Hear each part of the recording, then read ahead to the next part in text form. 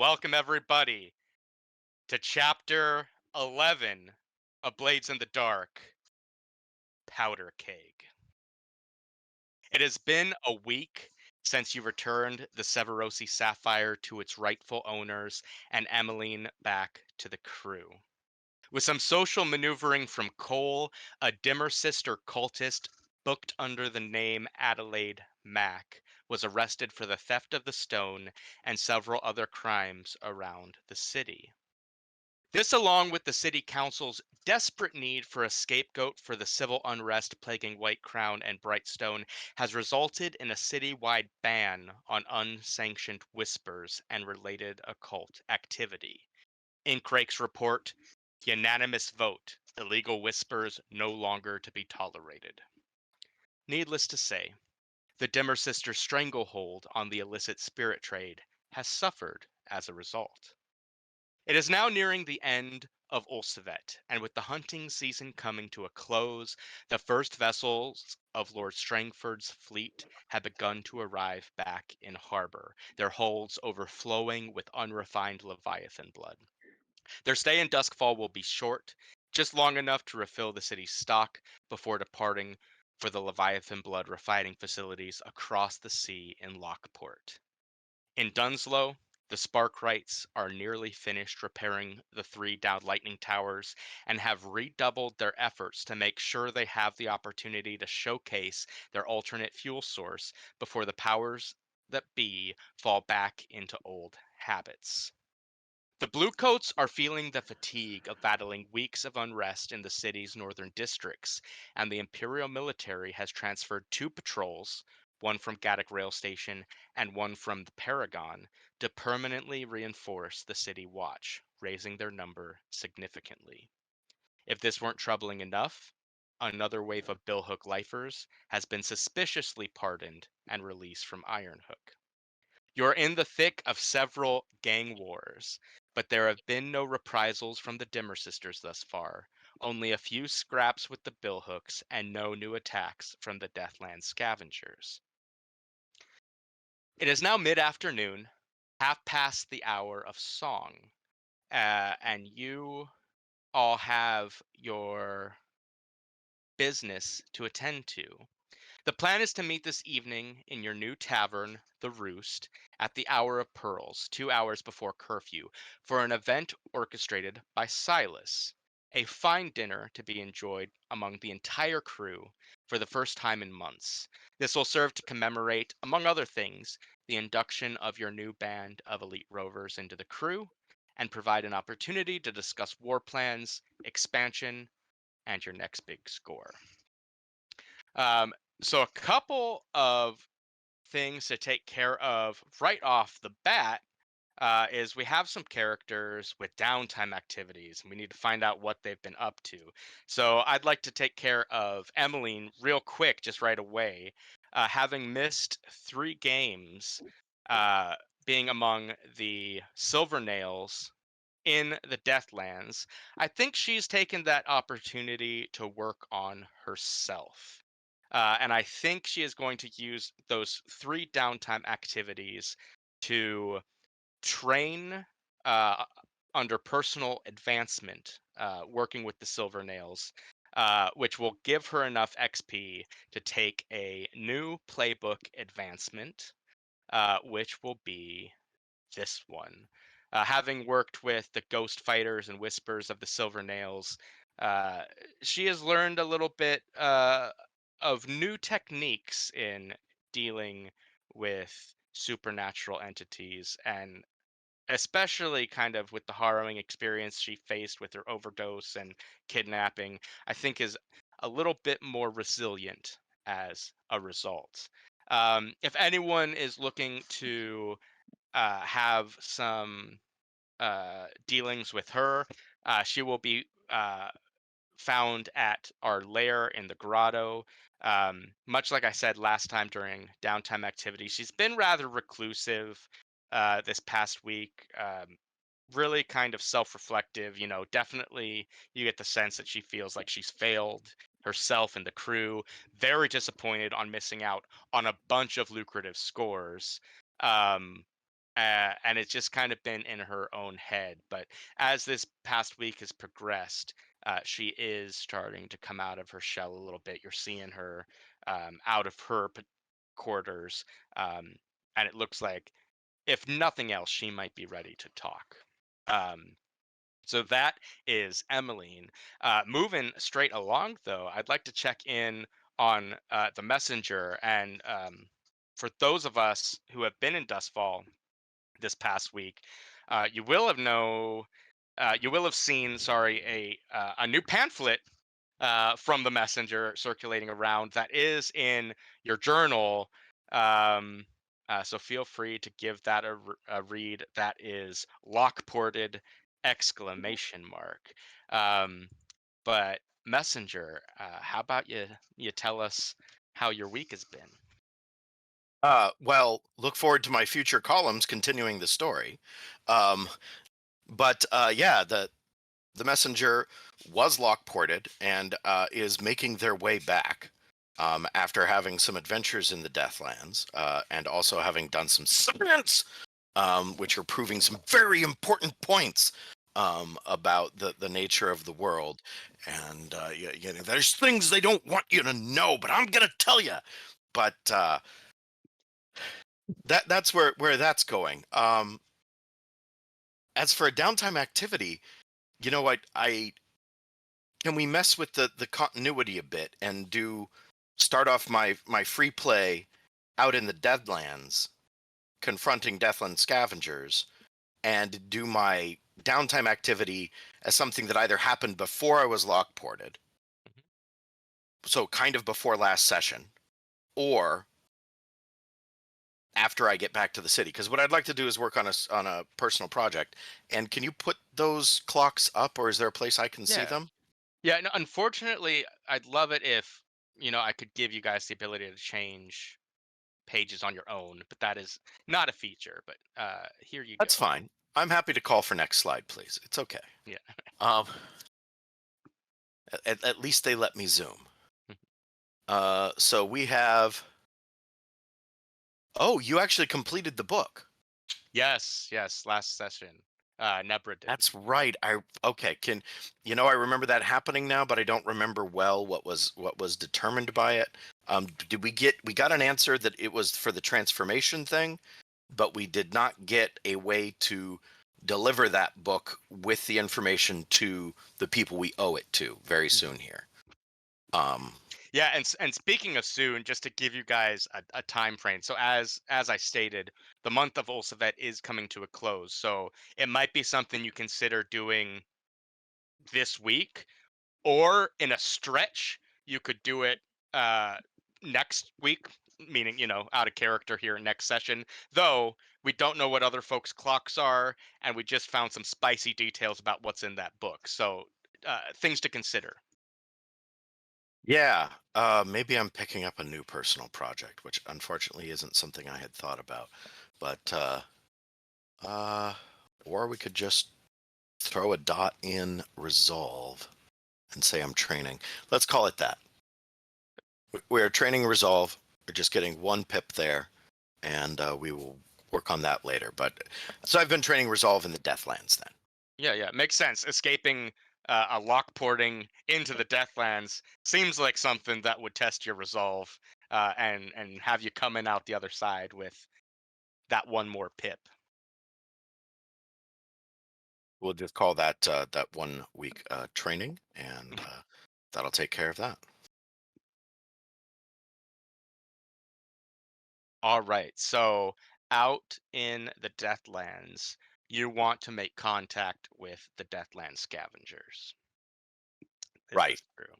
I'm All going to. right. I want to track them down, find a way where I can make contact with them, where they don't have the drop on me. This is very much their home territory, so I do have to be Mhm. careful about that because, you know, I'm all right out there, but like that's their home. It's a shit home, but it's theirs. Yeah. So this will be a roll, and I'll give you a little bit of what these consequences will look like. Like, obviously, if you fail this roll, you're not getting the jump on them. That we can agree. But complications that will arise from this roll um, are going to be who you end up discovering because different members of the Deathlands Scavengers have different ideas about your crew. Okay. So this is are are there ways that this would turn out different if I used hunt or study? I think you could use either. I think Hunt is your best option. All right, let me roll this hunt roll. So, And it's uh, going to be desperate, great. and it's going to be limited effect. Okay, well, I'm pushing. Yes, desperate. There we go.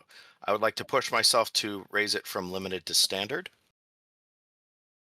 adding 2 stress.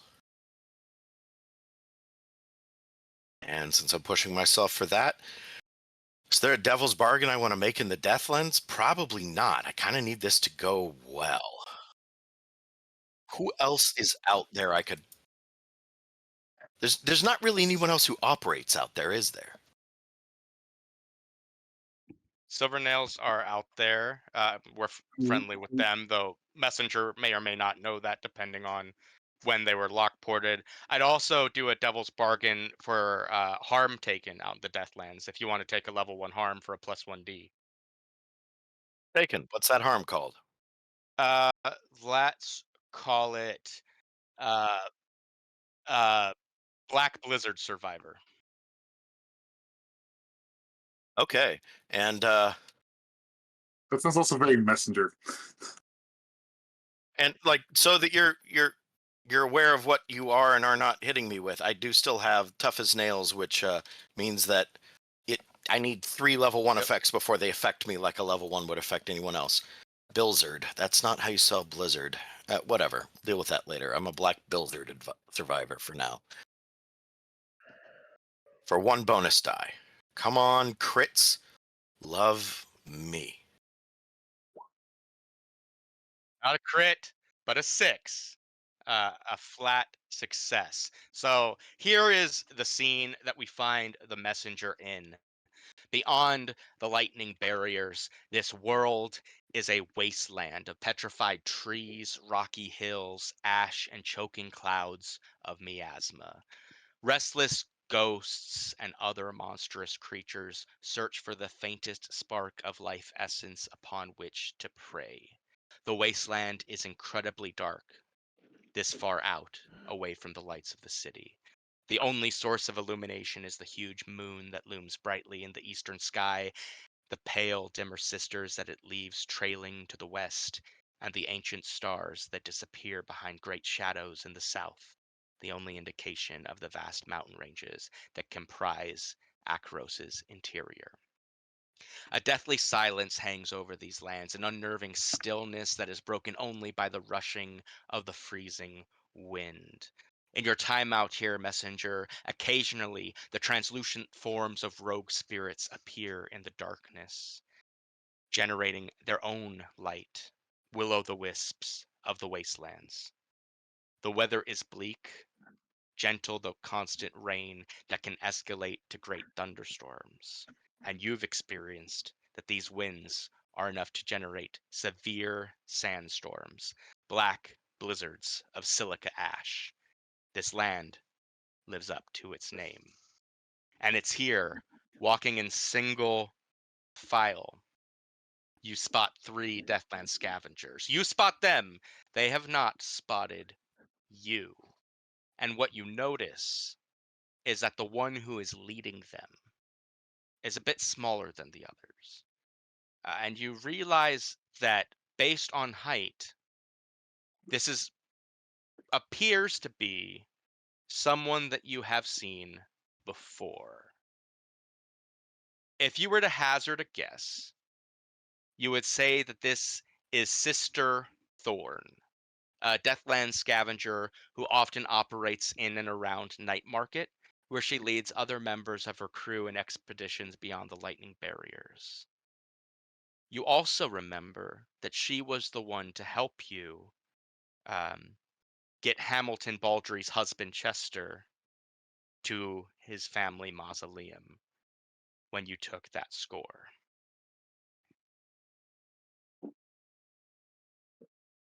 All right. So what the messenger is going to do is not just jump out at them, but get ahead of them on the path that they're taking and put a rock cairn up that basically says, look left. And when they look left, the messenger will then approach them from the left. Excellent. So With yeah, like code open, hands where they can get to the guns, but not on the guns. yeah. So you see that when they spot the rock cairn at first, the initial emotion is confusion, right? They are not expecting sentient life, or at least sentient life that can move and form rocks on their own volition out this deep in the Deathlands. And you see, like, as they kind of look around for a moment, that they aren't armed for dealing with a threat like you. That is to say, a threat that is living. Uh, Sister Thorn herself has a lightning hook similar to what you've seen Emmeline use, and the others have bandoliers of ammunition for their weapons that you recognize as being electroplasmic rounds. Um, but when they see the cairn and they kind of put two and two together, okay, someone's out here. They do kind of calm down a little bit, because if someone were out here, I think their initial thought would be, well, it's one of ours. Um, and so when they see you approach, looking peaceful, you see they're cautious because you're not what they were expecting by any stretch. But they also don't seem initially hostile, despite their gang being at war with ours. So the messenger is going to walk up and say, what time of day is it again? Yeah, it's about 2:30 p.m. Yeah, so great. Good hour of song to you. Uh, I uh, I am here to talk. and you see, they're all dressed for survival out here. So they have the long leather dusters, utilitarian work boots, and all of them are wearing that MCG style gas mask. Um, and Sister Thorn herself actually has a personalized lightning generator on her, though at this moment it is currently turned off. Um, and she kind of you see there's hesitation in the other two people that she is with, because they probably know what's going on with our crews, and maybe have some standing orders or something like that. And she's like, everyone simmer, everything's cool. And she looks at you and says, well met,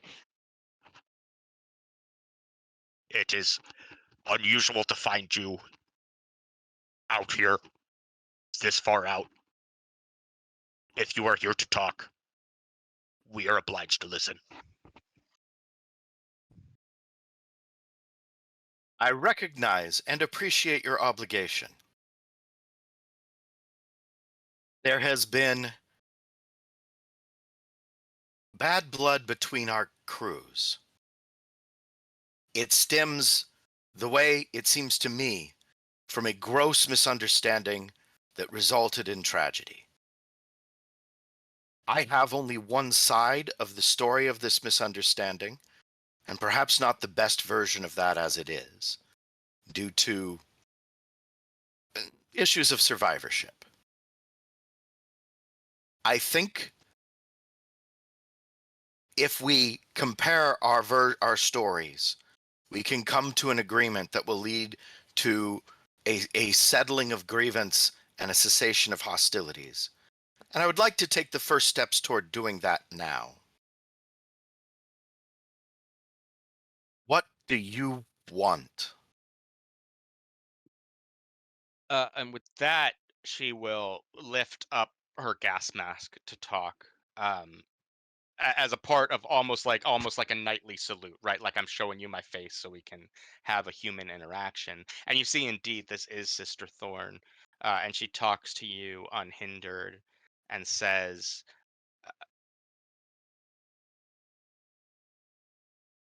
"I had to assume that there must have been some misunderstanding, some mistake.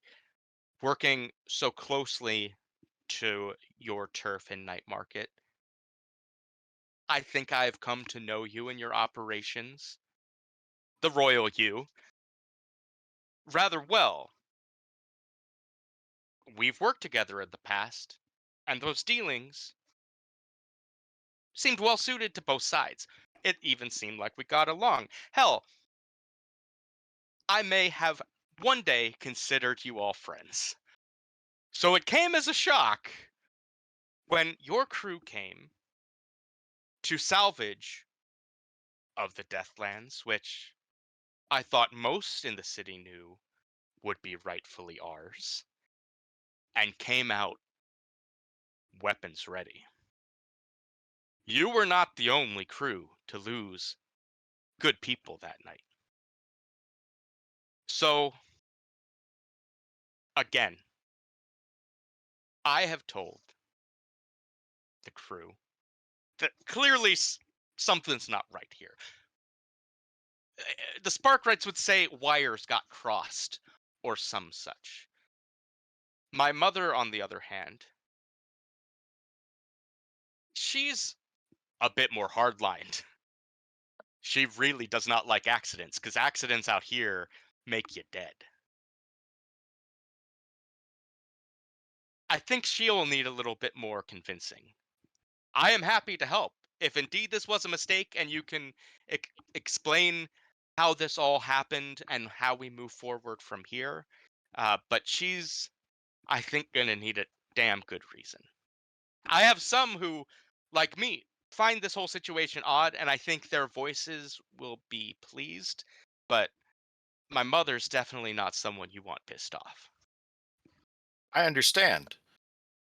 Your mother's concerns, I'm sure, are valid. Where they differ from yours, perhaps it is due to experience or the priorities that different individuals hold in all places at all times. And I respect that. In order to explore the misunderstanding, I believe it would be good for me to know of what you know. Well, first, were you there? Yes. Okay, fantastic. My sympathies for your losses. Will you tell me who did the talking and who shot first? Or struck first, really?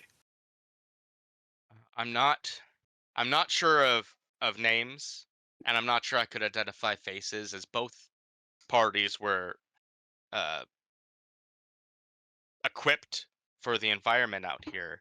Um, there was a large man uh, who was kind of supporting a woman. She definitely seemed like the one who was kind of running the shots, and he was kind of just um, backing up uh, what she had to say.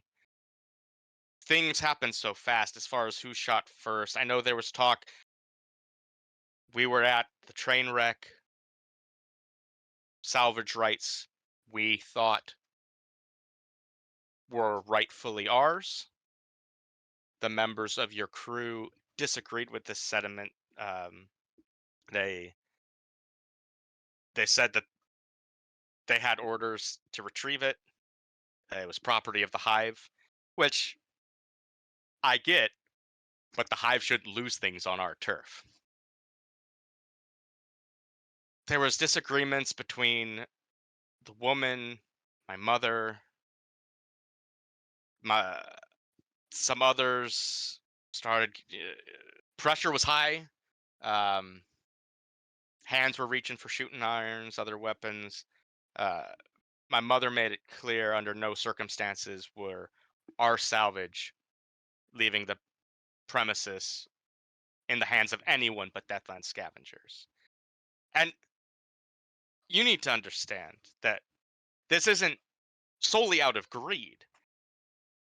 A lot of that stuff is needed for our survival. This is how we can survive out here. And for us, it is either here or the prison, you understand. Um, so if we were the ones to pull to fire the first shots, which we may well have been. Again, it happened fast. Understand that we didn't do it to make a little bit extra coin. We didn't do it out of maliciousness, but robbing us of those supplies we viewed as a threat to our survival. And we have been trained since we have left the barriers that our survival comes first, and anything that threatens that is to be eliminated. And so fighting broke out. Some of yours made it back, and made it back with the salvage. So I think, if anything, that can probably give you a hint as to how the fight went and in whose favor. But the Deathland scavengers were left licking their wounds without necessary supplies. And this is when my mother had the crew retaliate against the hive, the warehouse burning. Messenger, out of character, is not aware of the warehouse burning, or was not aware until this particular moment, and is now doing some calculus on how bad this is going to be for the crew. Hopefully, the hive doesn't know that that warehouse burning was because of this, but the hive are not stupid. They're going to figure it out. Thank you for explaining that to me. While I regret that this occurred, and it was certainly an error on the part of our subordinates, of my subordinates there, I do hope this illustrates that some hard lines cannot be sustained. There is a need for compromise. That warehouse you burned is the property of a faction that is a great deal more capable of violence than mine is. And they are the ones whose instrument we were in recovering those goods. There should have been a solution other than what occurred, and the woman who failed to negotiate with your mother is dead. There is unfortunately no opportunity for her to learn a better lesson from this and become a better leader. Because that's really what this sounds like to me. Our failure was a failure of leadership. They did not find a point of negotiation, a point of compromise, prior to someone feeling that they needed violence to take place. You hearing me right now, we can also escalate to violence. But we're not going to, because we've already agreed that communication, it serves us better, that it's a better deal. It will be better for everyone anytime a dispute can be resolved without escalating to violence. You see, the way it works, everyone in every situation has three basic options: leave, negotiate, or escalate. And you could sort of build a grid out of these two. If both of you leave, everybody keeps all their stuff, nothing happens, right? If you want to talk and the other person leaves, maybe you get to keep some of their stuff that they didn't leave fast enough with. Where things get really dicey is when you escalate.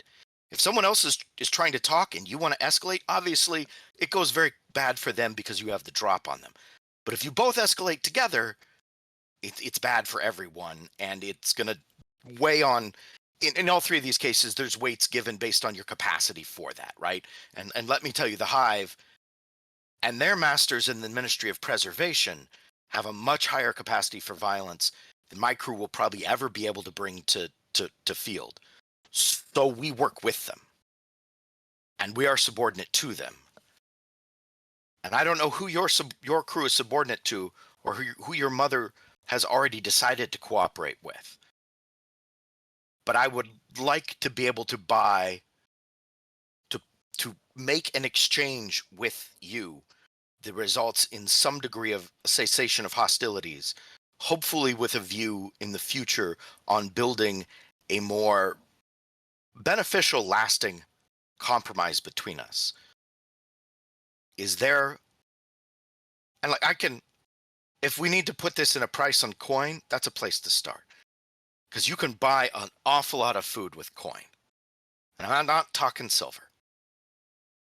I buy an awful lot of supplies with coin. I know they keep you on a short leash, your monetary masters, because there's no way people would just come into the Deathlands just for coin. It's because you don't have better options. But a little bit of coin can go a long way on purchasing the supplies you need to get by. Is there an amount that would at least get your mother to listen? You're speaking a lot of sense right now, and I want you to know, I Oh, thank think you. we I've been to do school. I think we do have an accord, and I think that you and I are perhaps smarter um, than the instigators of what happened that night. Um, I would like to see a beneficial relationship between our two parties. I would like to see my mother want that as well, but she is a hard one.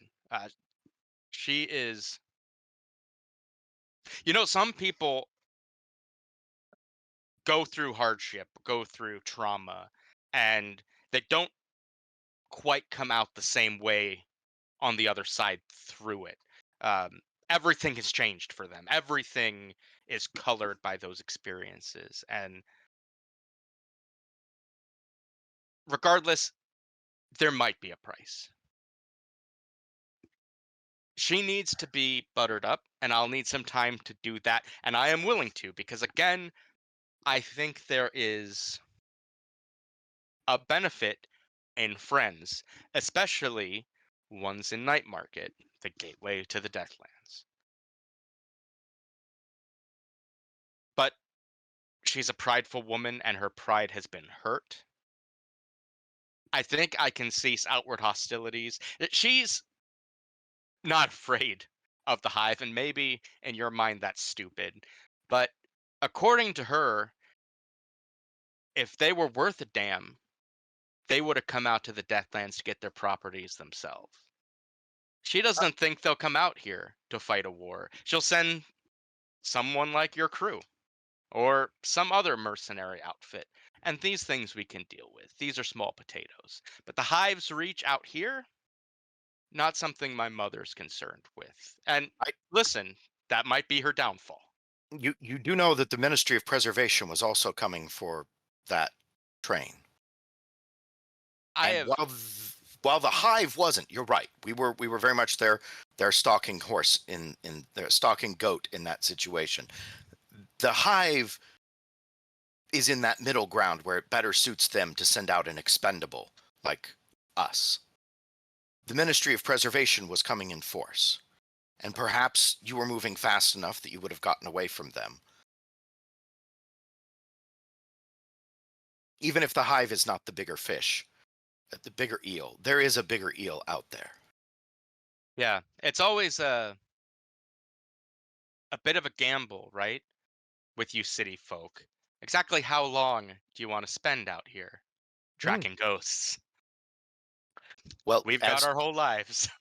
as you may know, the Silvernails are getting more and more daring, and they may be available to an organization like the Ministry of Preservation, since Ministry of Preservation is part of the government, and the Silvernails are kind of part of the Imperial Army.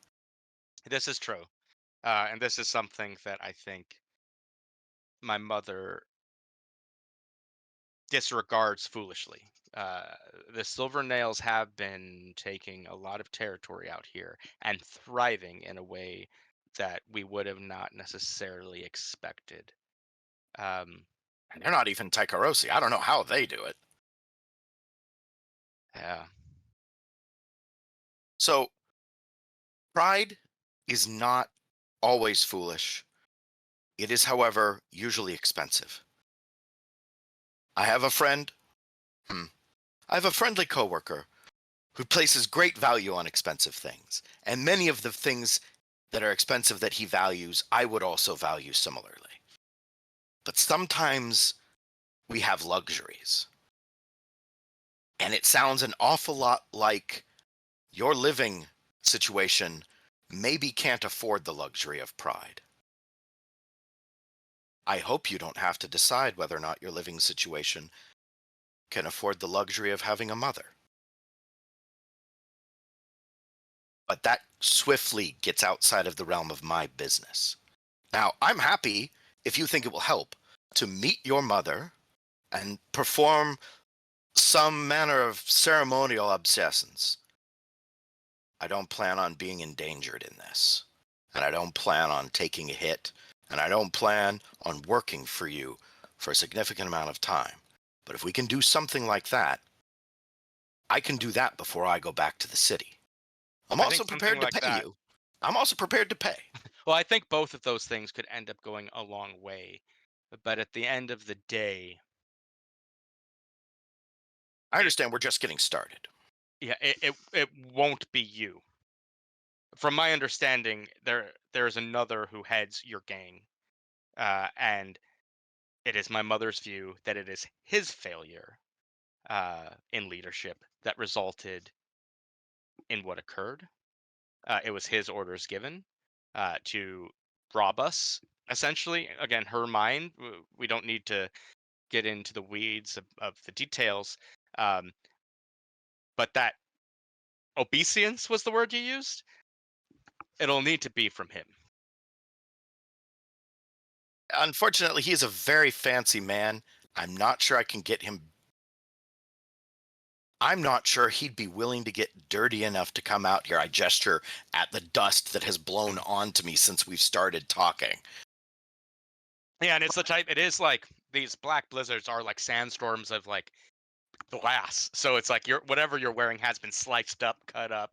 It's inhospitable out here. So there are sometimes some things just aren't possible, but it's good to know where that stands.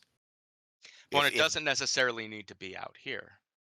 ah We have no well problem coming into the city, so that long as, again, much like you said, we are in no danger during these confrontations. I can only assure you you'd be in no danger from us.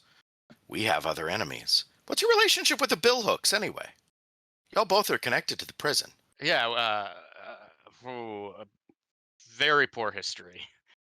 Right. We are in the process of killing each other in the city right now. So, which you may or may not be aware of. I don't know.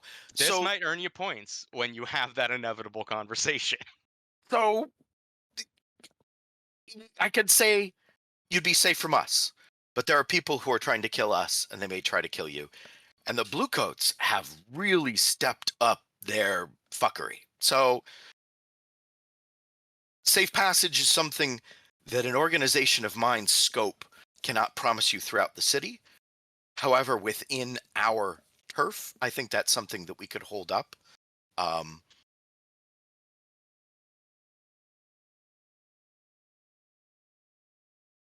is there something else that we two can do here to assure each other of this? Something else you would like to know? Something else you want a promise about that I could conceivably give? Um, Sorry, I'm just a bit taken back again because I was always of the mind that this was some sort of mistake, and I have been advocating to have a conversation with you all rather than uh, escalate things further. But your crew, I can only assume, follows a hierarchy, and sometimes when you're not on top of that hierarchy, voices get lost in the crowd. Um, as far as you and I think we're good. If you agree with that, I will work with my mother, talk about what we discussed today, and if you could work with your boss to set up that meeting, get the details out here, I will be back in night market at some point, so long as now that I know I'm not walking into a death trap from you guys or those loyal to you. Um, you can reach out to me, tell me the details, and hopefully we can put this all behind us and move forward. You're right. There is a hierarchy. and I can be overridden by, to be quite frank, any three of the founders.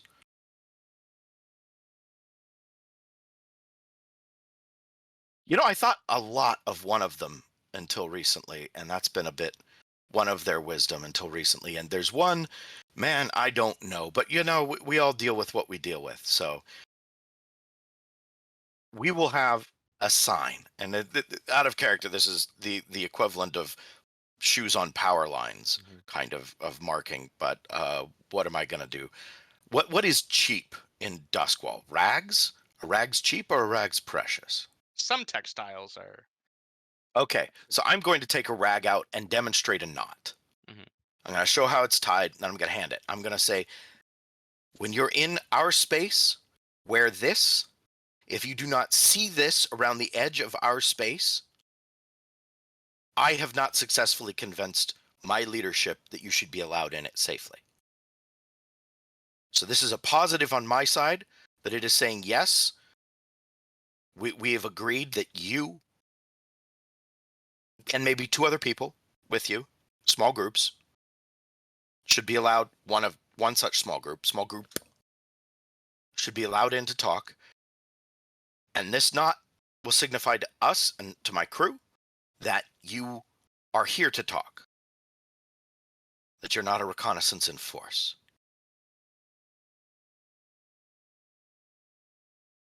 And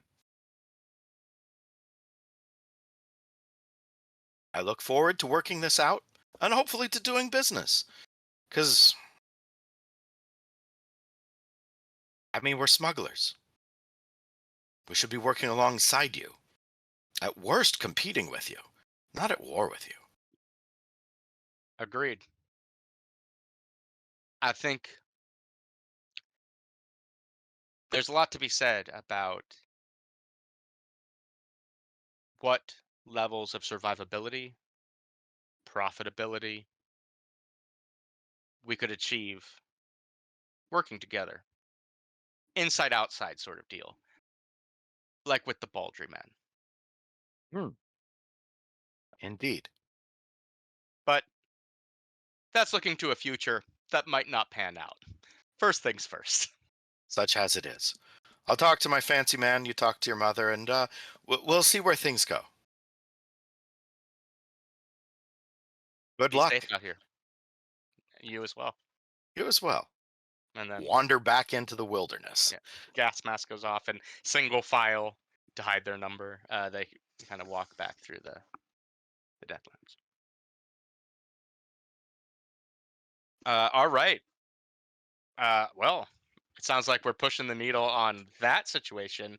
Um, what else would you like to do with your free play at this point? And we can circle back to you if you need it. I think I'll need to circle back for context, but like other than that, got nothing else to do in the Deathlands.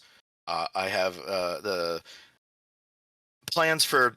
Well, the messenger has secured some geological samples, but that's maybe just fluff for the columns, and maybe a personal project, depending on just how Alex Jones I want to get about this. But I think that'll wrap me for just now. Cool. Sounds great. Who would like to check in with us next? Well, I can. Fancy man can. All right, fancy man. So as I said, you're the one who's kind of preparing this fancy dinner meeting, and it Obviously, is I kind wouldn't of trust anyone else to do it. yeah, exactly. Like there is a level that it's fancy because it's Silas doing it, but there is a level like this is like Godfather mafia dinner tape, like Greek place, side corner, Mhm. open shirt, hairy chested men talking about crimes. Never go against the family. Yeah. So you are planning this.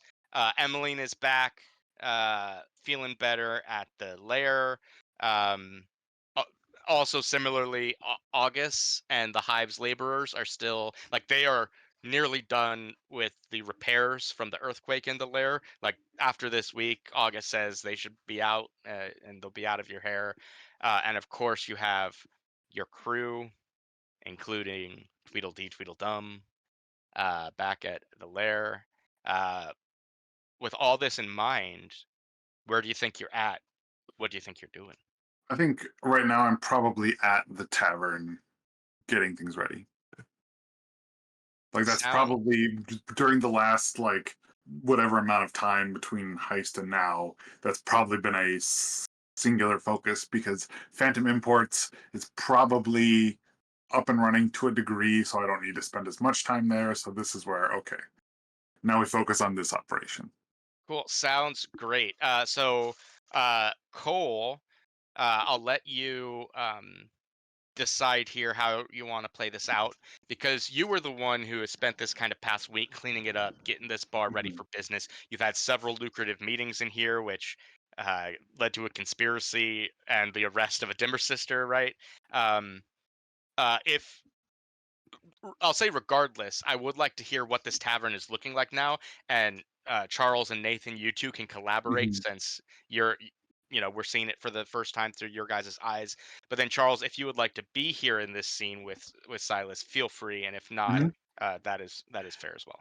Yeah, I do think so I think during the days and like early evenings, Cole is spending his time here. In the late evenings when we close up, he's probably out trying to hunt billhooks uh and And you whatnot. notice they're everywhere now. What the fuck Yeah, happened? yeah.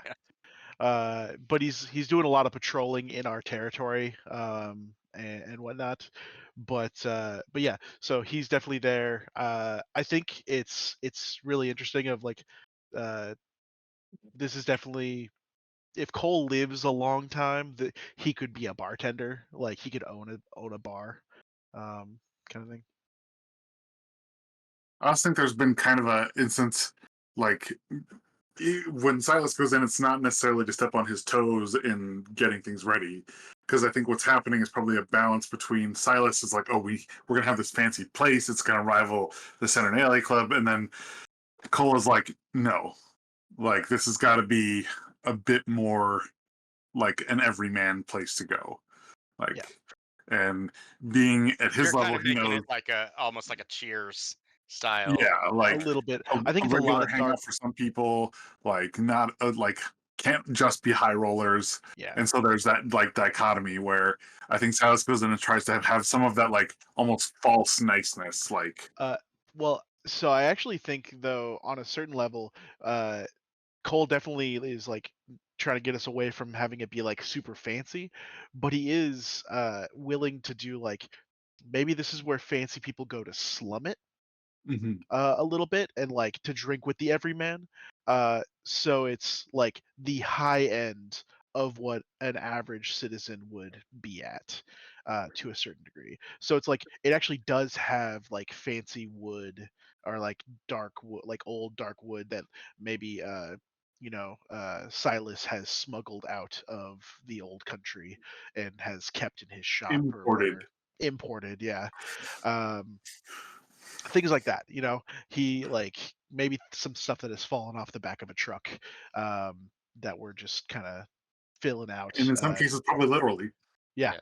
Now, Well, and the Mustang had, as I said, kind of like a Western saloon, as we might envision it, aesthetic. When it was run by the Silver Nails, is this something you guys kept? Have you kind of remodeled the decor? I believe we remodeled right away, and I Got to create imagine your it. own brand. I get it.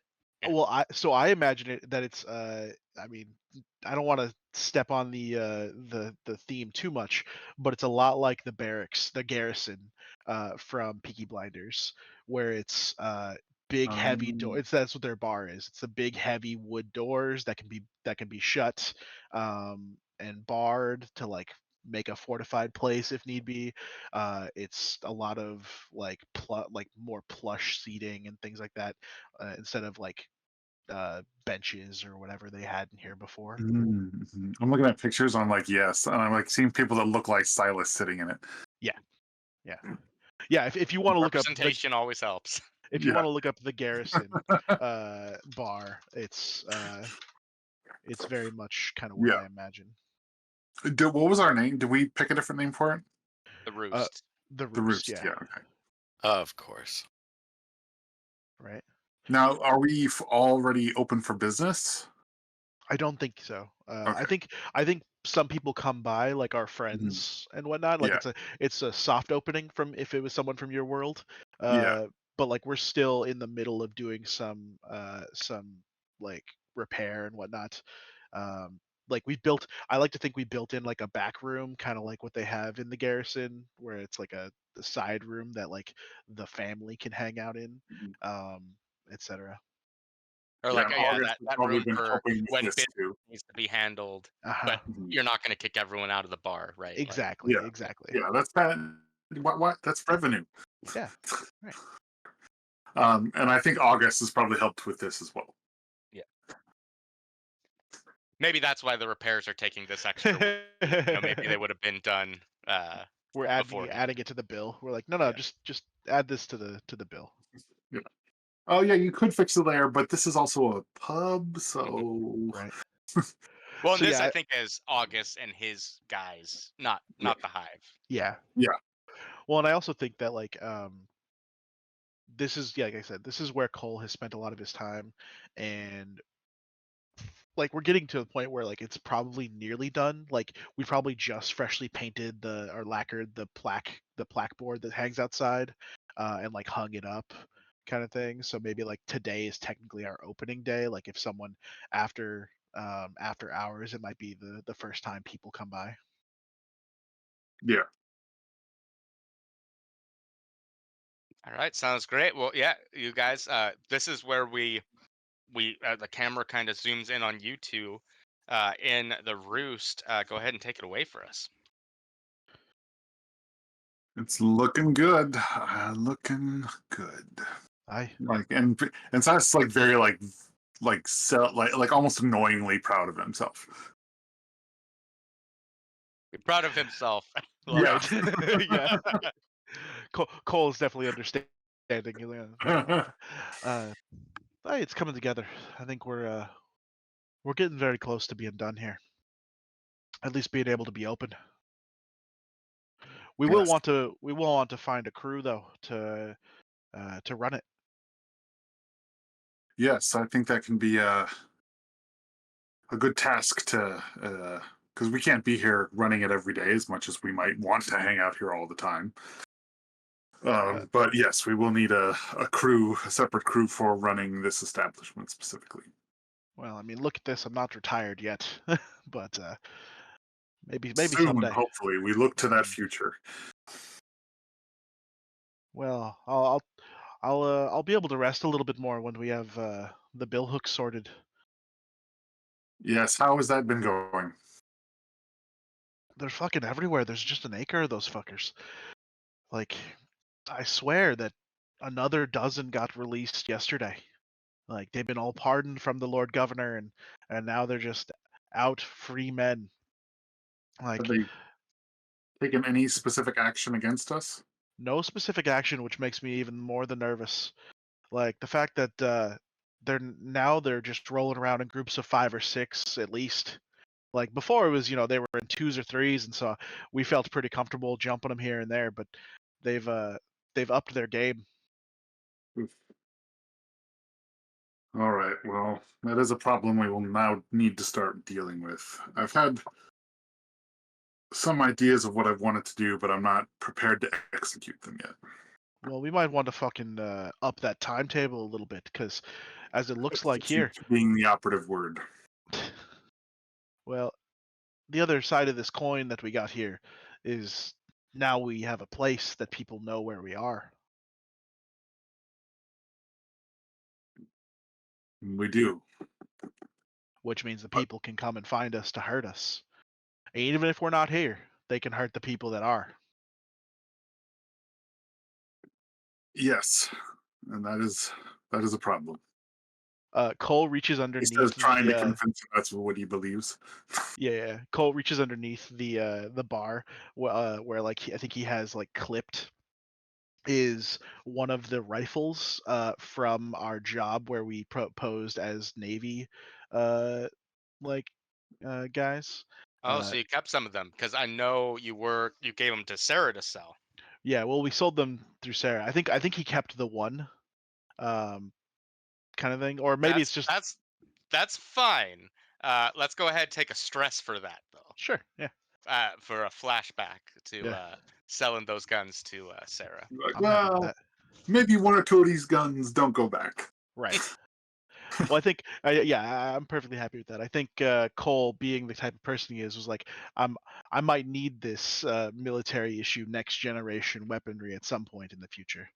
I mean, as he says that, like, so perhaps while we do want the people running this to be customer friendly and encourage people to come, it may be relevant to also have it be people who were combat experienced in the event of a raid. That would be what I would think. Yeah. I mean, at the end of the day, I think there's plenty of former soldiers who could man this bar, and we could hire a couple of lasses to clean up and pick up drinks and whatnot, and maybe sing a song or pull a pint. I mean, they'll be cheap. They'll be looking for jobs. We need a gang of thugs. You hear the voice of Emmeline walking into this bar for the first time, her first excursion outside of the lair this past week. I agree with you. Mainly as she walks in, I step behind the bar and like take a bottle and 3 glasses and like pour them out just to be like raise a glass to Emmeline being back and healthy. Yeah. So she'll raise it. But she doesn't drink it. Yeah, more for me.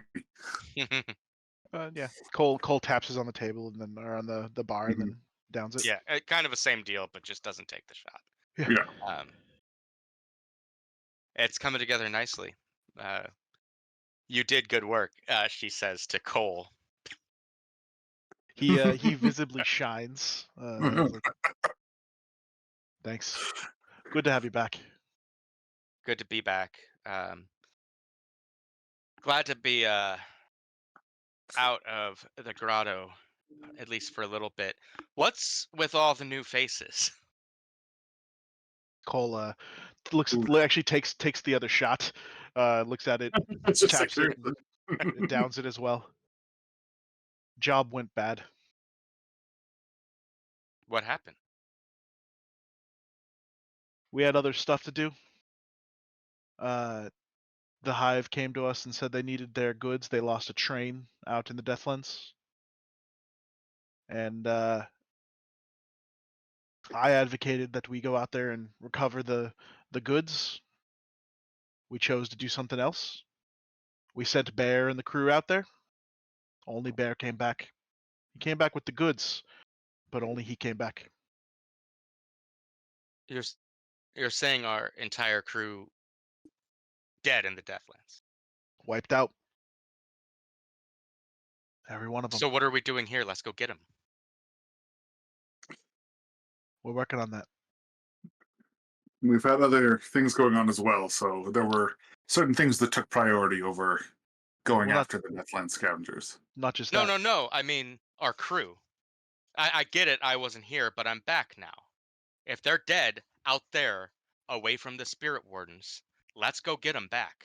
Oh, I see. Y'all forgot she was crazy. No, my mind wouldn't have gone to get their ghosts back. It would have been like, no, you can't get them back, they're dead. But that's not the world we live in. Like you said, we were waiting to get you back. Yeah, that's why back. we But got our whisper back. There's also a lot of other stuff happening. Like what? Fill me in. I look over at Silas. This looks like it's on you. He goes back to cleaning. We are at war with the Bill Hooks. Well, that's shitty. Who else? Oh, we are also now at war with the Dimmer Sisters. Oh, yeah, that makes sense. But I'm glad we got you when we did, because their plans for you were not pleasant. And we killed one of them and handed her over to the what are they called? Gondoliers. Impressive. Right call. What plans did they have for me? To make you a vessel for one of them. Wow. Okay. Yeah. So Cole chimes in again. He's like, "Yeah, you know that your friend Rosalind?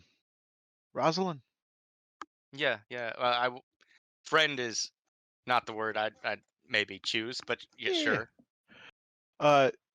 So when we were sneaking through their fucking creepy house, right? They had paintings, pictures on the wall. They had them going back Yeah. for hundreds of years or I've whatever. seen them. Yeah. Yeah. 2x2 bullshit. Yeah. Yeah. Last one that was there, freshly painted, was Rosalind, and a person that looked vaguely like you but wasn't finished yet. Well, shit. Yeah. There you It go. I looks mean, like I liked some of the work they did. I'm not, and I'd be okay doing it full time, but I'd still like to be me doing it. So wow, yeah, all right. Well, good on you for getting one of them. Hit me. She'll kind of move the shot glass back over to you to refill it. And I do. She will take it this time, and kind of has that look of disbelief of like, damn. you should tell her about the book. Oh, what was the book called again? Principles of Oblivion. Oh, and we currently own that. No. Or we need to retrieve it. We need to retrieve a book for the Gondoliers called The Principles of Oblivion. Uh, And if we Sounds like do a title so, that'd be up my alley, but it's not something I'm familiar with. you do know that we are beholden to them now, similar to the Hive? Yeah. Okay. They have said that if we get this, that will cover paying up to them for was it forever or for like like it will For cover the it for a past while? month. Well, Yeah, it's like there were a couple. like There were a 12 coin. couple of jobs before the month as well, so Yeah, it's kind of right. the past month and a half. Yeah. Plus interest. Yeah, so that'll cover all those dues plus interest, which is something we are looking to getting done soon. Um, we provided them with the Dimmer Sisters body free of charge, which surprised them a little bit. We're just like, no, you guys deal with this. This is not here or there. Like, you take this. What else? All Like, right, so we need to get this book.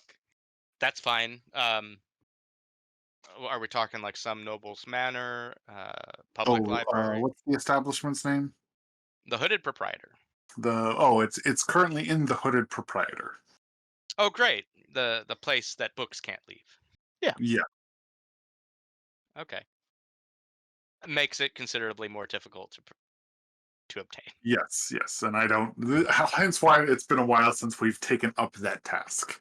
Yeah, okay. We wanted you back full time to help with that in any way. Plus, that's just among all the things to worry about. Getting a book from a place that it can't leave is really breaking into the Dimmer Sisters felt easier.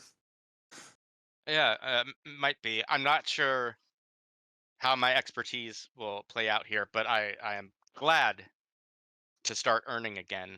So I am in for it. Just backing up real quick because this kind of got glossed over, and this is a pretty fucking huge deal. What Okay. happened that put us at war with the Billhooks? That we don't know. That's Okay. true. We don't know. Oh, see, we don't know. I don't think so. Like, Yeah, out of character, we know Cameron is responsible, but I'm not yeah. sure he. In character, He's so like responsible, but we don't know why. no. So we think it's because of what happened with the crows, right? There was the whole crow uprising, and what's her face took over, et cetera, et cetera. The shit hit the fan that day. Yeah. We asked for a parlay. Well, turns out a bunch of billhooks came out to fucking party, and we might have killed some of them. Okay. I will say, I still like that. No matter what, like Silas still is not taking the Bill Hooks threat seriously.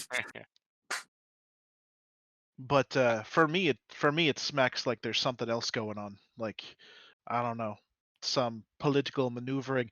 Like, we're at war with the billhooks, see, and these motherfuckers are getting let out of prison. They're getting pardons from the fucking Lord Governor. Like that's some big coin dropped to get some fucking mean motherfuckers out to come kill us. And I know us, and I know like what we do, and I don't know that we're fucking worth that. Right? They could Right. they could hire enough other fuckers to come do it. I mean, have they hit us at all? Like, As of yet, really no. come against us? Then, I mean, maybe. Man, I thought being away from the messenger for a couple weeks would ease this paranoia down, but perhaps I mean, Cole you're is onto mine. something here. If they're not coming after us, maybe that has nothing to do with us. And granted, I've not been in the city for several weeks. And as a result, also as a result of this failed heist where we lost a lot of crew, while we got the goods, got the hive what they needed, we sold the rest. And apparently, the Ministry of Preservation believes they were entitled to the rest. And Oh, as a okay. result, we have Tweedledee and Tweedle Dipshit guarding our lair because they know where it is. You Oh, might those have, two mook yeah, looking you fuckers? might have seen the two cops, right? Yeah. Yeah. Wondering about those. Yep. Wondering whose poor judgment brought those involved, but I Cole very, very obviously looks over at Silas as he's cleaning a glass. What did I do? listen to the Nighthawk more than likely. Um, But we got to secure a bar. yeah, We did. Thanks to your pals. yeah, yeah. And we This got you place back. served food. I'm starving. It Don't have a does. cook yet, but yeah, it can serve food. What you need. Hit me up with a chef special, Cole. I'll be right back. He goes into the back. I think now that Cole left and she is alone with you, Silas, she'll take that opportunity to be like, she doesn't look at you. She kind of looks just straight ahead to like where Cole went back into the kitchen, but she's like, hey, I know that this might go without saying, but I'll say it anyway once, just so it is said, and then we never need to say it again. But I really fucked up, and I'm sorry for the impact it had on our crew. I mean, the Nighthawk is a fuck up, and this was like worse than anything he's ever done. Well, yes. Well, we'll move on from here. I just, It all worked out, thankfully. yeah, and I'm looking into options to make sure it doesn't happen again. But You may, I don't know. What's it? Rhys has had similar struggles with his vice, and he has recently made motions to move away from it as a result. So yeah, he by may be. fucking my sister. Listen, What?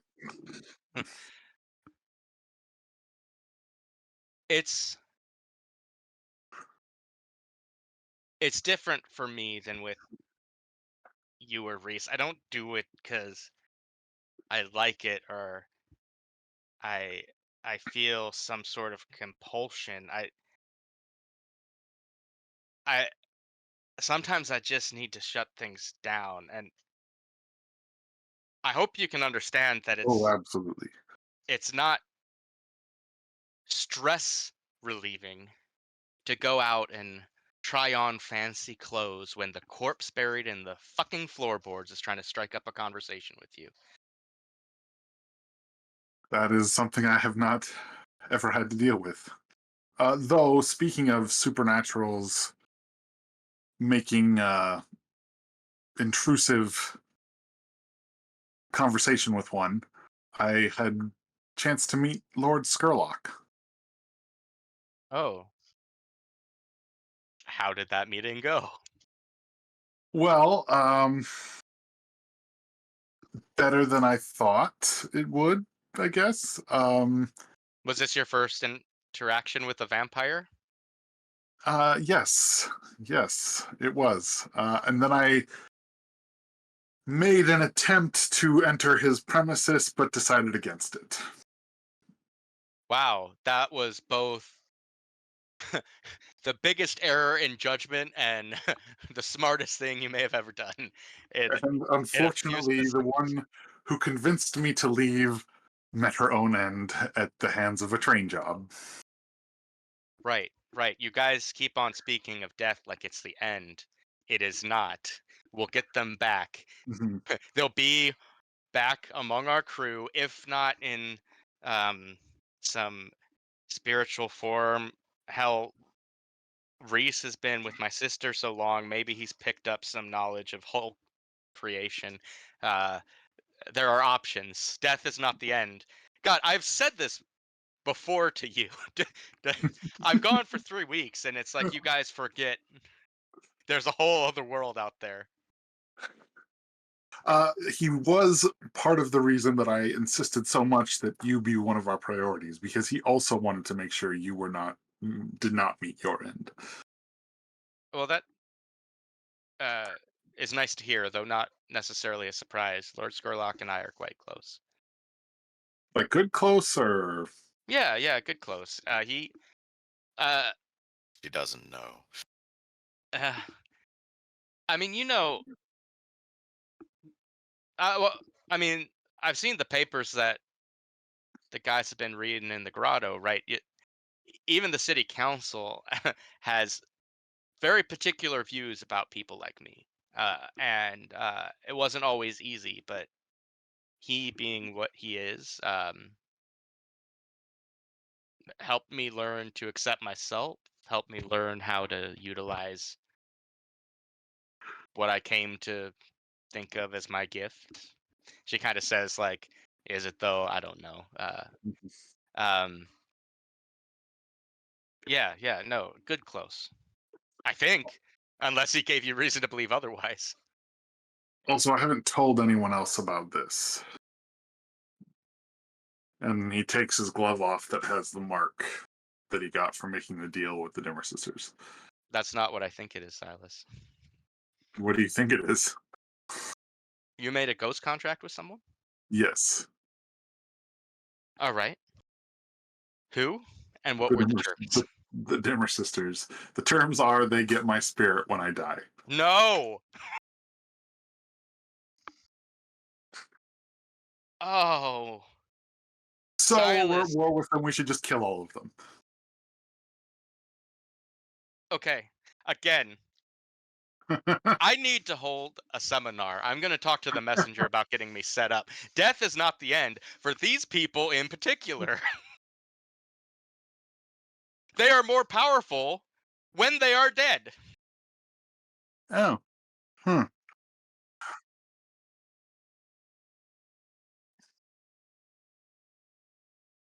But yeah, no one else in the crew knows about this. Well, listen, I'm not one to gossip. And he puts the glove back on. Is that something you want me to look into for you? No, not right now. It hasn't come up yet since I'm still breathing oxygen. Yeah, and you would better put the fear of the forgotten gods in our crew that they keep you that way. Because Silas, you are fucked if that thing's get triggered. Okay. Well, it's good to know that I'm not the only founder who fucked up this week. Yep.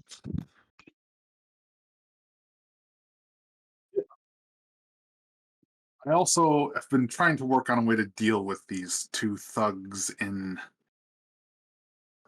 the lair without drawing the ire of the Ministry of Preservation, but I'm not sure yet how to go about that. I have some ideas, but nothing I'm prepared to really move truly forward on. We'll go get our Because if crew in they the ever don't Deathlands and make take it them back with to the us. Ministry of Preservation, that's a problem.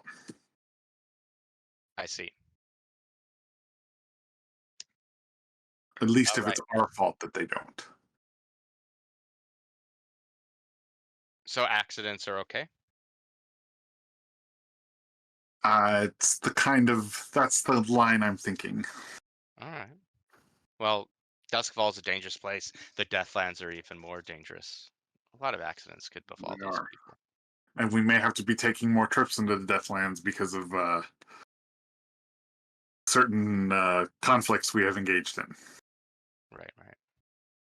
They also have not made moves on us, by the way. Who is this?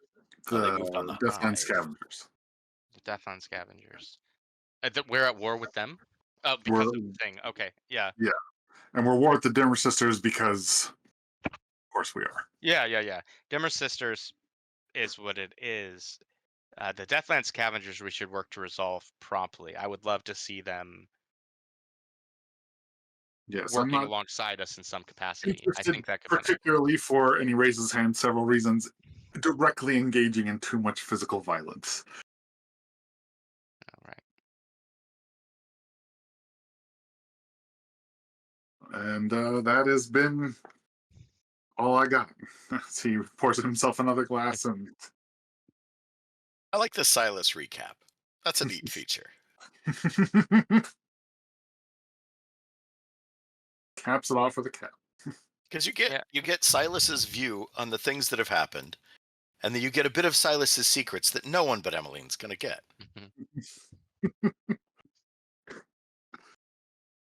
One day we might get a Nebra recap, and it'll be amazing. And many of us may already be dead. By her own hand. No, who knows? We play to find out.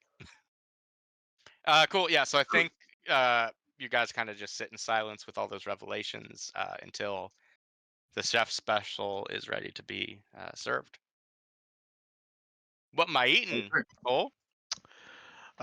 So Cole comes back in with basically a eggs, like a big scramble. So it's eggs, some probably some like tofu equivalent, and then like eel, like some chopped up roasted eel as well in there, and then some nice Skovlander spices. Cool. Takes it home. She takes it and she's like, "Looks great, thank you." He actually brings out several plates of it. So yeah, she'll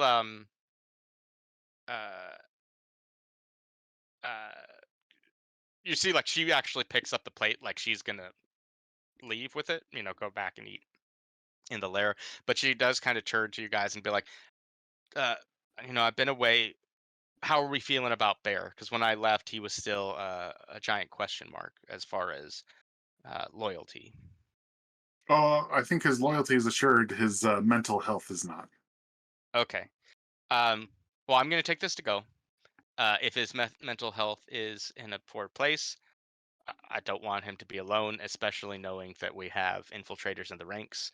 And then I just want to make sure with hive folks in our lair, these ministry mooks, that I just want someone in the lair. I'll return the plate. no worries. I took it. It came from the lair to begin with. Yeah. So really, you're taking it back to where it's supposed to be. And it's just like, thanks again. Great being back. Great chatting with you. I'll see y'all tonight. Mm-hmm. See you tonight. So yeah. I think for me, that's all I got. Unless there's anything else that's coming up. Sounds great. And again, we can always loop back around if need be. Cole, anything? Yeah, I think while we're here, Cole will talk to Silas a little bit. Okay. Have you had any success, or have you tried reaching out to the billhooks? I haven't tried reaching out. I've tried to look into them and what's going on to spectacular failure, but Sure. gathering intelligence really isn't my strong suit. It's more smoozing, or at least when the gathering of intelligence involves smoozing, it's better for me than sneaking around figuring out what's happening. I get that. I And thought so, maybe you'd have contacts somewhere that maybe could tell you where. not at this juncture, but working on it. Okay. I mean, I know that their leader is a lifer in prison. And hopefully it stays that way. It doesn't matter. You get that, don't you? What?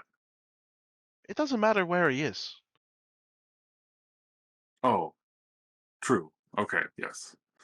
Right. So hopefully it's staying that way. Like, it's actually to his benefit that he's fucking stuck in there, right? He's fucking protected.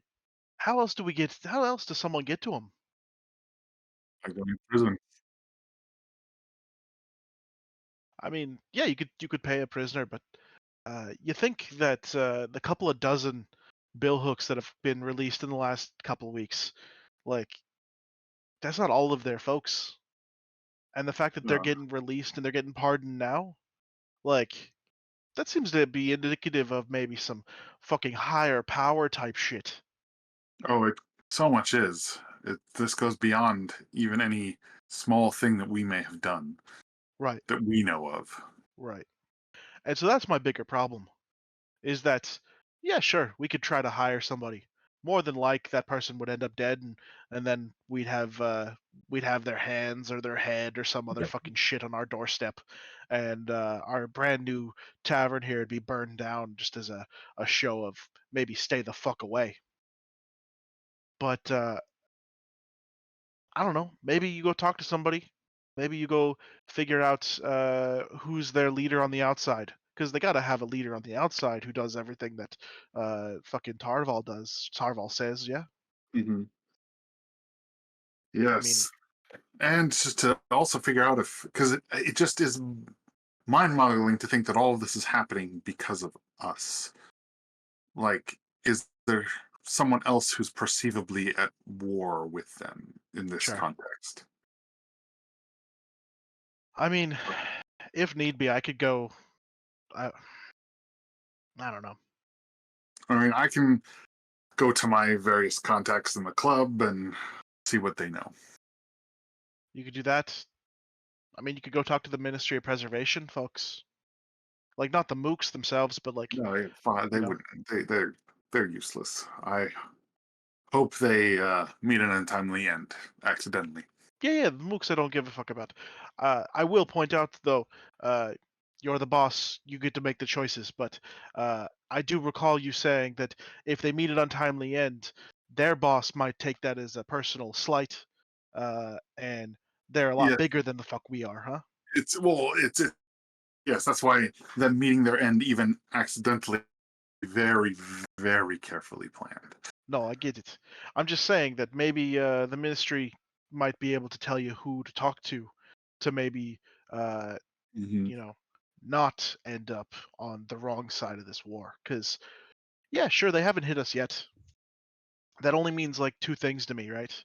It means either they're planning to hit us, and when they do, it's going to be so fucking big that it's going to wipe us out, or we don't matter to them yet, which means that whoever they're going to hit is gonna hurt us so fucking bad we don't even matter yet, right? So that's that's where I'm at it. That's why I have you around so you can keep perspective on this I'm just fucking trying. We're all just trying to make it to the day we can retire here, yeah? and have this be our business. This among other things. Tell me about the rabbits, George. All right. Cool. So the folks at the Roost, anything pressing right now that you guys want to wrap up? No, I don't. I No. think I'm good for right this second. Sounds great. Uh, so Nebra, Yay! at the end of last session, you did a downtime roll to get a meeting with Ulf Ironborn, and you said you would Yes. like to have Rhys, at least, preferably other Skovlanders, among with you. So, Yes. um, much like Cole has been dreaming about, you find yourself at the retirement property of Martin Gull, the old leader of the Crows. You've been here before. The Leaky Bucket, the public house located along Old Silk Alley in the Rag and Bone neighborhood of Crow's Foot. It straddles the Devilfish Canal, elevated by foundation of an old causeway bridge. Now, Martin Gull has earned a fearsome reputation during his time in Duskfall's underworld, and he and his establishment are well respected by the otherwise rough and tumble criminals that call Crowsfoot home. It is a place of peace and neutrality among the Crowsfoot gangs, similar to Tangletown, which we also experienced, though strictly unofficial. And as you walk in, unnoticed during your first visit to the establishment, you do notice that there is a painting behind the bar that depicts two individuals jumping from a tower that has recently been struck by lightning. This imagery holds significance in cards read by occultists and soothsayers, but here of interest, the tower has been painted to depict the likeness of the crow's nest. Um, you guys walk through. Martin Gull is working the bar, sleeves rolled up, long gray hair, gray beard, towel over his shoulder as he's cleaning glasses. He kind of gives you a wave as you walk in. But you guys are heading to the back room, the same back room you met with these folks previously, and you end up meeting with essentially all the Scovlanders of note in the city. Here you have the Grinders, three members of their crew kind of hanging out together. Hutton, um, who was their leader, Derek, or Derrit, sorry, who was kind of the more monstrous looking uh, grinder, and then a third that you haven't met before, who is even more horrifically mutated than even Derek, um, and she is of Scovelander heritage. Clearly, her age is indeterminate as her body is so gnarled and twisted from the effects of Lockport's mutagenic rains. Her spine is contorted and her skin bears deep scars and chemical burns, and is discolored with mottled yellow calluses and twisted purple bruises similar to those others in her gang. She moves with a noticeable limp, her legs bearing the weight of her crippling injuries, and her right arm is nothing more than a mass of purple tentacles. Her once flowing locks have been replaced by a wild, matted mane that hangs around her face in oily tangles and stray locks. Her eyes, however, gleam with an intense defiance and fiery resilience. Set in sunken sockets, they reflect a turbulent blend of anger, pain, and perseverance. And then in another group, you see two other individuals. Um, and one of them is more than likely Ulf Ironborn and maybe a member of his crew. Um, but one is a rugged and sturdy Scovlander in his early 30s. He has a broad build, standing tall with a muscular frame befitting a seasoned fighter. He possesses a robust and weathered appearance, reflecting the harsh conditions of war-torn Scovland. His face is characterized by a thick, unkept beard of long, ruddy red hair, giving him something of a wild or fierce appearance, and he dresses in the soot-stained clothing of a laborer. Um, the man next to him is a man in his mid-40s, burly and barrel-chested. His head is completely shaven, save for a pair of thick gray eyebrows and a full, bushy gray beard. Uh, this might be a bit of an insult, so I'm sorry, but he dresses similar to Silas, trying to present himself as a member of a social class to which he does not belong. Though there is a sense of menace about his clothing, implying a criminal nature, sleeves slightly rolled up, and blood perhaps on the cuffs and the collar. Um, and when you walk in, Hutton kind of gets up. There's as you walk in, there's kind of a nervous energy in the room, kind of like, um, maybe something similar to that. Like you spot someone you find attractive at the other end of the bar and you're kind of working up the courage to go talk to them, but you're not quite at that point yet. That kind of energy among everyone in this group. But you kind of break that tension as you come in, and Hutton sees you, and particularly Rhys in particular, who he kind of got on with last time. And like, oh, boyo, welcome back. Come on, sit down. Sit down with us. This is the one I was talking about, yeah. Fellow from the old country, this one is. I'm sorry to interrupt, but may I have a seat as well? Oh, sorry, young lassie. I didn't mean any offense. Sometimes my Oh, excitement no. gets the better of me. Please, yes, of course, have a seat. Thank you very much. Hutton will look at you and it's like, yes, yes, drink up, lassie. When you're in this room, you're part of the family. You're an honorary Scotlander today, you are. Very well. So I guess at this point, Nebra will start kind of just taking some stuff out. She'll have like a messenger bag of, or something along those lines with her, and then she'll start taking out like papers and stuff. Basically, the research that she found when she was at the Scotlander consulate. Um, so after she's gotten that all out and situated on the table, she said, uh, "Pardon, but I am here to speak with Mr. Ironborn. Who may I Yeah, address?"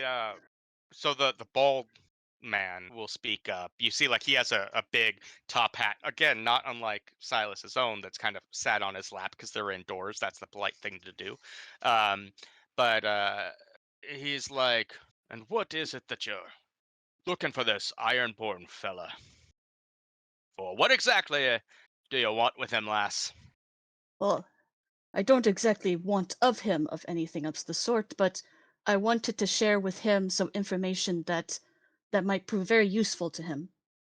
Information that he might be looking to obtain for quite a while now.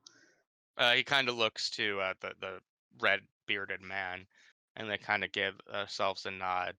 And he's like, "Well, now, lassie, you've piqued my interest.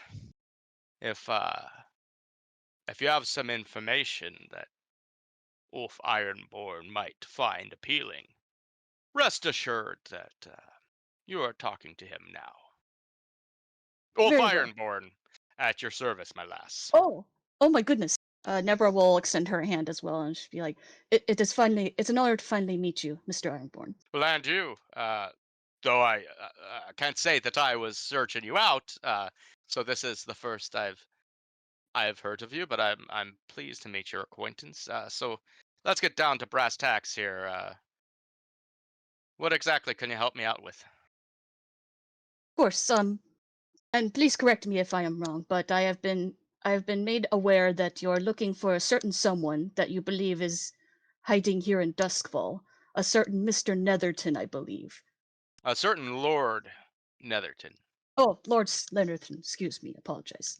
Well, You've heard correct. I will say that I have good news and bad news. And if I may, I prefer giving the bad news first. Okay. I'm uh not always one to handle bad news reasonably, I will say up front. But Hutton has vouched for you too, and we're in a friendly establishment. So sure. How about you hit me with it? Much appreciated, Mr. Ironborn. So the bad news is, I poured through every Akarosi Dusksval records that I could get my hands on. Um, and unfortunately, all of those records state that Mr. Netherton is no longer with us. Well, that's a damn shame. But I still have good news, if you would like to hear that. Please. And so she'll start pulling out a copy of the Netherton family tree that she obtained from the consulate. Um, and she'll start to like push it over towards Mr. Ironborn's direction, but then she'll start saying, I did also look into the Netherton family tree, um, and I noticed that his mother's maiden name happens to be Eventide. And Rhys can vouch for this as well. actually know a Silas Eventide that currently lives here in Duskfall. Um, Normally, I do not jump to conclusions so easily, but I believe, based on my research, that this Mr. Eventide is the Mr. Netherton that you are looking for. Lord Netherton. Lord, I am so sorry. Well, if that's the case, I owe the man a drink. Sounds very pleasant. When the fighting got to its zenith, Lord Netherton and his family helped me procure passage out of the city for my white Darifa. Got her here to Duskfall. Now, this Lord Netherton, he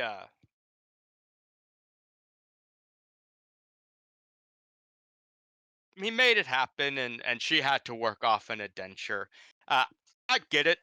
I may have done the same thing myself. I realize in this life there are no free lunches, no handouts. You gotta pay your dues. I want to thank the man for helping me get my wife out so she didn't met a terrible fate like so many of our countrymen did. But I'm also having the damnedest time tracking down my wife here in Duskfall, so I do have some rather pointed questions for Mr. Eventide about her current location.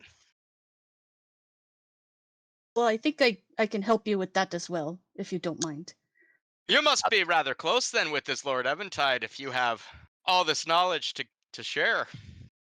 Close is a very strong word, I would say. We're all criminals in this room. You'll get my meaning here. Yeah, he sold people into slavery. They had to work off their debt. I get that.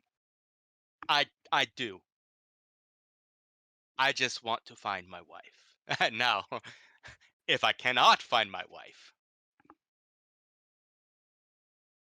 that is where we have a problem. So, forgive my interruption, lass.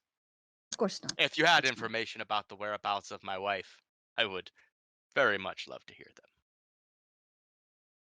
Rip that band-aid off. Yeah. So at this point, Nebra will just take the entire like folder slash binder or whatever and just move the rest of it over to Mr. Ironborn's side. And she'll say, but before I go into the details, I want to say you have my deepest condolences.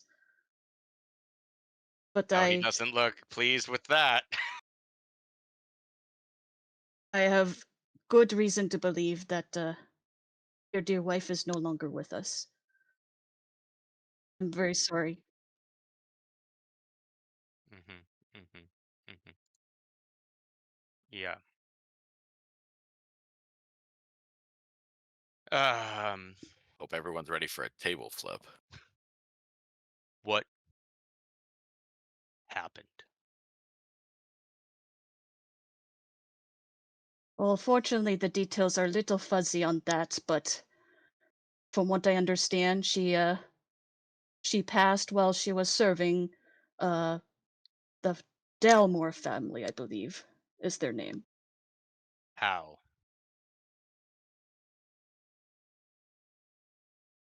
That detail was not mentioned, unfortunately. So Was you've as if it come was to tell me that you know Netherton. My wife is dead at the in the employ of the Dalmores, who I could only assume this Netherton sold her off to. And you didn't think I might want to know what the hell happened? And yeah, he's getting worked up. And the grinders are kind of, yeah, they're backing off too. They don't want to be anywhere near what's about to happen. Go ahead, Nebra. all right. I'll just say, Mr. Ironborn, with all due respect, I did not to want to withhold this information longer than I needed to. I felt that you needed to know as soon as possible. Right. I'm going to take a moment with my man Havid over here. We're going to step outside, maybe have a cigarette. Breathe a minute. Count to 10 so I don't do something in this establishment that I might later regret. When I come back, you'll be gone. And the next time I see you, if you are this chummy with Lord Netherton, you better have him for me so we can have that pointed conversation. And as he walks, he puts his hat on, tips it at you. A pleasure meeting you, lass, he says with just anger. Like no love for you at all. Likewise. Oh, and he says before he gets the door. And should I find him before you deliver him to me, I might find that I'm not really in the mood for conversation, if you get my meaning. Loud and clear.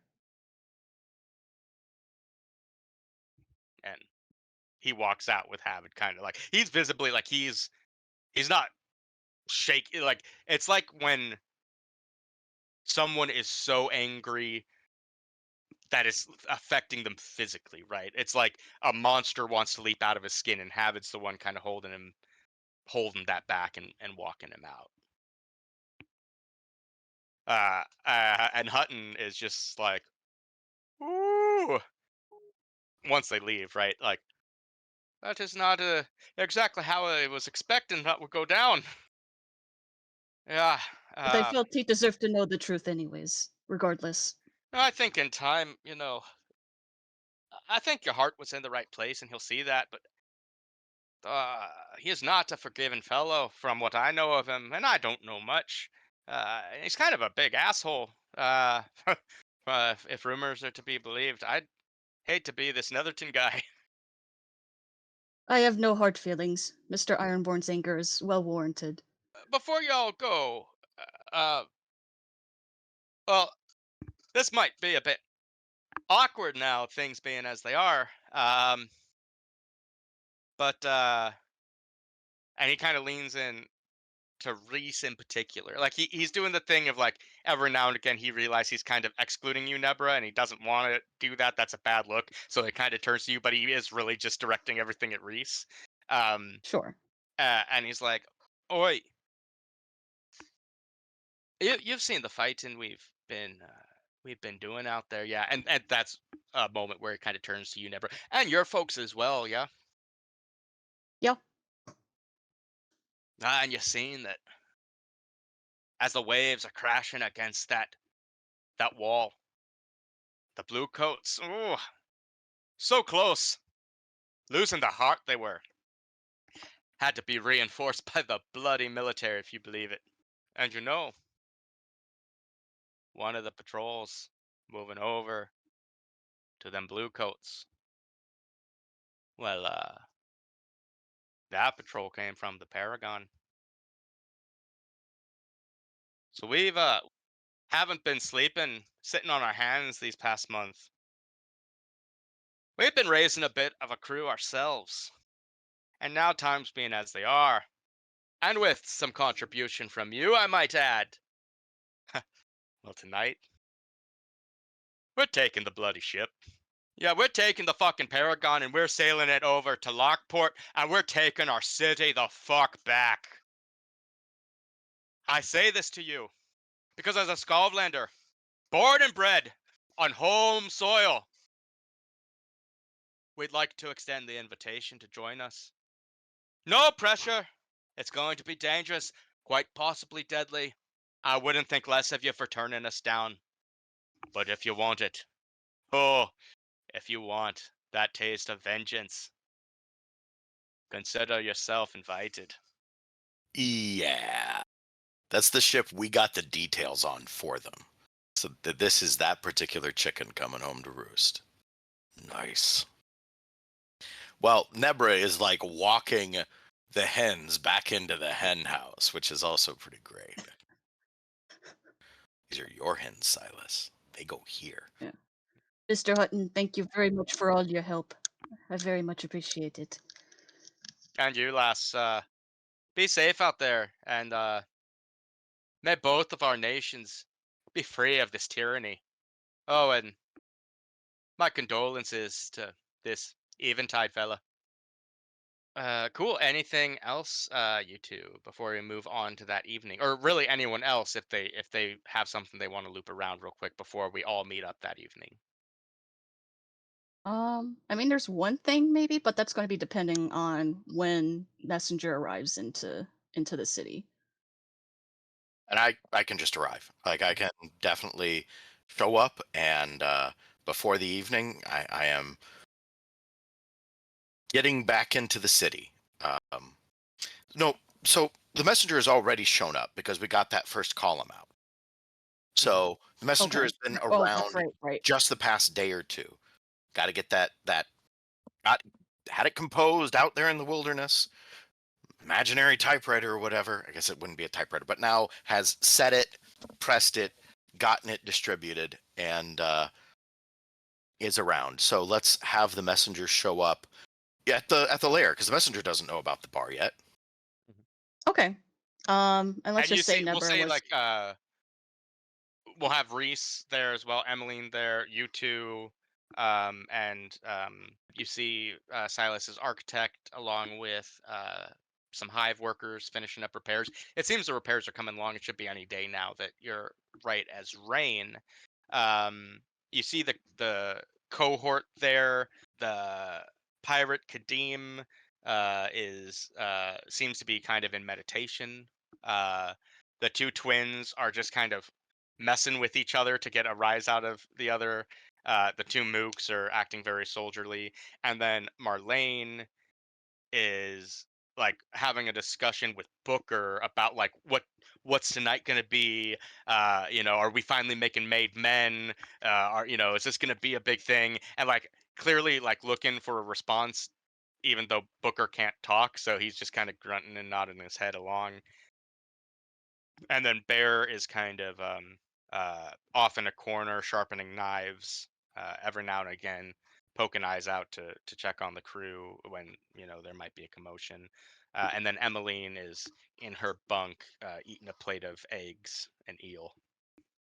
So right to the messenger, what's new is Emmeline is back, and there's the mooks. Right? Is that Well, and a correct? whole new crew, like whole new faces to you. I thought Emmeline picked those up. No, Cole picked them. You replaced them? Okay, so the messenger could have met those people because those were in a True, yeah. downtime activity before the messenger left. At least knows that it happened. But these guys stand out. The cops, right? Yep. So the messenger is going to come in, and who is there? Nebra is there. Nebra, Rhys, Emmeline. Yep. So definitely, Emmeline, so good to see you again. Glad Thank they got you. you back. Glad to be back. Great to hear it. Nebra, have you heard about Dr. Brighton's discovery regarding using about thinning stones down to where they can tell the succession of sedimentary deposits over the course of as little as days with the appropriate geometric equations? It's amazing. I have these rocks. Look, you can see here, this sediment is pre-cataclysmic. You could tell it's pre-cataclysmic because there's no seawater in there. But here we've got the growth of these polyps, the sediment deposited by them. So this is from the cataclysm, and I'm sure when I look closely at this, I'll be able to. Who are these guys? Oh, is that asking Nebra? Yeah. This is just asking them, who are these guys? Oh, yes. These gentlemen are from the Ministry of Preservation. They're here from the Ministry of Preservation. The messenger Yeah, they takes just note have of the. those like that cop condescension stare, but they say nothing, right? And they're Akarosi. out of They character? are. Yeah. Okay. So Messenger does take note that no one's doing anything about them. It's like Chesterton's fence and all that. But huh. Why are there men from the Ministry of Preservation in our secret lair? I think Silas is the best person to share said story. Okay, that sounds troubling. What he's not here? Oh, also, I forgot to mention, I spoke with the Deathland scavengers. Uh, they were in a lot more trouble than I was, so like it's all right. What do you know? They don't walk around out there armed for people. They were only armed for ghosts. It's like they don't expect someone to run into them out there to seek them out. I don't want things to go sour. I need so I need to get some decor up around the turf as soon as I get. Wait a minute, you're a founder. I think your word is good for this. To Emmeline. So I've made the beginnings of a deal for working things out. I spoke with Sister Josephine, Jolene, the one we worked with before. I spoke with her, and she has a position of some authority, but it's her mother is apparently in charge, and her mother is very bitter about what happened, and unfortunately, rather set in her ways. She's a rather calcified mentality. Basically, they felt like the salvage was theirs 100%, and they weren't going to give any of it up. And our people didn't do as good a job of negotiating that as they could. Shots were fired, and it sounds like it ended up a lot worse for the Deathland Scavengers than it ended up for our crew. And remember, only one of our crew made it back. Not only did we kill a number of them, they needed those supplies. So they actually suffered for not having those supplies as well. Now, they're willing to talk.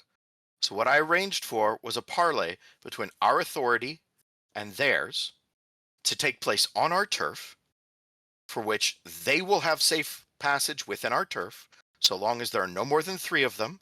One of them is Sister What's-Her-Name, and they are carrying, I take a scarf out and tie it in a knot that looks like this. Also, we need to put these up around the perimeter if we agree to offer them safe passage. If they come to our space and they don't see these somewhere, like I imagine they'll look at a couple of edges to make sure that like it didn't just get pulled down, then they won't come forward because they won't believe they have safe passage, that we aren't interested in talking. As long as they're carrying it and we're carrying it, we're going to talk, and they want to talk with authority here.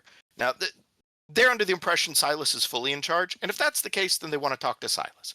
And they actually wanted to talk to Silas out there, but I didn't think he was willing to get that dirty. Like you can see, like coat. Look at this. Look at this. It's nasty out there. Sometimes it's just quiet. I think you made the right call there, Messenger. Yeah, Right. Silas would never want to go out there. So yeah, hopefully we can work something out there, some sort of compensation for their losses. It would be better that we can all work together. There may be problems with the matriarch of the Deathland Scavengers being uncompromising, but that will also be a problem for the Deathland Scavengers. So maybe they'll solve that problem and encourage her to be willing to take a more moderated position. Or they'll kill her off. I don't know. Like, there's a lot of different ways to solve this problem. I don't think it'll work if we kill her off, though. I'm fairly sure it won't. Also, apparently they burned down a warehouse. I bet that wasn't ours. Do we have a warehouse as well? Or did we until they burned it down? No. Oh, all right. Not that I know of, at least. That's where I'm at. I've got to work on figuring out how to apply Dr. Brighton's techniques to this particular stone. I can go back and get more. I know where they are. And I'll find my own way this time. I won't need to try and book passage and then get waylaid. Nebra will pop up though. Messenger, did you get a chance to look at my research for the book? Oh, we found out more about the book. Oh, that's right. We've got to do something about that book. It's coming up right here. Yes. Where are I don't think we're going to get the copy from the. Did you find a way to get a copy, the printed copy out of the Hooded Proprietor? Not really. But honestly, I have looked at that book so many times, I could probably transcribe it myself. Yeah, I don't know why, but the Gondoliers don't want a transcription. They don't want a hand copy. They want one of the Yeah. publications. I don't know. Maybe there's ghosts in the pages. but we'll probably have to go steal one from the guy who wrote it. Like, surely they'll still have. And one of those is locked up, right? And the other hasn't been seen in a minute. Maybe his house is empty. Mhm. What did you learn about the book, Nebra? So she'll go and I'm assuming she'll have had like written down all these notes and stuff and hid them somewhere like within the layer. She'll pull those out and return and then hand those over to Messenger. This is what I've discovered. Okay, so out of character, this is that the book is about hulling a demon. No. So I'll give you the rundown real Thank you. quick that Nebra got. Hollowing a demon, not hulling, but not in any case. Go on. Yeah. So, um, the principles of Oblivion. Uh, it details the cult practices to a forgotten god known as the empty vessel, and what was learned is that the empty vessel was essentially the pre-church of the Church of Ecstasy. Like the Church of Ecstasy arose from this cult, and the cult is or was, depending on who you talk to, uh, a lot more like orthodox in its beliefs, maybe a little bit more scary, where like the church is took some of those practices and made them more uh, public facing, like pleasing to the eye, right? What's the word? Kind of sanitize them a little bit. Um, and these rituals were used in the creation of hollows, because to the empty vessel, and this is something that the Church of Ecstasy kind of took from that cult. The spirit is something unclean and uh, ought to be purged. And so a lot of members of this cult would willingly get hollowed themselves to purge themselves of this uncleanness that they thought resided in them in the form of their spirit. Um, Now, the guy who ended up getting institutionalized at Murkwater, Ephraim Shields, this doctor of philosophy, his primary interest in this book was hollowing people to create hulls, right? The ghosts in the machines. And he was primarily responsible for creating Lord Strangford's Sparkcraft valet, who we've met in Game 5, Tillman Murray. But Preceptor Dunville, who was this guy we met at the party as well, who did question mark for the church, um, he seemed more interested in the process of hulling and more specifically hollowing of an individual to separate the body from the spirit. And then what like the big reveal here is that he is obsessed with demons and has made several mentions of a secret ritual referred to as ascension that sees that sees the individual hollowed with their soul stored in a spirit bottle or another containment device, leaving behind only the empty vessel. By ritually desecrating this empty vessel, by carving out ancient Hadrathi rune words, he theorized he could transmute the once human flesh into uh, demonic corpus. So, uh, what this looks like is we took the the spirit out. We did something to transmute the body, so when your spirit goes back in, it's no longer human. You are actually uh, you, same spirit but demon form, right? Um, Such experimentation in his separate notes, which were found elsewhere, had been attempted and had resulted in failures that were disposed of in canals. And this is when the Nighthawk realized that is what happened to his parents, that they were failed experiments to this cult. Um, but it now seems like maybe someone has succeeded and they're trying to destroy all copies of the book so no one kind of follows their footsteps, because obviously this is force multiplier and they kind of want to keep it to themselves. um we also learned, like, tied to this cult is Lord Strangford, who looked at people like Lord Skurlock and was like, love the power of the vampire, but you had to give up all your social standing. And then looked at this of like, well, I could keep my social standing if I'm still myself, but I could have the power of the demon, which would make me unstoppable. And likewise, Basil Baz was tied to this cult, kind of similarly liking that idea. Okay. I think that's it. Did I miss anything from what you guys can remember? No, that's basically it from what I can remember.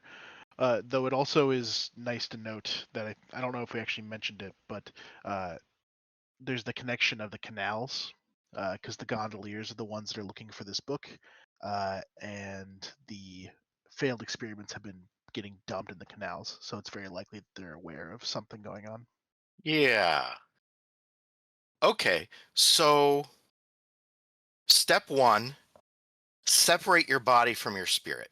Normally we call this death, and it leaves a corpse and a ghost ready to go feral. Except they're going to do it different, and I'm saying this with Emmeline. I want to talk with Emmeline about this because I understand this is your ball of wax. So instead, what they're doing is creating a hollow and a spirit ? Because they're changing this end. Maybe this end changes too. I don't know. You'd have to how the laws work there, and then they're going to take this hollow and they're going to turn it into a demon, which is, I've got to tell you, as someone who thinks they understand a bit about demons, that's out there. I mean, if you can do that, why do you even? Never mind. And then you put the spirit back in the demon, and then profit? We have had some weird demon activity recently, haven't we? Like there were the earthquake things that was Lord Skurlock destroying the city. Yeah. Wait, what? Oh yeah, yeah, right. So, wait, did Silas share that part? I don't remember. Not. He did not. Oh, okay. So I don't know that the earthquakes are Skurlock destroying the city. Oh no, he may have with you guys. He didn't to Emmeline. I can't recall. Nate, do you remember if you told the crew? I don't think I did, because I had forgotten about it. But I don't think I did. Maybe I You did. didn't tell us Oh no, about you the did CD? say that Skurlock was going to destroy the city, and he wanted Emmeline to stop him. That was made Yeah. public knowledge to the crew. Right. Okay. I'll, if you don't mind, I'm going to make an assumption it has to do Yeah. with the earthquakes, but I don't know that it's the sea demon and all that kind of stuff. Yeah, your buddy Skurlock, who, by the way, there are a lot of different opinions about what Skurlock is. Your sister thinks he's just some guy, which is probably the most extreme opinion. But Well, my sister's nonetheless, stupid. I mean, I've talked to your sister. She's kind of brilliant, but I can She see the is gaps very because he's lucky and very successful, which is much different from brilliance. we can get into that. It's your family, though.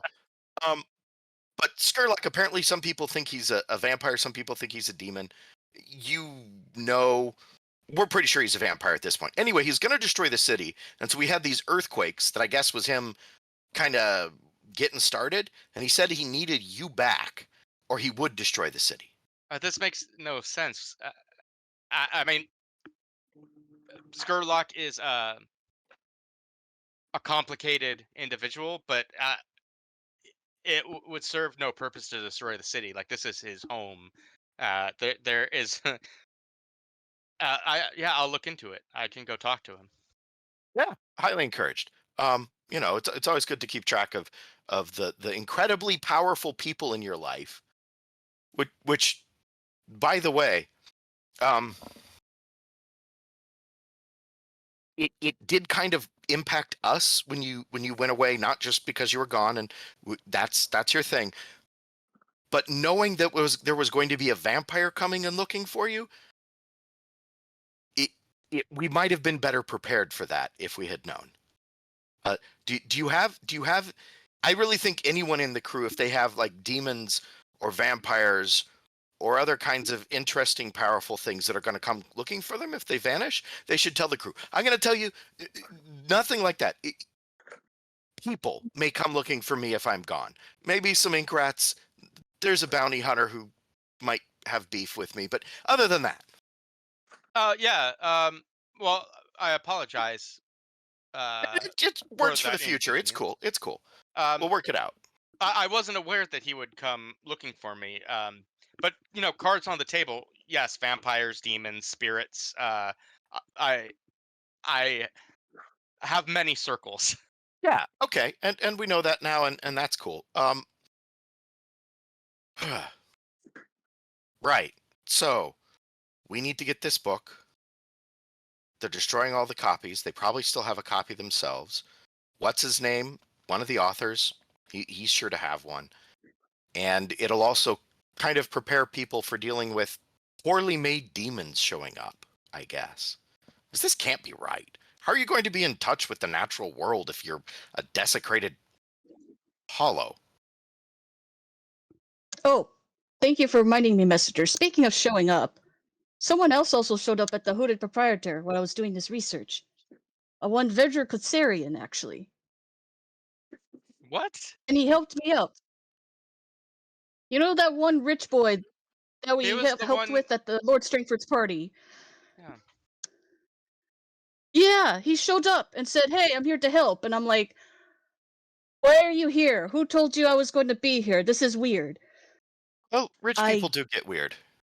Yeah, we should talk about this more tonight when we are all Of together. course. But I know Silas and Cole are under the impression that maybe there's, you know, uh, a puppet master behind what's happening with the bill hooks.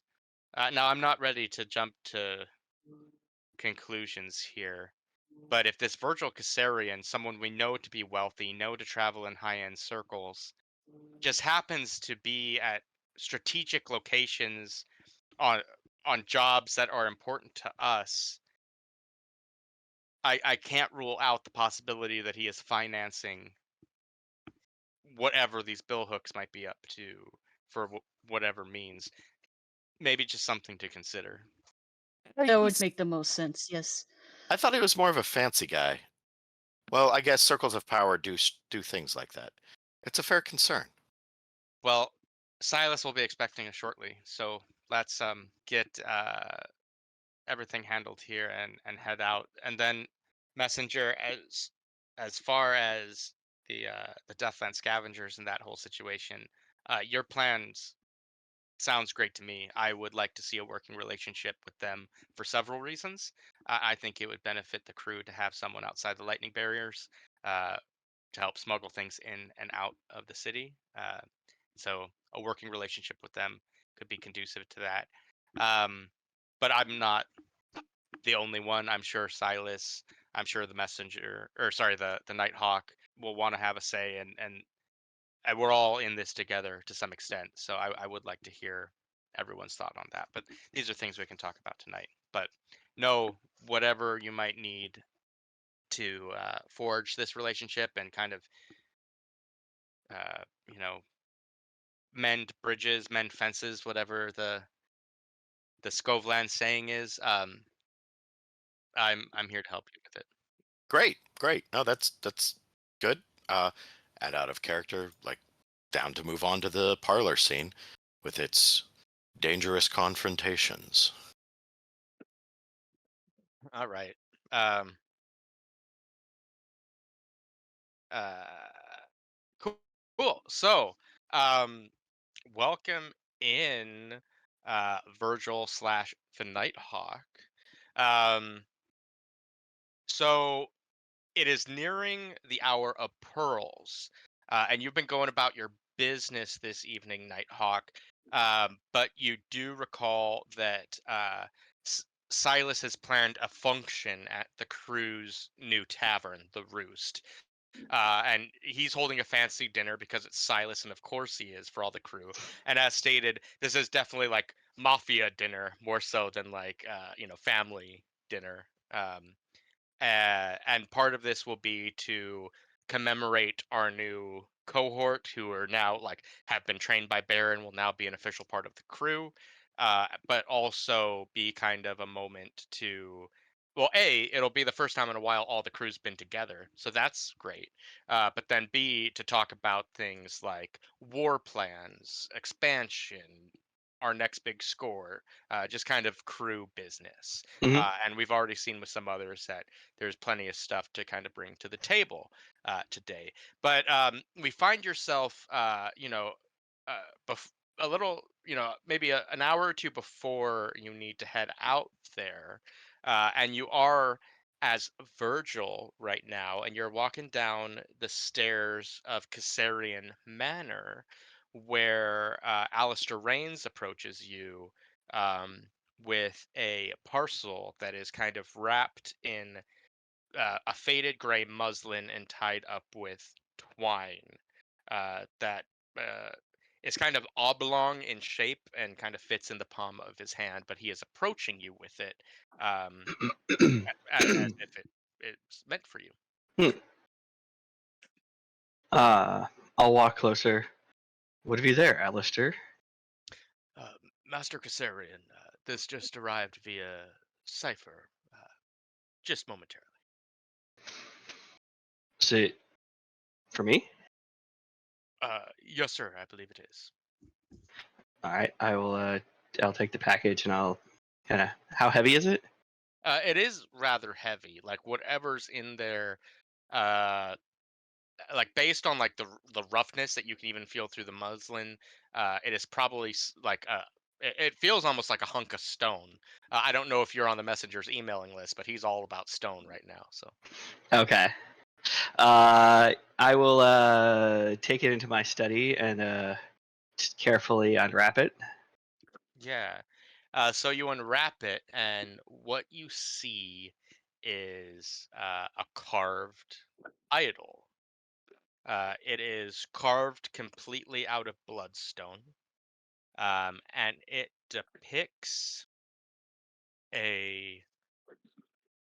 Well, again, let me just reiterate that the visage of a forgotten god is not something that humans were meant to know, and is not something that they can begin to think they can comprehend.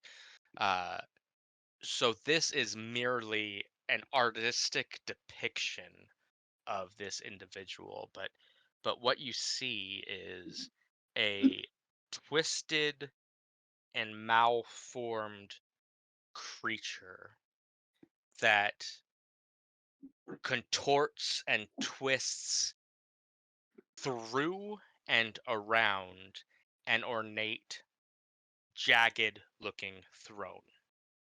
Jagged to the point that it does kind of pose like a cut risk. You have to kind of watch how you're Mhm. holding it, right? This figure has a elongated head that wraps around the back of the throne with these huge sunken eyes, and its mouth runs runs vertical down its chest and has rows of shark-like teeth. The throne in question is concave on the front face, but is ornately carved on the three other faces. On the left, depict scenes of suffering. On the right, depict scenes of punishment. And on the back, shows scenes of chaos. And you know in your heart of hearts that this idol is depicting the throne of judgment. Okay. And there is a tiny card that is strung around this creature as you remove the muslin, and it is just printed on it are the words, "Do not lose heart, do not lose faith," and it is signed, "A friend." Interesting. Interesting. I will. And Bloodstone. What is Bloodstone exactly? So bloodstone's something that exists in our world. It's just a Okay. type of mineral that is Okay. kind of reddish in color. Yeah. Gotcha. Okay, just making sure it's not like something in this world different. Yeah. I will take this down to the underground a place, and I will place it alongside its larger or near its larger statue. Mhm. I don't think I want to leave this out in the open. But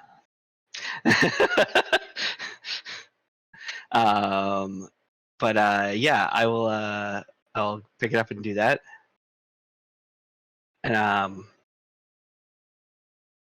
I think is there anything that happens there? Or? No, not particularly. Like nothing that seems. Yeah, I mean nothing. Period. No, Nothing full stop. Really. Yeah. Is there any? Okay. Now I want to say, is there any address? Is there any indication with with this who this may have come from?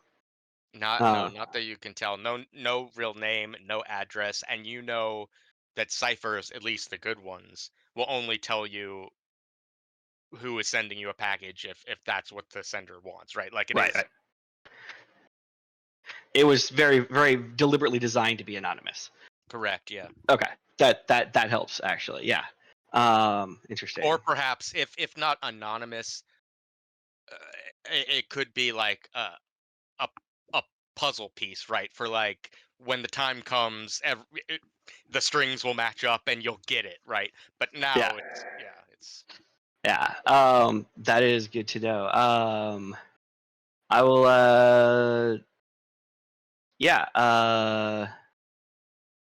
actually, there's a part of me that wants to take this and put this in the tavern.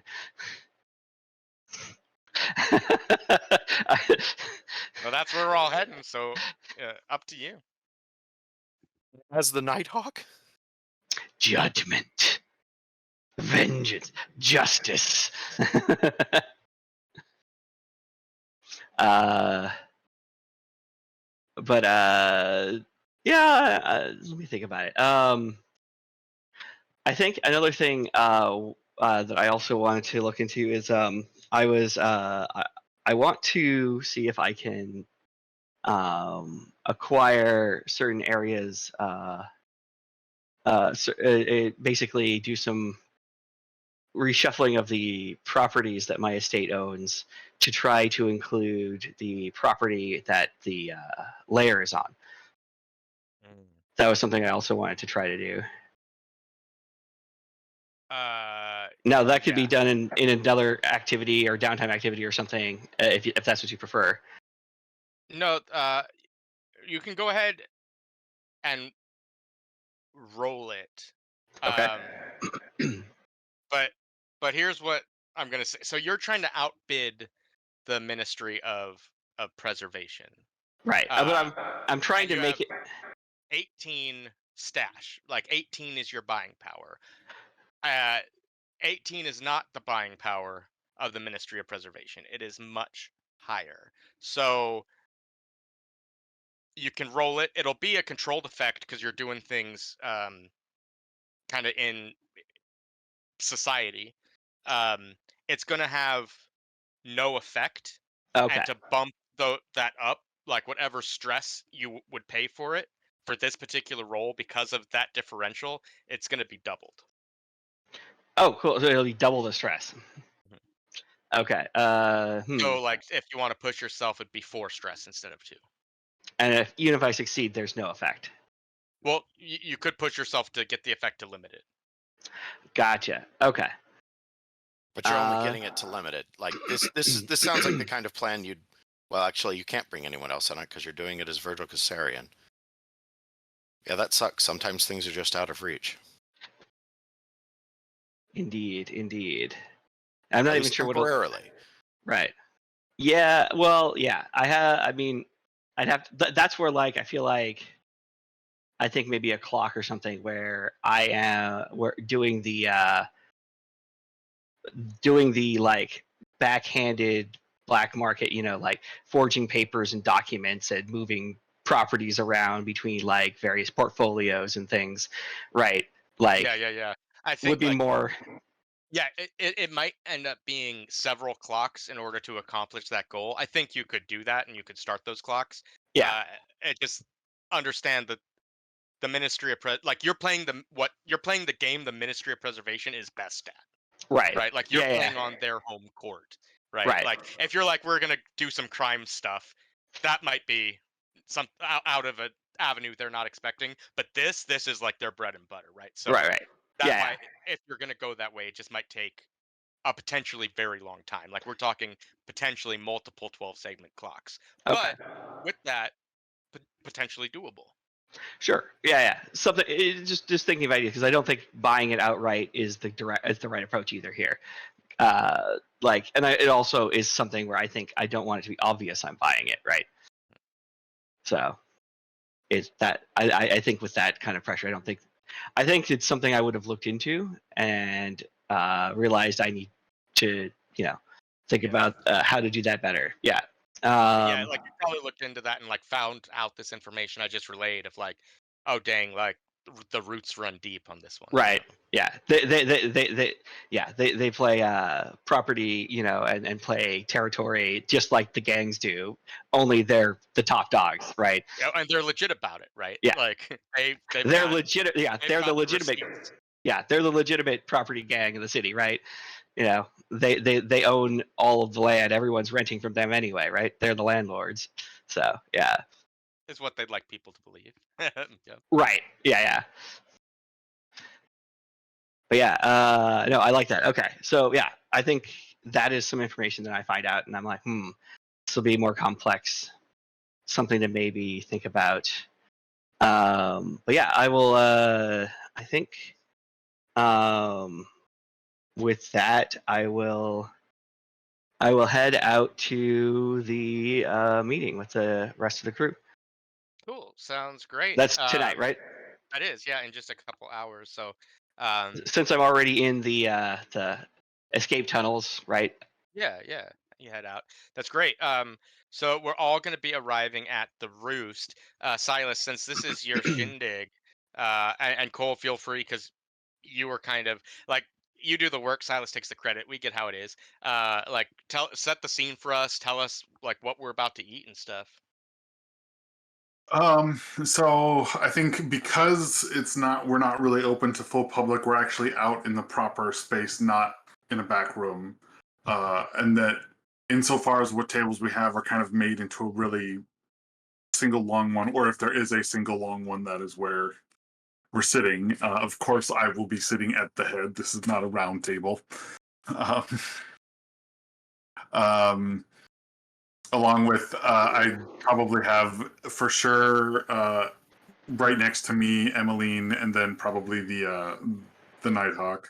Who's on the right hand side? Who's on the left hand side? Very important. Emmeline's on right hand. And Gotta put the then, body because everyone's the got- muscle's on the left, right? yeah. And then I'm not your right hand man. I'm your bodyguard, right? Like that's the way you see it. And so then everyone has and it's a formal place setting. So you've got all the silverware, even if you aren't going to end up using it all based on the food we have available. It's like full formal plate setting for everyone. Yeah. So as far as food, I kind of left that to Cole. Oh, okay. Because I was gonna say, how fancy is this? Did you like go to the your favorite restaurant and try to hire somebody for a night or something? Like, I made you cook. Sounds like it.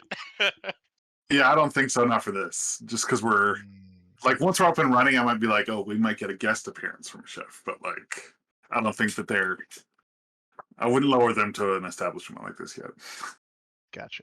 So, really not that fancy of a night. I see. I'm not. Uh, See, that's the thing is that he I'm got not- out the nice china for McDonald's. Yeah.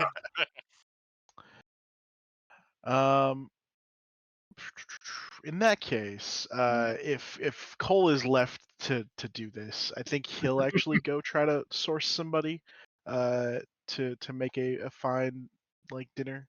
And I'm happy to like roll consort or something. Where are you heading for this? Because that's going to determine. Yeah. I think. So I spend a decent amount of time in like Charter Hall and Brightstone. when I'm trying to up jump my way into high society by hanging out with the Yeah, finer things in life. Kellens and the Centernalia. Yeah, and so I think I'm going to. I probably spent the last, knowing that this was coming. I have at some point, and I'm happy to do this as a flashback and things, but probably gone through and tried to insert myself a little bit into like some of the working class chefs or things, and offered to pay them to come make this meal tonight. Yeah, sounds great. At both establishments, or one in particular? Probably Kellum's, because I think I'm not necessarily allowed to go to the Saturnalia Club by myself anymore. Yeah, fair enough. They don't like me there as much. Awesome. Cool. No need to take stress for that flashback. That's fine. Yeah, go ahead and roll me something. I think you're in a controlled position. They like you at Kellen's pub. Mhm. It's going to be a limited effect because, especially if they're like sourcing ingredients, like this is kind of a working class tub. Uh, Times are lean, so the the quality might not be like the chefs will do wonders, but like the ingredients might be less than what you'd find elsewhere, right? If that's, I can also, do I want to push myself? How about, well, actually, yes. I would like to make a devil's bargain, Kyle. Hilariously with this thing. Approved. Right. So basically, I would like to allow to basically push myself here, to get nice things, make nice things happen, and improve that from limited to standard effect. Mhm. But in exchange, it is very public that a private gathering, a fancy private gathering, is happening at the bar formerly known as the Mustang. Mhm. Including, any bill hooks or anyone else that might be listening to the streets. Yeah. Will know about that. Yeah, I'm fine with that. The other option I would have given you is like uh spending gold, like spending coin, right, Mm-hmm. as you're buying ingredients yourself. But I'll take yours. Uh, but just so you're aware, complications from this roll could be a score in and of themselves. Okay. Yeah. All right. So controlled standard. That is assuming the crew survives this meal. Right. Because I poisoned all of it. A 6. All right. So we take the flat success. So yeah, you get the chefs from Kellen's. You're able to source some good ingredients. Maybe some of them. Uh, let's be honest here. Probably stole some stuff from Barrowclef Market. Right. Or I also use my connections on the docks to like take some stuff off of the back of wagons that are getting loaded, that kind of thing. Yeah. So great. So that Or works fine. smugglers. Yeah, tell us what you and the chefs came up with as it's coming out for us. All right. So I think so it's a traditional Scovelander kind of big feast, essentially. There's a like a bunch of kind of fresh vegetables, which are clearly grown in the Radiant Energy farms. There's some root vegetables, since that's been a thing that they've survived on for a long time. There actually might be like a rack of goat, like actual meat of animals that has been roasted. Um, and there was like a nice like equivalent to a pumpkin soup, or like a bisque type thing. There's a big salad. There's um, yeah, it's essentially a 7-course meal. Yeah, guys, and I think it's as tasty and wonderful as it sounds. So yeah, let's zoom into the rest of the crew. So we're all sitting at this big long table as this fleet of chefs bring food. Oh, and I also think that Cole doesn't sit next to the Nighthawk, if that was their thing. He actually sits on the other opposite end of the table. From me. Wait, is it him or the Nighthawk that you're doing that to? Like it's the opposite end of. It's the opposite end of. It'd be Silas because Silas. Silas. Okay. Okay. Gotcha. But mostly that he's sitting down at the end of the table with Bear and the new recruits, everybody else, because I assume the rest of the crew is kind of interspersed in between those people. Whereas Silas says like himself, he's ensconced himself as the head of the table with his right hand person and his left hand person, and then I don't think Cole is setting that up. He's not a spider, so he's not thinking through the implications of this. It's mostly that it's the table closest to the kitchen.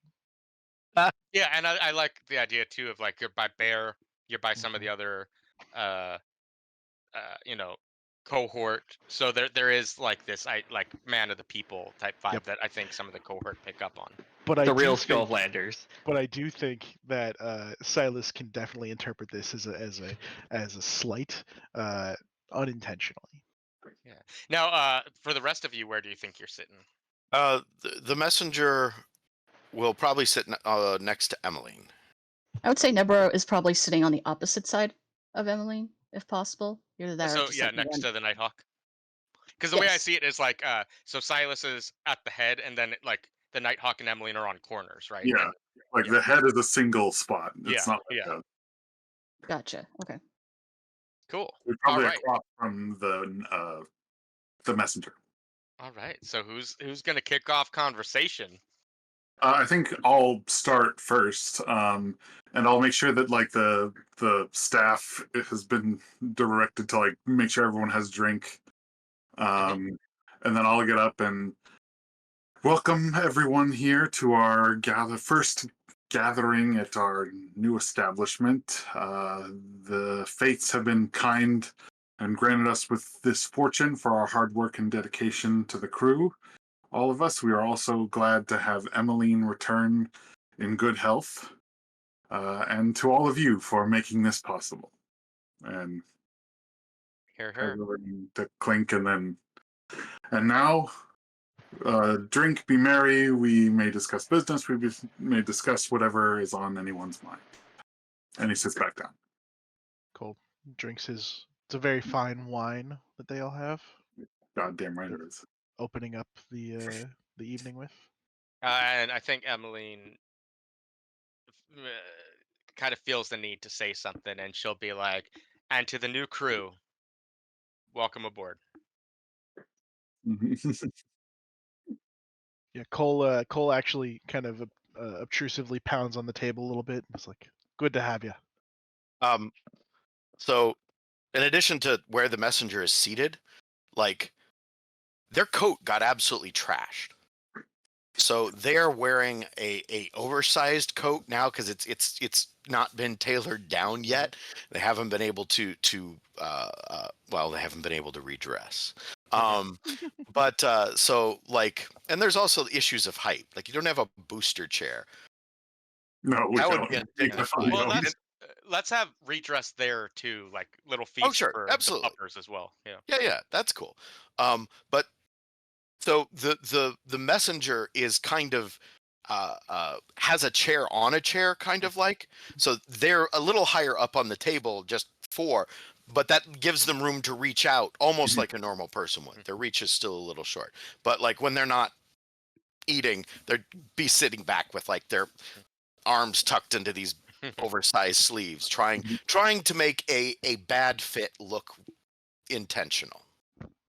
Silas makes a note that he needs to take him to what's his name's?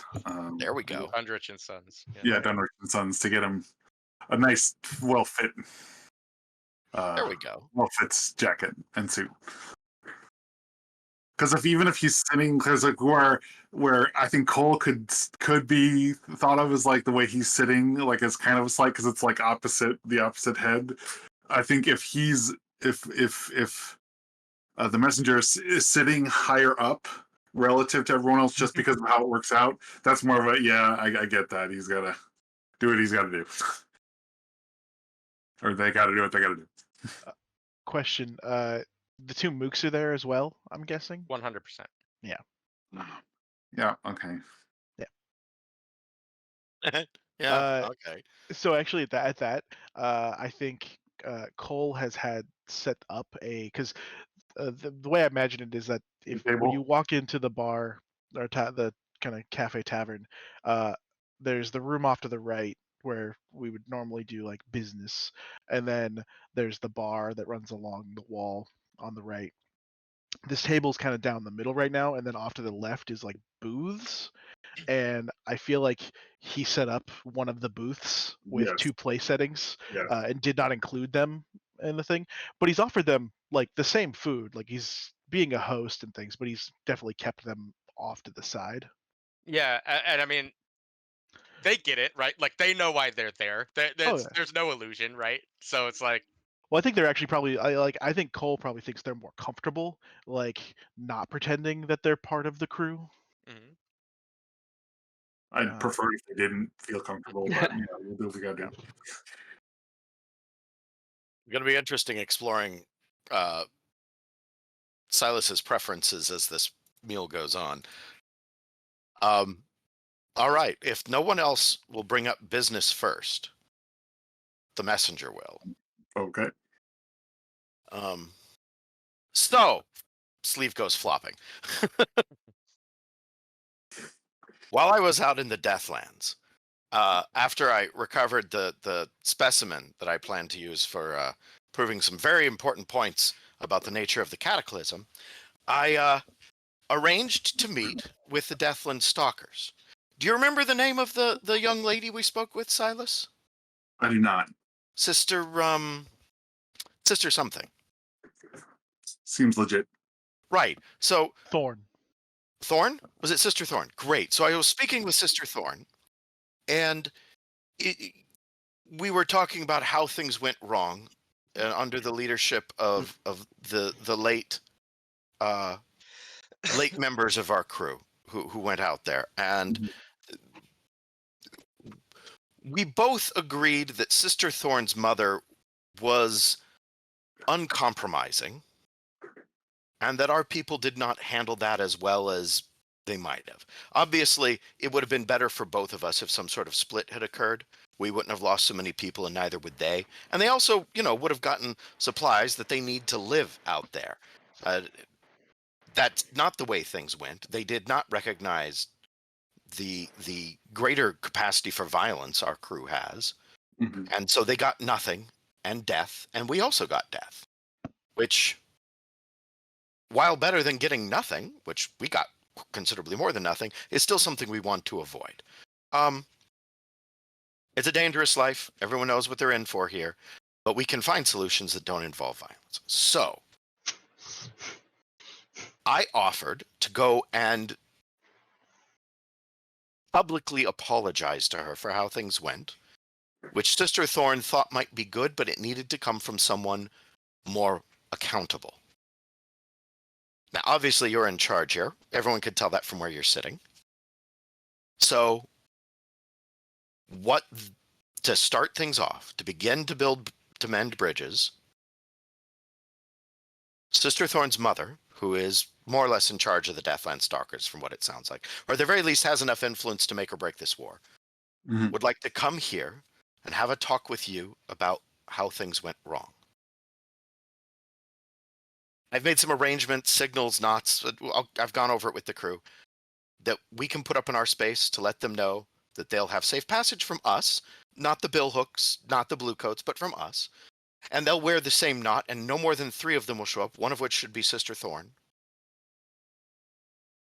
wearing the same knots, and will not attack them. We can have a talk somewhere, work things out. I think some exchange of coin would be appropriate to end this problem.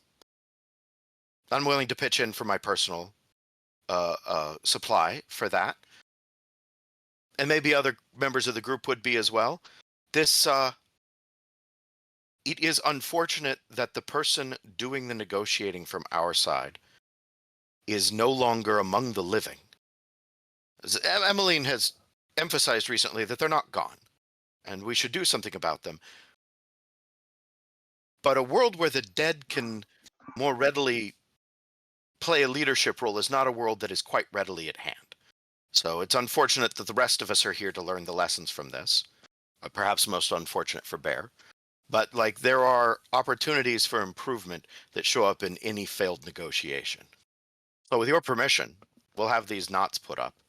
And when the Deathland Stalkers have time, they'll come by and we'll have a talk instead of continuing to snipe at each other or whatever it is you guys have been doing while I was stuck on a Imperial Coast Patrol. You agree? I will say absolutely I agree. I think you have done a fantastic job here in setting this up. This is Now excellent. you say that and I begin to worry, but that's fine. I apologize if I don't seem insincere. I will say it does seem uncharacteristic of you in that sometimes I've known you to choose violence. It's frequently the right choice. But Agreed. I applaud your stance in diplomacy here, and it is absolutely better that we are friends with the Deathland Scavengers than we are enemies with them, especially if we have the need to go there to the Deathlands in the future. So I think this is excellent, and we should set this up. Well, and using that as a jumping off point, I've spoken with some of you recently about the nature of the soul, the afterlife, and what that means to our missing crew. And she'll kind of look at Bear and like, I don't want to give you hope where there may be none, because I don't know what I'd be able to do. But if we act quickly, I think we could get some of them back in spirit form, as hulls, however they want to present themselves. I'm sure we could make something happen. Time does become a mitigating factor in this. Without access to spirit wells, life essence, they will end up going feral. This will only be exacerbated in the Deathlands, where life essence is so scarce. So I don't think it's something we need to run out and do tonight necessarily, but there is a clock ticking on if I am able to find them and get them back home. But I will say, regardless of what the crew decides, and I realize I have been reckless to the point of damaging the crew, but this is something I am going to do. And if anyone wants to accompany me with this, again, at some point, I would love the company out there. Do you have an idea what the timeline is? Are we talking weeks? Well, how Days? long have they been out there? She kind of says to Bear, and he's like, well, what, that was about half a month ago now? 3 weeks? 4 weeks? And she was like, I wouldn't let it go 3 more weeks. And that's, I mean, every week we put it off, we're running the risk that nothing can be done. But if another month passes and we've done nothing, I can guarantee you they're not going to be the individuals, the people that we remember them as, and it would be dangerous for most. And you see she kind of is thinking in her head like, well, maybe I could do it, but it's just like it could pose dangers that aren't readily observable. And Bear's gonna be like, I guess I should have known that something like this was possible. But with you being gone, I hadn't thought of it. I mean, thank you for even breaching the subject. And if there is something you can do, I'll lend any support I can. Of course, with your permission. He kind of looks at Silas, since you are boss. Of course. I mean, I think for me, I was also, even though I should have been aware, the dots did not connect that something like this was possible. I will say, what do we do to take care of them when we get them back? We'll leave that to Rhys and I. Oh, okay. Unless anyone's afraid of ghosts. That's Rhys I clutches. feel like there are still I'm plenty sorry, of his goal. reasons to be afraid of ghosts. Actually, I think Emmeline, So- if Emmeline happens to look, like she might see that Cole is looking off into the corner while he's clutching that, because there is a ghost hanging out in the corner that he's looking at, like, and then he kind of shakes his head and he's like, right. Oh, so think- Emmeline would have seen this ghost as well. Yeah. What's the deal with this ghost? Yeah. She'll kind of look at you, and be like, "They cool? they What? good?" I don't see anything. Deny. Because she's got that ghost sight, right? So she's gonna be like, "Oh, that's my piece. I'm still listening. Though, if you'll excuse me for a So- moment, she's gonna go over and have a conversation with the ghost." So this we can save our crew members that have died, so we don't have to get vengeance for them. Oh, come on. We're Like, already if somebody making smacks you motions to not upside the get head, vengeance if by someone smacks you upside the head, you still got to let them know they can't do that again. Right. I think I've made it very clear that my biggest concern is going to be the crew. So I'm happy to go with you, Emmeline. So is the Okay. deathline? She heard it, but she's Oh, she yeah. kind of gives you the nod. But So out of character, it was the Death Hand Scavengers that did this, Mhm. and we want to make peace with them. So we don't want vengeance against them, or we do. No, we do not want vengeance. different people might want different things, but that seems to be the crew's position. Vengeance is expensive. The crew's position is definitely that different people want different things. Our official position is different people want different things. Right. Our motto. Well, I think also right now it's ultimately right now we don't want to be at war with 3 fucking groups.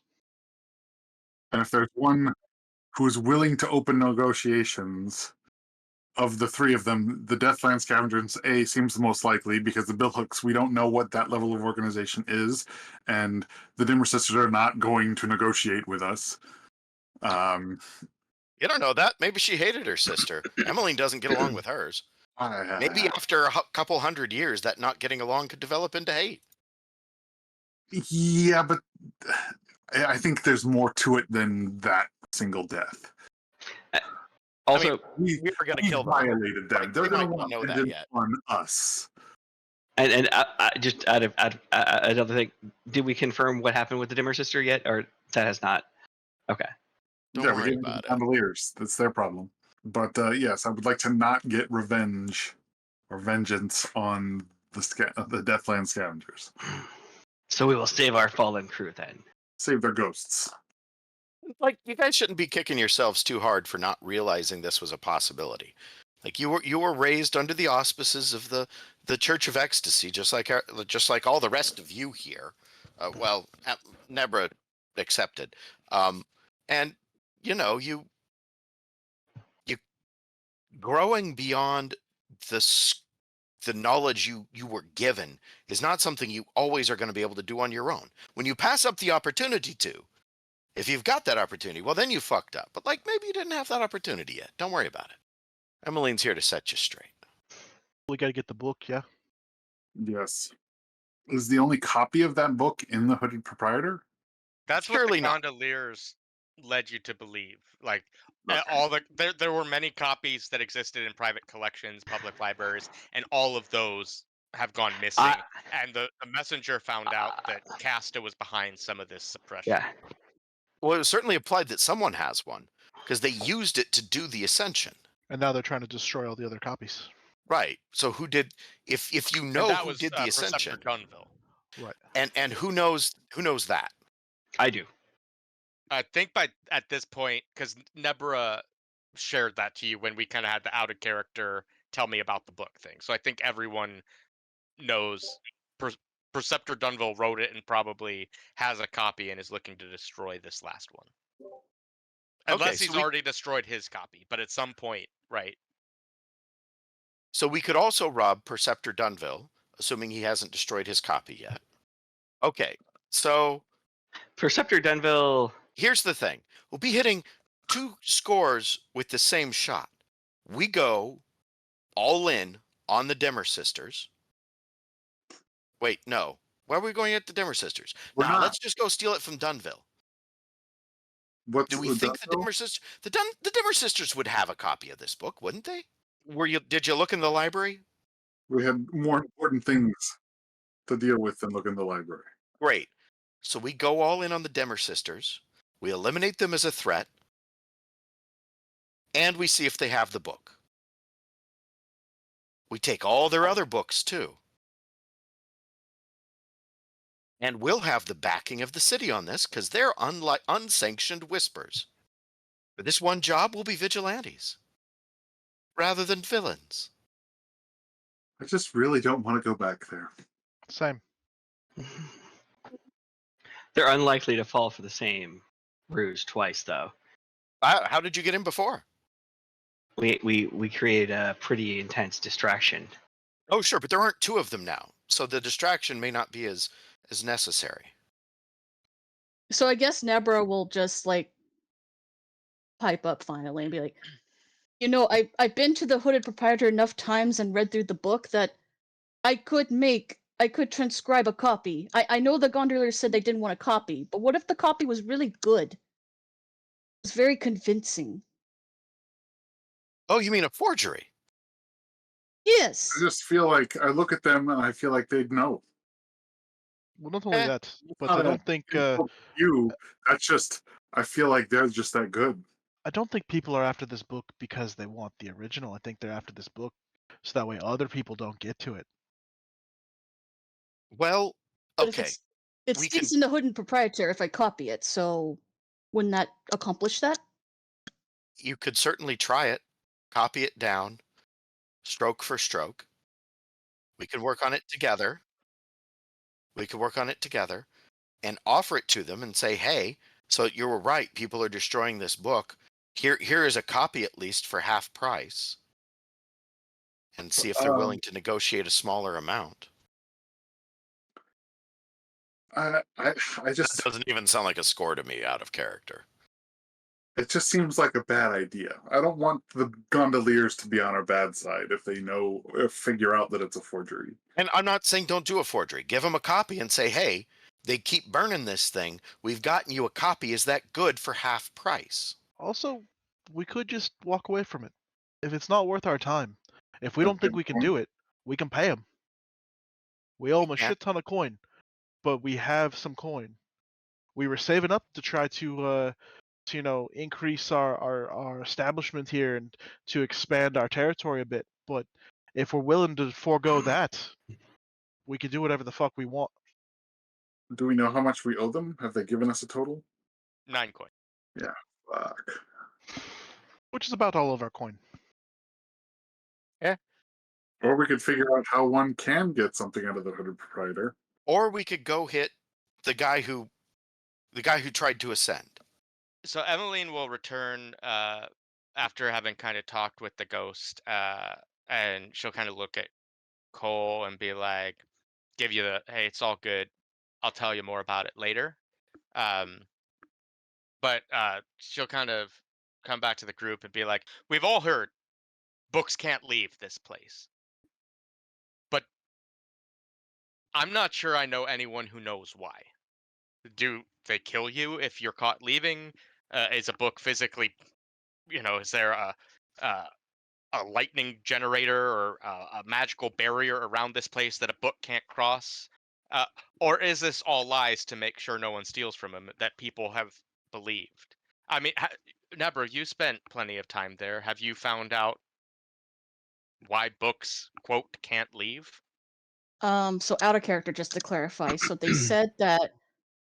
Did they said there was some sort of magic or They said spiritual thing or nothing. something? They just said books can't leave. Just can't leave. Okay. Because you said, because initially you were like, you thought book like they didn't want you to take books, and they said no. To clarify, just books can't leave. Why Okay. can't we copy the book? Yeah. All they told me was that the books cannot So, leave. yeah, the Gondoliers period. said they want the real thing, not a copy, which leads me to believe that they'll know if we give them a copy. Oh, sure. Which is why I said tell them and just offer them a discount. Hey, we'll give you this for a little less. Am I the only one that thinks they won't buy that? Are we going to the Deathlands? Why would we go to the Deathlands? So we're No, not really, going why would we go to the Deathlands? So we're not going to help our ghost people. Well, so Oh, here's that, yes. We're definitely doing that. with that. I I hadn't would forgotten. like to have a meeting with Sister Thorn. Torn? More? Thorn. What? Thorn. Before we do that, so that at the very least we could hopefully negotiate cessation of hostilities, if nothing more than that. Because then we can go there at least knowing that the scavengers won't just outright kill us. I think it'd be a very good idea to do that first. Yeah. I just don't want to go to the Timber Sisters. All right, so it sounds like we're forming. Out of character, don't you have a Dimmer Sisters problem to solve? Yeah, I don't want to solve it right now. I just want to stay alive. I think we're starting to formulate some plans of a score we want to pull for this session. Do people feel comfortable at this point transitioning into that kind of planning phase?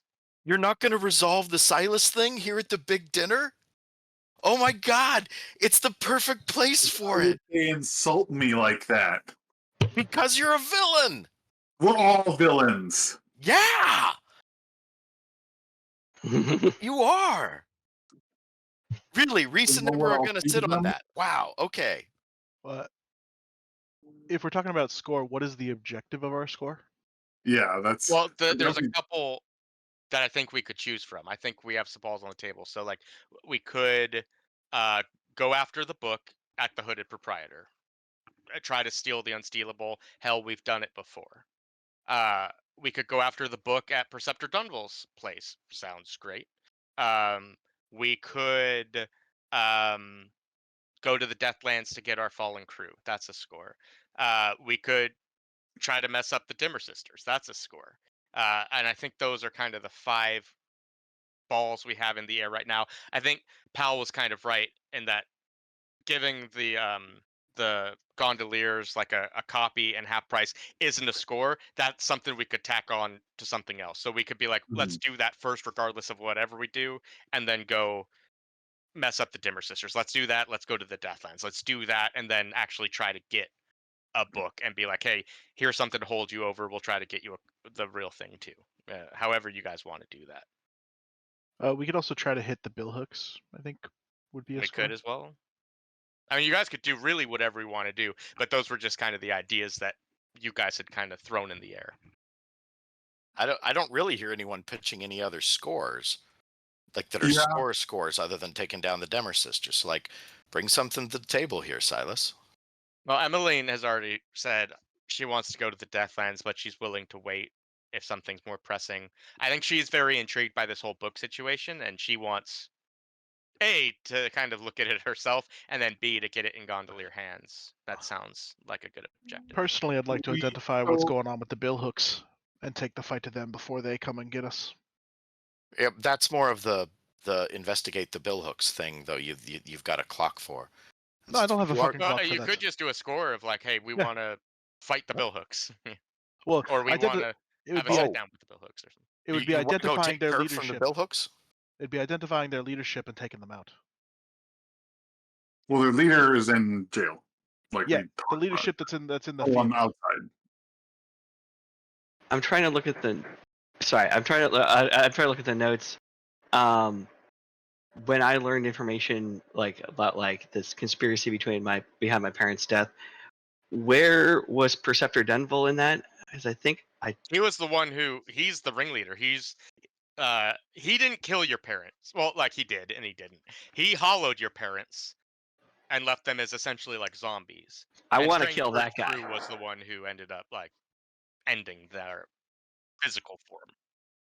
Oh yeah. All right. But like, how do you bring that up to the crew? Because the crew doesn't know that. Preceptor Dunville. Oh, I mean, we do have the thing on the book, right? Like, Yeah. there was a motion to go get the book from Dunville's place. So speak, Cameron. Speak as the Yeah. Nighthawk. Advocate for your case. Preceptor Dunville most likely has the book. He for sure had it in his possession. I think it's the most likely case. We know nothing of the Dimmer sisters, and they might expect us coming. I say we take for what is most likely his. Plus, I have a score to settle with him. All right, I'm on board with that. What makes you think he has a copy of the book? Besides the fact that he wrote it, that he helped write it. He's the source. Well, I he mean, used source of it, what? didn't he? We don't know that. Sure we do. You heard about the thing that crawled out of the crypt? That's obviously him. Or maybe it was just his first semi-successful prototype. Like the news I heard from while I was gone. A thing crawled out of a crypt, right? And it just went away. It's not rampaging around the city. It seems safer than the Dim Sisters, because the Dimmer Sisters still seems like a gamble, even if we take them out as well. Like, I think this could be a fine score, and then later we can set up the meetup with Sister Thorn for next mission. You know what? I'll do whatever you say, because I'm with the crew regardless. But I will point out that when the Gondoliers said, "Hey, I'll forgive your 9-coin debt in exchange for a book that's at the Hooded Proprietor," and then we go knock off a guy, take his book, and then give that not the one from the Hooded Proprietor, they could say, "Thank you. Now give me your 9-coin." Did they mention they specifically wanted that copy or just a No. real copy? No, and they that said there's one there, and they wanted a real copy. That's what they said. not that they specifically needed that one, just they knew that there was one there. That's right. That was the only one that's known to exist, in fact. And the Gondoliers seem to know quite a bit, right? They know every time we do a job. And the fact that they didn't say that, Dunville maybe had a copy. They do have eyes everywhere. Just cards on the table. Yeah, they're just talking to ghosts. Yeah. It's the same way that the Dimmer sisters knew everything that was happening in their area there. And we just got lucky walking through their house. I don't Quite think you got impressive, lucky. by the way. I think you did a good job. But okay, I Nighthawk has beef with this guy. I hope when I have beef with someone that you'll join on my side as well. Let's go take care of this. For vengeance. Who What's else? your beef with them, Nighthawk? He wronged a good friend of mine. I'm gonna need a little bit more before I sign on to go attack the preceptor of this fucking thing. Like, to the messenger's point of view, or point, if someone has beef, I'm more than happy to deal with it. I'm more than happy to take it on because I think that we're part of the crew. But I do want to know what it is. He involuntarily hollowed people that are friends of mine. Okay, and we know that hollowing was part of the process, so who knows how many people disappear around here all the time. Who knows how many have been hollowed by this guy? Apparently the Nighthawk knows, which I at least know some of them. And any time to throw down against the church, you can count me in. okay. Yeah. So that is 4 of us. Nebra? So Silas? I'm for it, but I also think I should go and make a copy of the book just in case as a backup. So I want to leave with something at the very least. If you're gonna go there anyway, will you try to find out what this deal is that's keeping books there? Because if we find out that's an easier workaround, I still think we should go after the church. Sure. But we might be able to do that portion of it much easier. Sure. I'll see what I can do. Cool. So before we start moving into this engagement role, as we're kind of breaking off to make our plans, Marlene is going to approach you, Cole, and be like, "Hey, Cole, this was great, and thanks for the dinner and everything. Have you had an opportunity to think any more about that 3 coin? I mean, I'm more than happy to work it off here. I'll bust tables. I'll clean dishes. I'll scrub the floors. I'll get word out. I'll do whatever you need. I really don't want to die, my man." Is he saying that's how we can hear?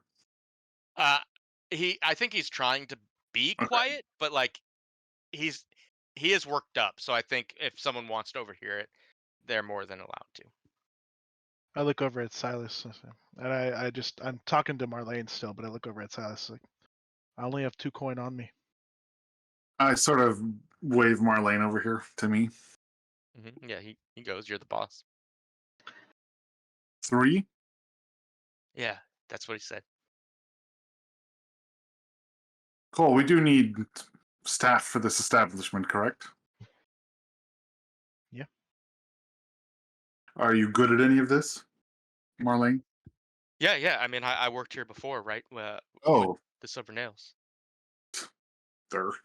Um, well, I think I can give you 3 coin and have you work it off here. That'd be amazing. And yeah, and anything you need for the crew, anytime. I'm your guy. Anything's better than dying in those pits. Is this guy And scope I blender? won't go back. I've learned my lesson. I won't bite off more than I can chew. I don't want to be a fighter anymore. I'm Nighthawk through and through.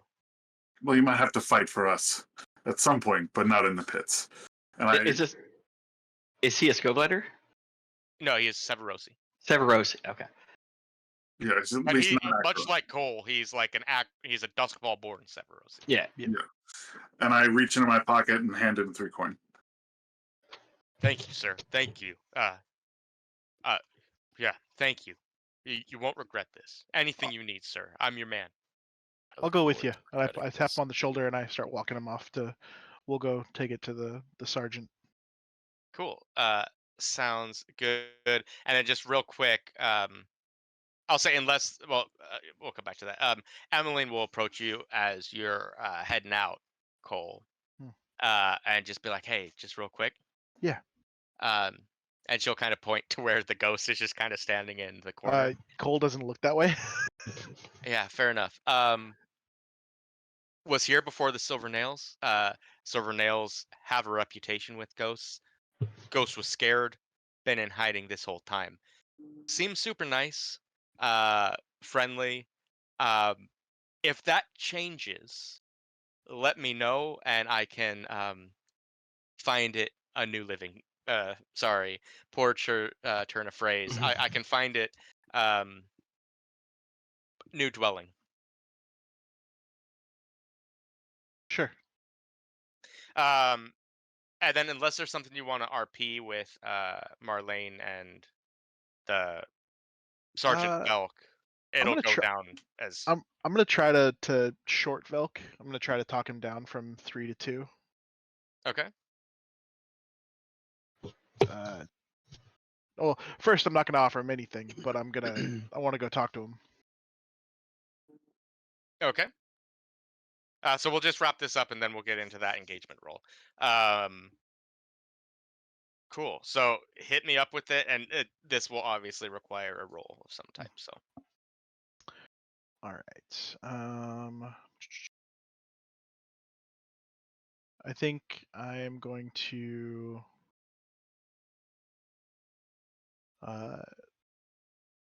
try to intimidate him. I've done this before with him, but so I'm gonna go talk to Velk. So using command, What's my position? Position's going to be desperate because you're doing Okay. this in his home turf, which is a prison. So things like arrest become a possibility. Okay. And the effect is going to be limited because he's going to do everything he can to, extort this dude. I will go ahead and push myself. Basically, what I'm going to go to him is I'm going to go tell him that Marlene works for us now, and whatever deal he had before is over. He doesn't owe him shit. And if he wants to talk about it, I'm happy to fight for him. But it'll be one fight. I will change my position, not my position, my effect to standard from pushing myself. All right. A desperate position standard effect, and we get the 6. And so you did say that you were going to try to get him to do no coin. Yeah. I think with that 6, it works.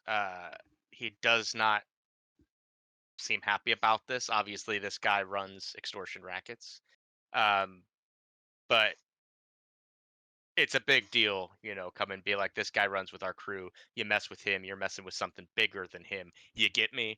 And so I think that's enough to cow him, and he does back off. All right. Good job. I will end up actually giving him a coin and saying, and this. So now that we understand each other, this is to make sure that everything here is good.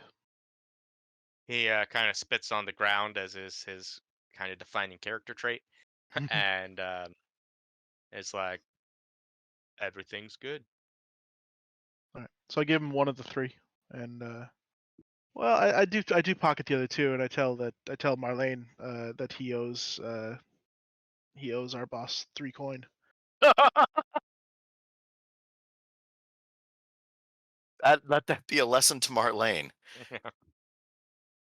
Alrighty. All right, so let's move into this engagement roll, and what we're gonna be starting off here. Well, like Nebra, you copying the book, dealing with the Gondoliers. We'll do that in a couple of rolls, and you may or may not find some stuff out, and then you'll come back then and join the rest of the crew as they launch their assault on this Preceptor Dunville guy. So what I need to know is what type of score are we pulling? Is it going to be an assault, which I'd need to know the point of attack, occult, which I'd need to know what type of arcane power will we be utilizing? Is it going to be deception, in which case what is our method of deception? Social, what is our social connection? Stealth, where is our entry point? Or transport, what is the route? I Mm, think it needs to be a stealth. And here Yeah. too, I need to know, because there's 2 places you guys could do this score. One could be in the catacombs beneath the church. The other could be at Dunville's personal residence, because he is a city council member and a noble. Oh boy. I think we need to hit the church, but I don't know what others think. I mean, I was totally Yeah. assuming we'd hit the house until we got the offer, and then the word catacomb came up, and I was like, ah. So, All right. So are we thinking? I've heard assault the catacombs. I've heard stealth the catacombs. I think stealth would be my vote. I think we could also just try to go through deception, pretend to be a parishioner, go into the church, and then and then do and then And is do the crime. yeah, and then do crime. We're just talking about the point of entry, so that is the point of entry. Yeah, but what Charles is saying is this is how we're starting off the score, right? It could end up being an assault, right? But like, Right. what is the plan going in, right? Yeah. And this is for Alternatively, me to how do I start this, right? all right. Cole cracks his knuckles. It's like, okay, So listen up, you fucks. What if we all get dressed up like we're fucking workmen from what's his face's fucking repair crew, architectural nonsense, and we go into the fucking catacombs to do some repairs from the earthquake. Sounds great. Yeah, I'm love sold. it. So deception posing as the foundation, essentially. Architect's Guild, right? Yeah. Awesome. Cool. So, load. What is everyone bringing to this? Heavy. I mean, we're bringing in foundation equipment. I think we can go heavy. Heavy. Heavy. That's a good point. Yeah, heavy. I think Emmeline will go heavy as well, since there might be spirits in need, right? So, if they've been hollowed out, so she's all about that. All right, great. So, we take 1D for sheer luck.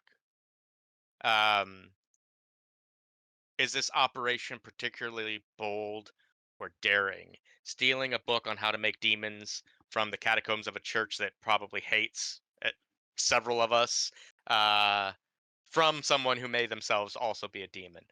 Hell yeah, I'm giving you one. Does this plan expose a vulnerability of the target or hit them where they're weakest? Yeah, go in. Dude, that idea of going in as, hey, you just had an earthquake problem. We're here to fix it. I don't think anyone would be expecting a crime from that. I think that's a really good call. So I'll give you another D for that. Can any friends or contacts provide aid or insight for this operation? Somebody's got someone in the church, right? No? I don't think so. Definitely not me. We got to get your jailbird in here one of these days. Oh, I mean, Oh, that's why we're at war with the bill hooks. Yeah. Yeah. All right, so we're thinking no on that. So we'll take. Well, could Nathan's not here, but is he connected to? Doesn't he have that group of people like repairing the grotto? Like, could they lend us any help? August. Yeah. I wish Nate were here because I'd love to hear why he thinks that might be possible. But like, I could see him having at some point worked on the church. Sure, we can give you 4 for that. Is this operation overly complex or contingent on many factors? It's contingent on a couple factors. One, the book being there, and two, we're better than them. Yeah. But at the heart, it's a smash and grab. Yeah, I don't think that's many. I think that is a couple, though. Yeah, because I think I think there are factors. I don't think it's overly complex. I don't think we'll take a D off for this. We'll keep it at 4. Is the target strongest against this approach, or do they have defenses or preparations? No, I don't think they would have considered someone coming into their cult lair and just grabbing it. Are any enemies or rivals interfering in this operation? Yes, -1D. We know at least one rival is actively trying to stop people from getting the book, and that is Casta, right? Are there any other elements you want to consider? Yes, there is one. So that's going to drop us down to 2. And Nate, just so you're aware, we used your construction crew contacts. Okay, cool. Yeah, and I'd love to hear from you. So, how he helped us with this church infiltration, whether information or whatnot. How did he know? So I think he definitely had information and could have provided, like, at the very least, a blueprint of when it was from some point in its history, even if it's not the most current necessarily. But I think information is probably what he was able to provide us. Sounds great. All right, and everyone's bringing a heavy load. Is Silas going to do the same, or are you going the Silas patented light? I'm gonna go. I think Silas patented light. You're the supervisor of this whole operation. Well, Like time to light will also come with things like a bottle of whiskey and like glasses. All right, And yet, guys. and yet you are. So we have a 2-die engagement roll. Let's see how it's gonna go.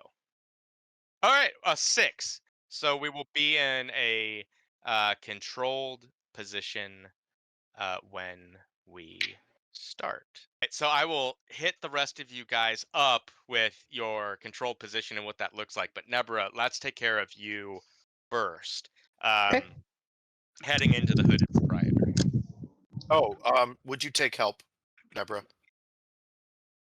Yeah, sure. All right. The messenger is going along to help with scribing skills. Yeah, makes sense. Does Messenger bring their rocks with them and start continuing the talk about all the layers and stuff? Oh yeah. Definitely interested in talking about that. Yeah, the nature of geology itself and how like really it's the language that time uses to speak to us is geology, and of course how people didn't know, of course, layers that are further down. If layers are going like this and layers are like this, obviously these ones came later and da da da da da da da da. Yeah, so Nebra is not going to have that much knowledge on geology in particular, but she'll try and chime in and be like, "So, is there any like, was it calcification? Is there anything of that sort that happens with the layers, or is Oh, that not possible?" absolutely. But like those sort of polyps are kind of growing in every direction. So you end up more Mhm. counting rings, but because the it's not just a tree and a round thing that grows, the rings can get really tricky because they're going in every direction. But this Right, particular right. anthrozote or anthozote, this particular anthozote is just putting layer upon layer upon layer. I think it's more of an How anemone. I many haven't seen a living trees one. are left in Duskfall? Huh? How many trees are left in Duskfall? So Science. We yeah, know. there are some live trees that are growing in soil that was like alchemically created, and these trees grew so incredibly toxic that if you touch one, you die. Um, Otherwise, it's like petrified trees and stuff like that. Though there is a still living forest, as we found out a few games ago, down south near one of the other cities. Okay, just having this academic conversation about rocks. Well, before we get there. Yeah. So as before, you've been to the Hooded Proprietor now several times, and it is kind of like a library system. Like you are free to go grab this book. It is still there, and no one stops you, right? So, is there anything on like the book cover or anything along those lines that gives the impression that it's the book is like tethered to the building or something along those lines, or is there any glyphs or Yeah. runes or No, anything like no that? glyphs. No easily or readily observable strangeness. Okay. Um, I guess in that case, we'll start transcribing. I'm gonna try and Oh, consort to find out if there is a reason, what the real reason is why books can't leave. Hmm. okay. Give me a roll. What will it be? Uh, it'll be controlled. Messenger. You know the people here love to talk. Uh, and the effect will be it'll be great in a weird way. Okay. Nebra, would I you was like going to to help? offer. Yeah, I Yeah. was going to say I was going to offer help. Yeah. Um, how would she help?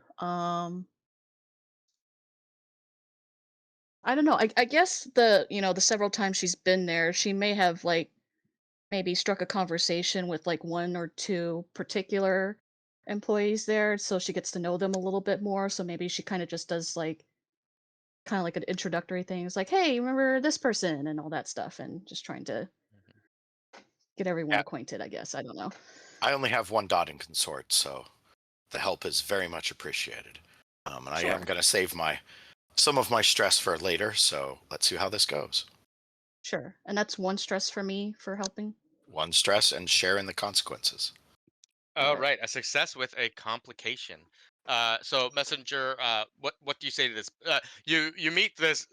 You're talking to this guy, someone who Nebra has had conversation with before. Seems very friendly, and then another one comes up who's like, "Oh, you're the one who knows Griggs. It's so great to see you back. Have you talked to Griggs recently? Have you seen him about the canals?" Uh, And we did. No, they did. I didn't see Greg's. Well, some friends of mine did. They had a bit of business with him recently, and he is very interested in one particular book. You know, the Principles of Oblivion, which you have here. yes, Now, yes, yeah.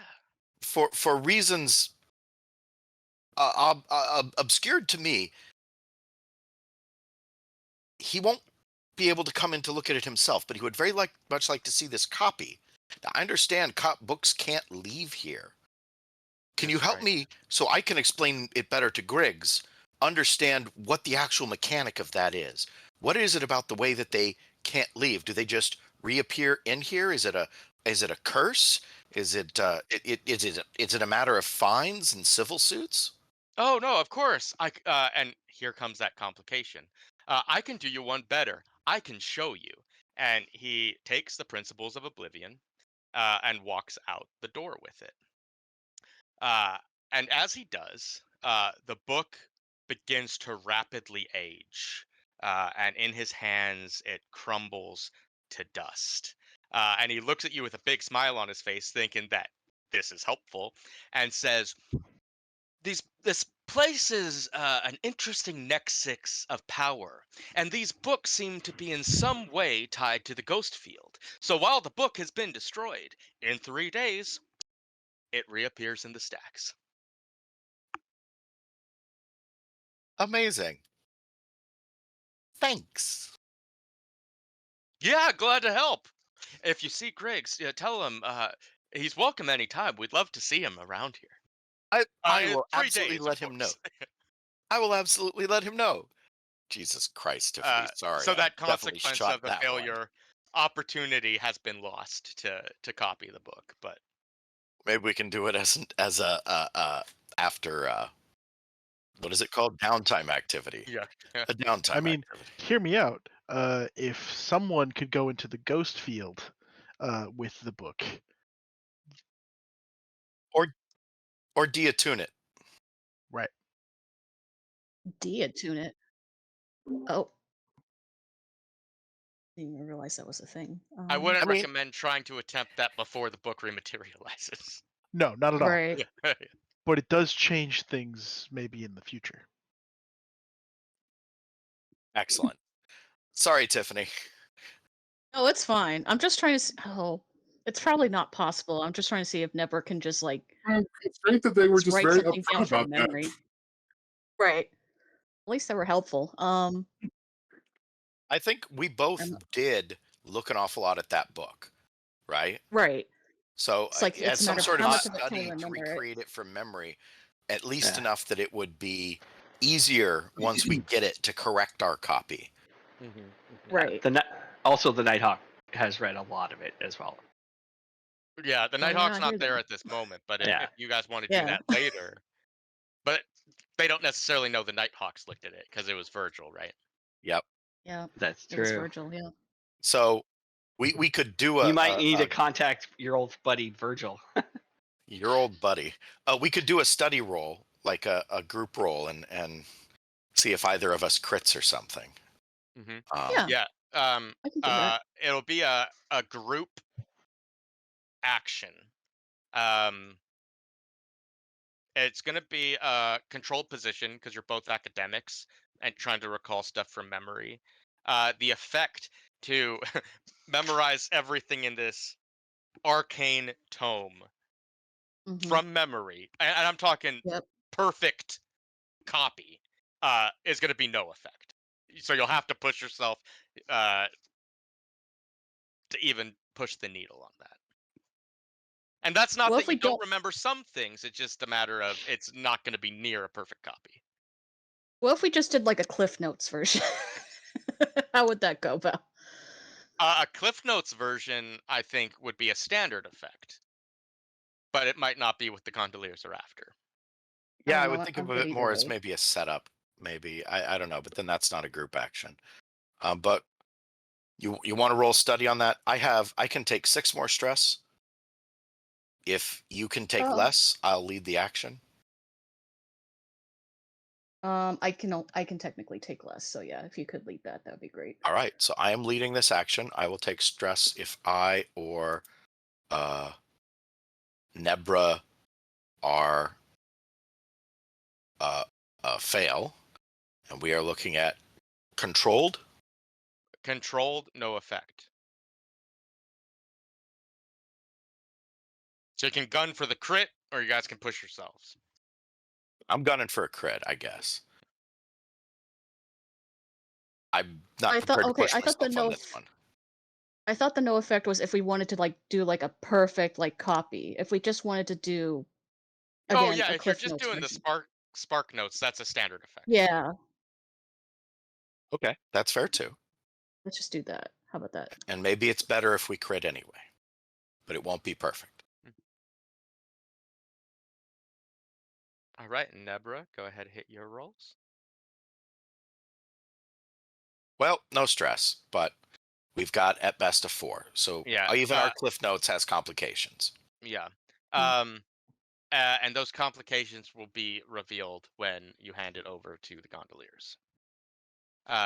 We'll see. All right. So this all takes some time, but you guys meet up at the intended meeting spot in time to go in to the cathedral. So you see along um, uh, the Immaculate Path and the Bone Garden on the southern west portion, you see like a sinkhole in the ground, and you can see down to the catacombs beneath. And this, the messenger, is where this creature emerged from. And this southern transept of the sanctorium has collapsed as a part of this. With that controlled position, uh, your ruse works perfectly. The people at the Church of Ecstasy at that first level welcome you in, are so thankful that you're here to help, and immediately lead you to the doors down into the catacombs so you can investigate the understructure. And at this point, totally buy the ruse and are like, if you need anything, just give us a holler. We'll be up here. Now, I think I am wearing like a working mask, like some kind of for dust protection. Oh, like a welding mask or something Yeah. like that. Yeah, gotcha. All right, so we're at the door leading down to the catacombs. Like in the back of the church, right? There's kind of a door that leads to a small room with stairs. They've unlocked the door for you, and they're like, "We're not going to get in your way. You guys do what you need to do, and if you need anything, holler at us." So you're free to go down there, uh, and they're Where, not going to stop you. where's Preceptor Dunville? Well, who knows? No Does one's seen him in a while. He's been missing, Cameron, Oh, okay. because he's the monster, probably. Yeah, all right. Do we want to... Cole, are you comfortable with this one, or would you like to follow to hold up the back? Either or, I'm happy to head on down. Great. Let's head on down. So we are hauling gear down into the catacombs. Yeah, quite literally, I'm like, because we're in a heavy load, I have like a big duffel bag, and I'm shift supervisor, so Yep. Why do they even have catacombs if they incinerate the everybody? coffee is in a flask. That's a great question, isn't it?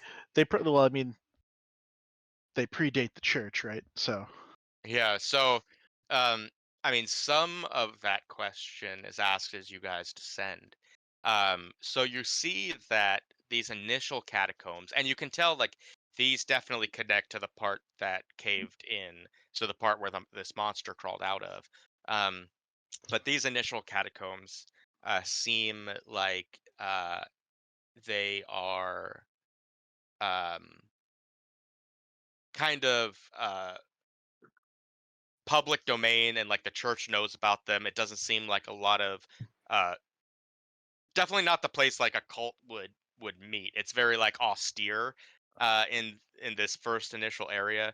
Um it's clearly been cut out of like the bedrock and stuff, but like the walls and stuff have been marbled.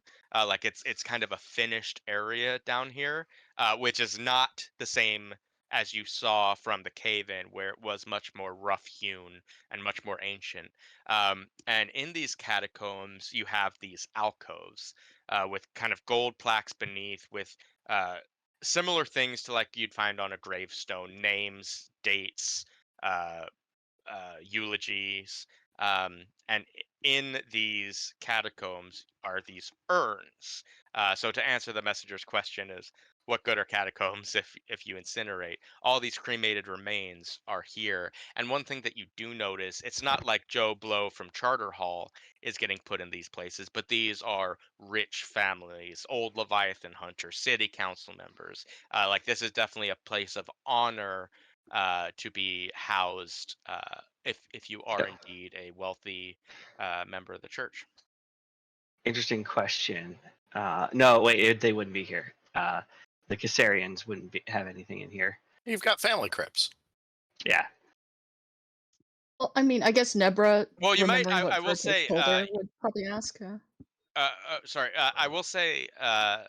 Nighthawk, you might see like not your parents obviously, but you might see like an old grandfather or something like that, Sure. because your parents were members of the church, like Right. with the legitimate church, and so like and you were a wealthy family, so there may have been someone who Yeah. just not your parents. Yeah. Okay, just out of curiosity, Nebra would like to just go and see if she picks up on like that Caesarian name, because she does remember Virgil telling her about parents and stuff. Yeah. So are you trying? I think you could easily spot it. Are you trying to catch like the Nighthawk lingering on those names or No, something? No. no, Okay. I don't think she's made that connection yet. She's just out of curiosity seeing if the name pops up anywhere. Yeah. Okay. It's not like prominent. You don't have like super Caesarians, because as we've seen, like the Caesarians do have their own family crypts and stuff like that. But I think some, Sure. maybe you had a grandfather or great grandfather who sat on the city council or Right. Or an uncle that was a priest or something. Right. right. Okay, gotcha. All right, we proceed further in then. All right. So that's going to be easy enough. What are you guys looking to achieve in this next room? We're I think we're just going to keep going until we find where the occult shit's going on. Like we're, I guess, looking for secret doors or something.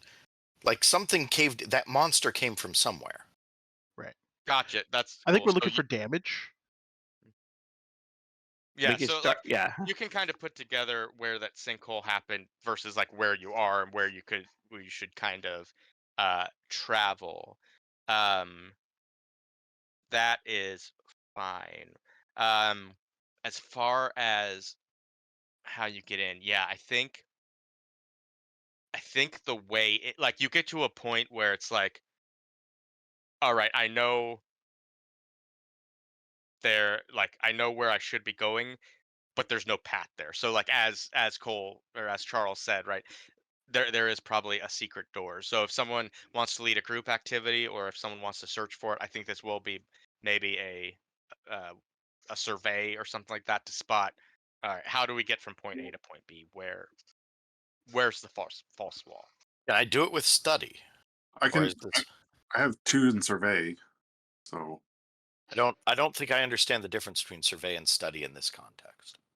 Well, Or study would is also like be. if you had access to blueprints or something like that, where I think Are there? survey in this moment Yeah. is a spot, right? Okay, you cool. spot it in the moment. Can you read the inscriptions on the walls? Do they kind of indicate what section you're in? What other sections might be? Right. That would be study, right? Thank Or you, survey would be right. Okay. Survey would be like, here's the terrain, right? Well, if we were dungeoneering and I had knowledge architecture, I could use it to search for secret passages. But go ahead, Nate. Let's all right. lead this roll. It's going to be a controlled position based on that people think you should be down here looking at cracks and walls. Mhm. And it's going to be a limited effect, though, because this door was hidden and meant to be so. Okay. You should up the effect. If you'd like to push yourself. Yeah. So I can push myself to increase the effect. Because You get help. I also have 2 dots in survey. So like, if you let a group action for survey, we all get to roll, pool all of our dice. Yeah, You you just take might end up stress. taking stress. Yeah, I can do that. I've got 2 stress. I've got stress to spare, so I could lead the group action then. Cool. So Okay. not everyone needs to roll, but anyone who wants to spot this secret door should roll. And But it at is least one person should I have. controlled. roll What's the position? Controlled? controlled limited. I just rolled. I thought you said you pushed yourself to increase it from limited to standard. I hadn't yet. Should I do that? Would we prefer that I do that? Yes. Okay, then I'll do it again. Either you push yourself or accept help from somebody. Because if one, Since I'm leading a group action, I'll push myself. Okay. Okay. Well, What's happening? you're rolling survey. If you want to, you don't need to. Boy, we are just a world of failure here. And the Oh, effect. finally. do And the you want me to effect- re-roll, Kyle, or just take the stress? the Just take effect the is- stress. Okay. So 2 stress for pushing yourself to get it to standard effect. Cool. And So 5 more stress for. Yeah. Oh, good lord, Virgil. Oh no. all right. So you take a total of 5, 6, 7 stress from 1, this. 2, 3, 4, 5, 6, 7. So 1, 2. is it you go 3, above the limit or 4. to the limit? It's when you hit the limit. Okay, so someone's got some trauma. Wow. What? Kyle's loving it. All right. Wait a minute. The survey, Silas failed. He only Emmeline took 6 failed. stress. I succeeded. Yeah, Silas failed. Emmeline failed. The I crit. messenger failed. You didn't Neb- crit. Silas failed. Emmeline failed. All right, sorry. Starting over. All right. So Silas two. failed. Emmeline failed. The messenger failed. Lysander did not fail. Right. Nebra failed. And Virgil did not fail. So he takes a total of 6 stress. Yeah. Yeah, 6. 4 for the failures, and 2 for pushing yourself. Does 1, 6 stress. 2, 3, 4, 5, 6. Yeah, I miscounted before. Still true. Oh no. I got 1 spot left. Yeah, you should have one. All We've right. been in worse. So here's the thing I need to know. So this was very stressful for Silas. Mm-hmm. Please tell me why and why it was this stressful.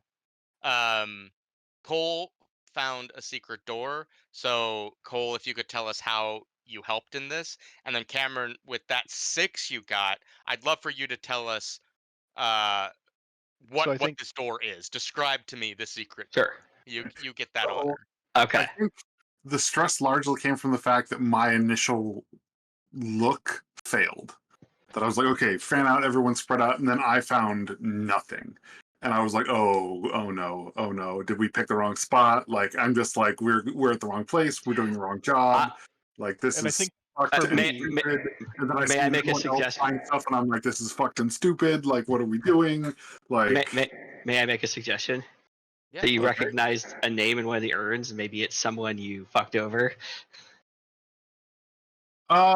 Possibly. No, because I don't think. Because here's the problem that's going to happen when the Ironborn stuff calls swing. Doesn't remember the name. Doesn't remember the lady, Okay. and that's going to make that situation even worse. I don't think. Yeah, I don't think he knows. So Okay. He's entirely like this whole situation's fucked. Like he's making a mountain out of a molehill over the fact that no one is finding everything until those two do. So I think for Lysander, he finds the door, but he doesn't really know that he found the door. I think it's he like, because like he said that he was like leading this group down here to begin with. He knows that they have to go through this way. This is the direction you have to go through to get to the place, but that direction is closed. So he's just there. I do think, however, I have a question, Kyle. How haunted is this place? So Probably not. in the room you're at and this whole church, it is incredibly not haunted Okay. because of the church's beliefs on spirit stuff. Mm-hmm. That may change as you get into the cult layer, right? Well, and that's the thing, is if that may change. I think what actually he notices, which is why he hasn't really noticed the secret door, he just notices the area where the door is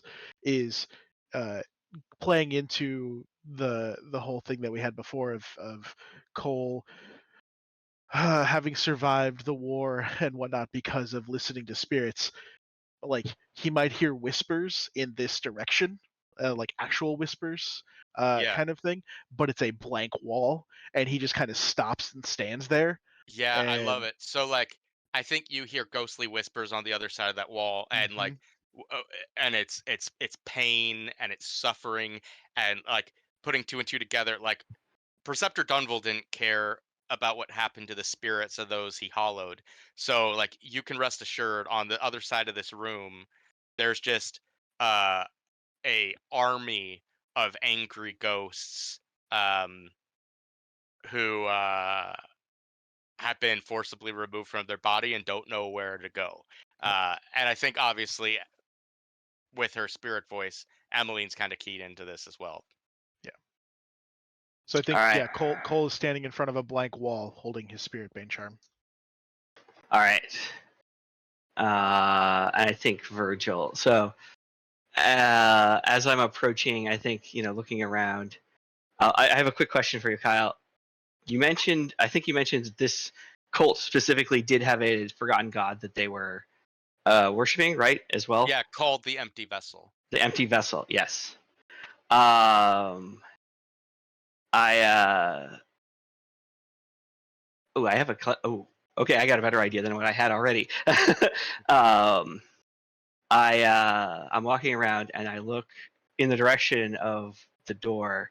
Maybe Cole's there, and I see my mother, and she's calling to me. Virgil, my son, find me. And I start, Mama?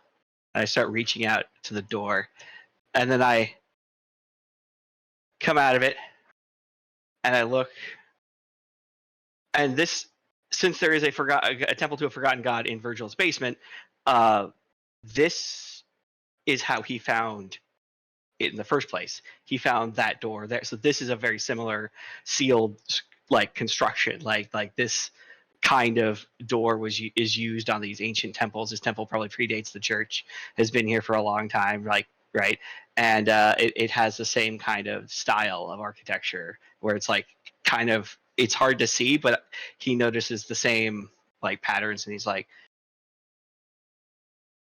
it's there's a door here. Gotcha. Cool. Love it. Real quick, this image of your mother you see, because this will be important. Is this a trick of your mind? Is this something you're like an illusion, a delusion that you're seeing in your head, or is this her legitimate spirit? And I ask because if it is her ghost, Emmeline will see this interaction as well. I would leave that actually up to whatever discretion. I'm going off of the idea like he's haunted, right? But he's literally kind of like his the he keeps seeing visions of his dead parents. I think for Virgil, he thinks it's just to some degree in his rational mind would think it is just the forgotten gods. Like he delved too deeply. Right. Them reaching out. Right, and this is them. This is how they're like. Well, this guy's obsessed with his parents, so we'll just appear in the form of his parents because we don't understand what mortal humans are like. It won't cause him trauma. We don't understand that. We're forgotten gods, right? Yeah, but love it. And so the idea, the way you want to take your character is that this isn't a ghost. This is like a manifestation of the forgotten gods. Now, granted, I will if you as the storyteller, have ideas about what it might if it is a ghost. I'm open to it, but this is how I was kind of thinking of interpreting it. Yeah. Cool. So this ends up working out. So Emmeline's ghost mind, always aware of supernatural entities in your presence. So here's the deal. It's not a ghost. I dig this idea, but we are going to consider the manifestation of forgotten gods as a supernatural entity. So Emmeline does see this interaction, doesn't know how to place it, doesn't know this deal, but just sees someone being like, "Find me." And did she say Virgil? I think so. I think I said that. Yeah. All right. So Emmeline has some knowledge on that. We'll see how that plays out. And I don't know, since we're all surveying around, I don't know if anybody heard that, but Emmeline at least witnessed So yeah, that part. I don't think it did. I think like the forgotten gods are strictly speaking to you. It's just Yeah. the quirk of Emmeline's. Yeah, Oh, yeah, great. I like it. Yeah, yeah. Cool. And the door. And just to confirm, oh sorry. Oh, go ahead. Sorry to interrupt. I was just to confirm, Nebra's not going to pick up on that whatsoever with the ghost voice because it's not technically a No, ghost. dude, I Correct? think you would for the same reason. Oh, really? Yeah. So Nebra and Emmeline. So you don't see it. You don't see this Right. woman, but you hear So I can't it. interact. But you hear Okay. Virgil, come find me. Okay. Cool. Cool. Wait, Virgil? You Yep. hear it say Virgil? Yep. Yes, guess- she does. Does she know it's talking to the Nighthawk? So she doesn't see it as the problem, right? She just hears Right. that voice. Emmeline has seen that it is talking to the Nighthawk. So if they ever come together, some secrets might be revealed. But as it is right now, two separate people have two pieces of the puzzle. Are you cool with that, Cameron? Sure. I think that's totally legit. I think that sometimes weird shit happens that you can't control, and like you try to keep your identity secret, but Cool. So you're opening the door for folks. Let's RP that. okay. I think that there are some like recessed into the wall, like if you just kind of feel your fingers along, there are some like mechanisms where you can get your fingers and you can just pull the door open. But it's like it's one of those like it's not obvious. Like it looks just like it's part of the background, the carvings in the wall and stuff. But if you put your hands in the right spots, you can actually get a finger hold and you can just kind of pull the door open. Yeah. Awesome. So you open the door, and I think so Emmeline Cole- will look to Cole standing there with the Spirit Bane charm and be Yeah. like, "Everybody hold." Yeah. Cole will be like, don't move. So as said, there's this army of angry spirits on this other side. And you see some of them. Some have manifest. They're frosting over this stone wall. Some are not manifest, but like you can sense they're there. There's this palpable sense of dread and anger. But you have your whisper back. Emmeline's going to try to attune to get these. Well, she's not even going to try to uh, attune. She's specifically going to compel, which will be an attune roll, to have these spirits disperse and let us pass. We are friendlies. We are not here to harm you. We are here to help you. We are here to set things right. Um, I this would is like going to to be a help. desperate roll. I would like to help. Yeah, desperate roll, limited effect because of their anger. So you're helping to get plus 1d. Yep. Emmeline will push herself to raise the effect. So 2 stress for Emmeline, plus 1 bonus die. So I said desperate, and that's taking from limited to standard, plus 1 bonus die, and an experience in resolve. Woo woo. Ooh. What you do? Wow. All right. So a success with a complication. So it works, and in this room that is kind of like a circular area, and you can probably ascertain that um, at one point uh, this was probably a domed room. Like perhaps this was a temple, like a pre-Akarosi settlement temple that you know was built over upon, but this was kind of a freestanding area. And that dome collapsed, which caused this whole sinkhole. And you see these ghosts start trickling down these spider webs of passages from this dome. You could think like there's columns along the wall, let's say like a total of 8 like alcoves between columns, and each one of those alcoves spider webs down rough-hewn steps of stairs into the depths below, and they kind of trickle down each one. The complication of this roll, however, is as these ghosts go down, something else takes notice of these ghosts fleeing, and you all hear coming from seemingly all the catacombs at once, and it's unsure, like, could they be there, or is it an echo? But you hear,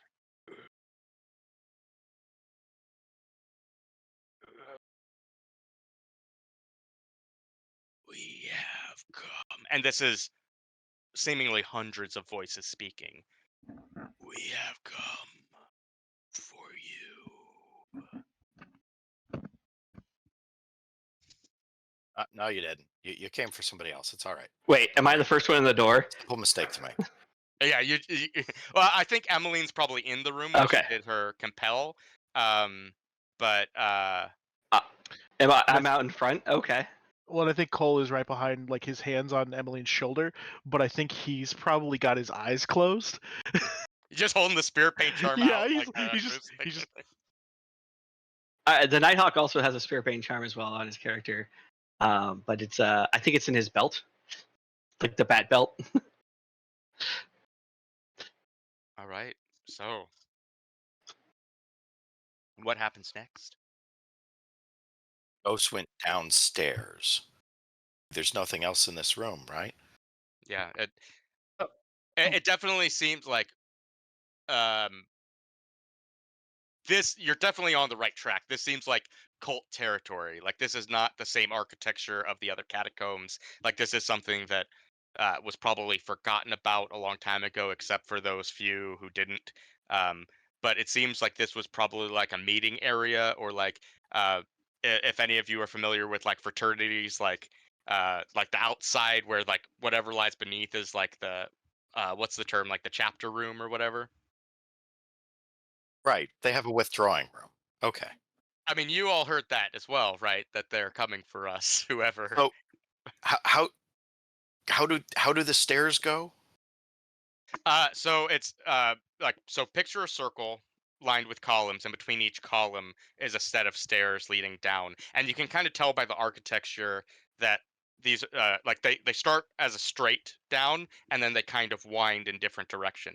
And it's like no two are going in the same way. So it's almost like spokes of a wheel that's been bent and distorted. But they all go down to the same location. No. We don't know that. They all go Oh, down. we don't. There could be multiple levels, right? Okay. Okay. Well, I'd like to know which passage is taken most frequently and which passage is taken least frequently. Yeah, that seems like a messenger thing. And this being a tracking thing, I think is hunt. Mm-hmm.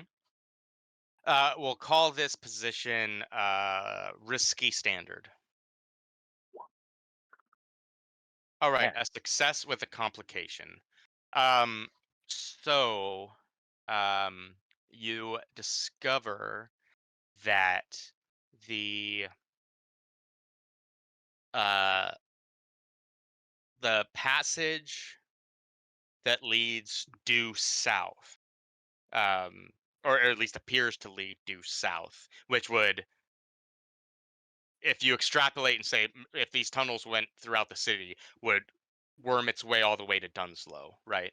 Um, seems to be the most frequented passage, where the one due north, which would lead to what essentially becomes a body of water, seems to be the like which North Hook Channel there be the least frequented uh, passage.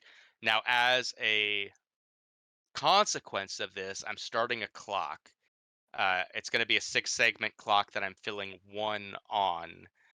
And it's going to be um, uh, surrounded by the voices. Okay. All right. Do we think that this is going to be what we want is the way that people walked the most often or the least often? I think we should start on one of those two. Or is it going to be something in between? Ooh, that's a tough one because I feel like the cult leader would be the least often, right? The cult leader? Well, the Like he'd have his own private chambers. right. Preceptor. The preceptor, yeah, might have his own reserved private space. That might Okay, be. so you're saying the least trafficked. That's reasonable. Let's go that way and see what happens. No, it could just be a broom closet. They just haven't sweeped in a while. Well, if it's a broom closet, hopefully we'll find it quick. Anyone have any objections to us taking that path? Nope. All kinds, but I'm gonna do it. Thank you, Charles. Anyone have any better? Anyone have any other Like, suggestions? I have objections? All of them? Any other suggestions? No. So do we want everyone to go in at once, or do you want some people to maybe hang behind just in case?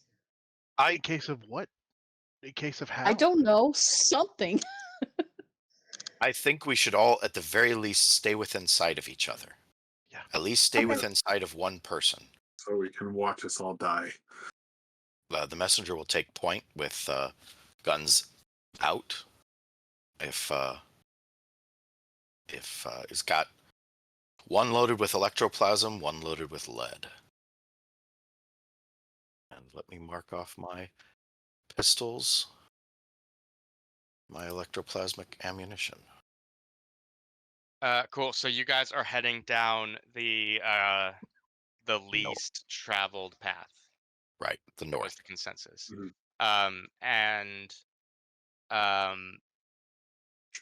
Are you doing? How are you? Are you just walking in? Are you planning on going stealthily?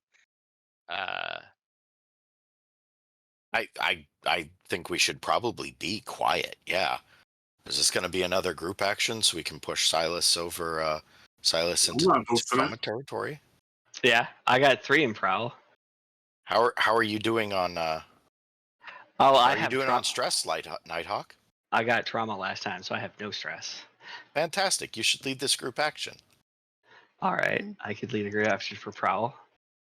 All right, everyone who wants to be sneaky, and again, you don't need to, but if you want to be sneaky going into this room, go ahead and roll prowl, everybody. Is it desperate? No, it's just going to be a risky standard. Okay. Ugh. Oh, goddamn. Oof. Stressing Ouch. the Nighthawk.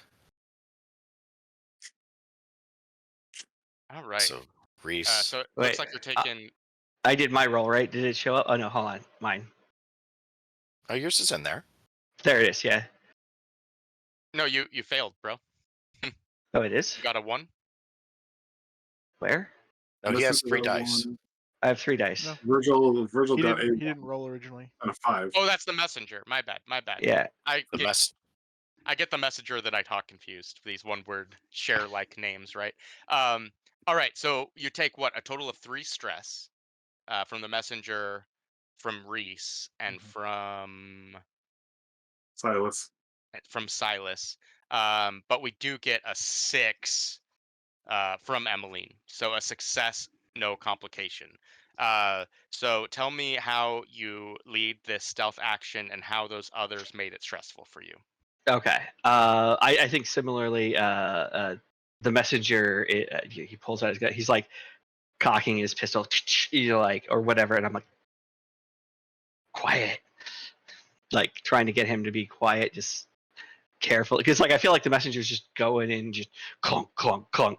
Like, yeah, I think it's the same thing with Rhys. It's just like clink, clink, clink, clink, clink, clink, clink, clink, clink. It's just readjusting some stuff in his pack, keep it quiet. And I think I would assume Emmeline then is the one who like gets everything on path. Like I would say, like, since she, soothed the ghost, she knows how to quietly avoid anything supernatural here. So I think for me, and I want to retcon what I said earlier about the previous group action. I think, given what he talked to about Emmeline earlier in the evening or in the day, looking at all these names is like making him comprehend death in a way he didn't want to before. And then on top of no one finding any route like that, like shot his stress through the roof, and then here he's riding this really high level of stress and just can't be stealthy. Yeah, that makes perfect sense. You're just like you're on edge already. You're just yeah. Tripping on any possible things, Chill. breaking stuff, like Yeah, and Chill. I think with that 6-2, Emmeline will inform you. So I'll say you guys were correct.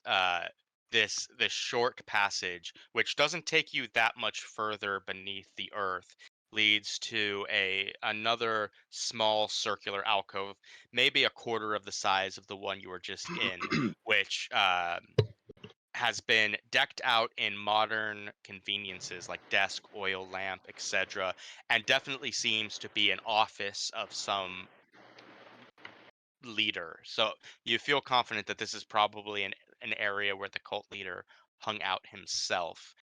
There is like a cot there should they want to sleep, etc. But as you kind of approach it, the other thing, and Emmeline is probably attuned to this, and anyone with spirit bane charms notice this. Like, this place is decidedly devoid of ghosts and spiritual activity. And as you're descending this small passageway, you see these hadrathic runes carved into the wall that are glowing with this ethereal blue glow as you pass. You're not necessarily sure of these runes, but with everything falling into place, you wouldn't be surprised if they are um, uh, warding this area from spirits, which would make sense if you're a guy who's pissed off a bunch of spirits here. part is like the lack of spirits probably makes it more stressful for Silas because he does have a spirit bane charm. Yeah. All right. So yeah, you're in Preceptor Dunville's personal quarters. It's dusty and stuff. Like, it seems like beyond him, like not many people have come down here, but this is definitely anachronistic to the rest of like the architecture and stuff of this area. Is there a bookshelf? Yeah, there would have to be. Is the book we're looking for on that shelf? Let's get a roll for that to find out. Who's got the best survey? I've got 2. Yeah, I also have 2. Yeah. So Yeah. Silas or Cole? I picked it up last game. It is going to be controlled position. No effect. And we set him up though in such a way that he can to improve the effect. What can I do to set up to improve the effect? So I'm assuming Nebber would still have that Spark Notes copy of the book, so maybe she could pull it out. And she'll kind of show maybe a couple pages or something, and it's like, this is what it kind of looks like, blah, blah, blah, if there's any diagrams or pictures or whatever, that sort of thing. Because I don't know if she copied the cover necessarily. It probably wasn't like a true copy where there's a book cover, but So Well, she'll you have can like also the describe title it and- because you've definitely spent time with that That's book. true. You're right. Yeah, she could. Yeah. But also Nebra's a little short on stress. If you want to save, I've got study 3 and I can try and set him up by describing I the can book help with because we did work on I that can help together. free of stress. Oh. Yeah, I think it's a good idea. Yeah, that's totally fine too. So I'll That just works. be a second set of eyes, essentially. Yep. All right, so Cole's the one taking the Yeah, role. I'll look. The Will messenger you will push set me yourself? up. I can. It'll make it tough later, but I can. We could increase if between my setup and you pushing yourself, we can increase the effect to standard. Yep. From no effect. Does that Right. sound right to everyone? Yeah. And then I get an extra die from Nate.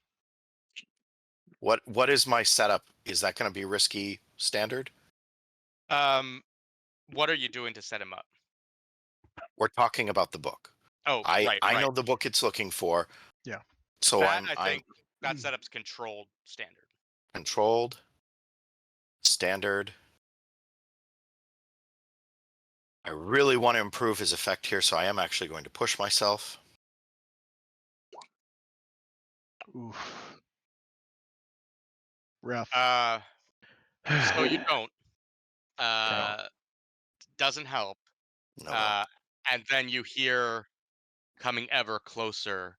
Mhm. You cannot hide. Again, hundreds of voices from us. And that's going to be 2 pips. So I push myself, so it's risky limited effect. Correct. So you have a success on a limited effect. Yep. So here is what you find. All these, Nebra, the messenger, are talking about the book. Here's what you're looking for, and you don't find it here. Like what they're describing, you don't find. That's the limited nature of this effect. What you do find, where the success is that, indeed, and perhaps these are maybe a missing, like, you follow the letters, there's a missing book or something like that, and maybe there's notes and stuff on uh Preceptor Dunval's table or a diary or something such. You can help me determine what exactly this looks like, but Yeah. the deal is the book is here. uh Unfortunately, you just chose the wrong way. The book was last used in this ritual to make this demon, so Yep. the book is still in that ritual room. Yep. And what was made harder is that they were describing a cover of this book that went to out for publication, and from these diaries or whatever. That's not what you're looking for. He has the original This is the manuscript. OG original copy with his Yep. personal notes. Right. So yeah, actually, I think what happens is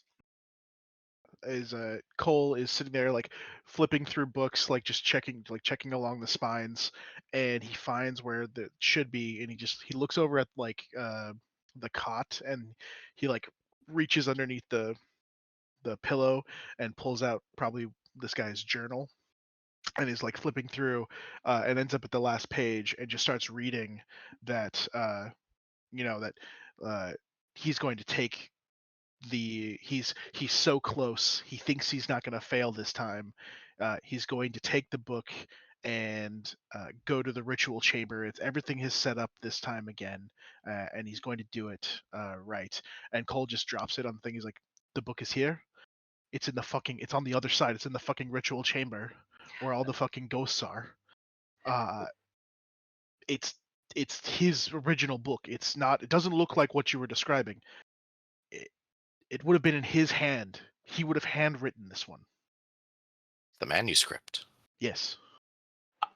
I would like to look for information in this room on my parents, on Virgil's parents. Yeah. Give me a roll for it and tell me what you're trying to find out.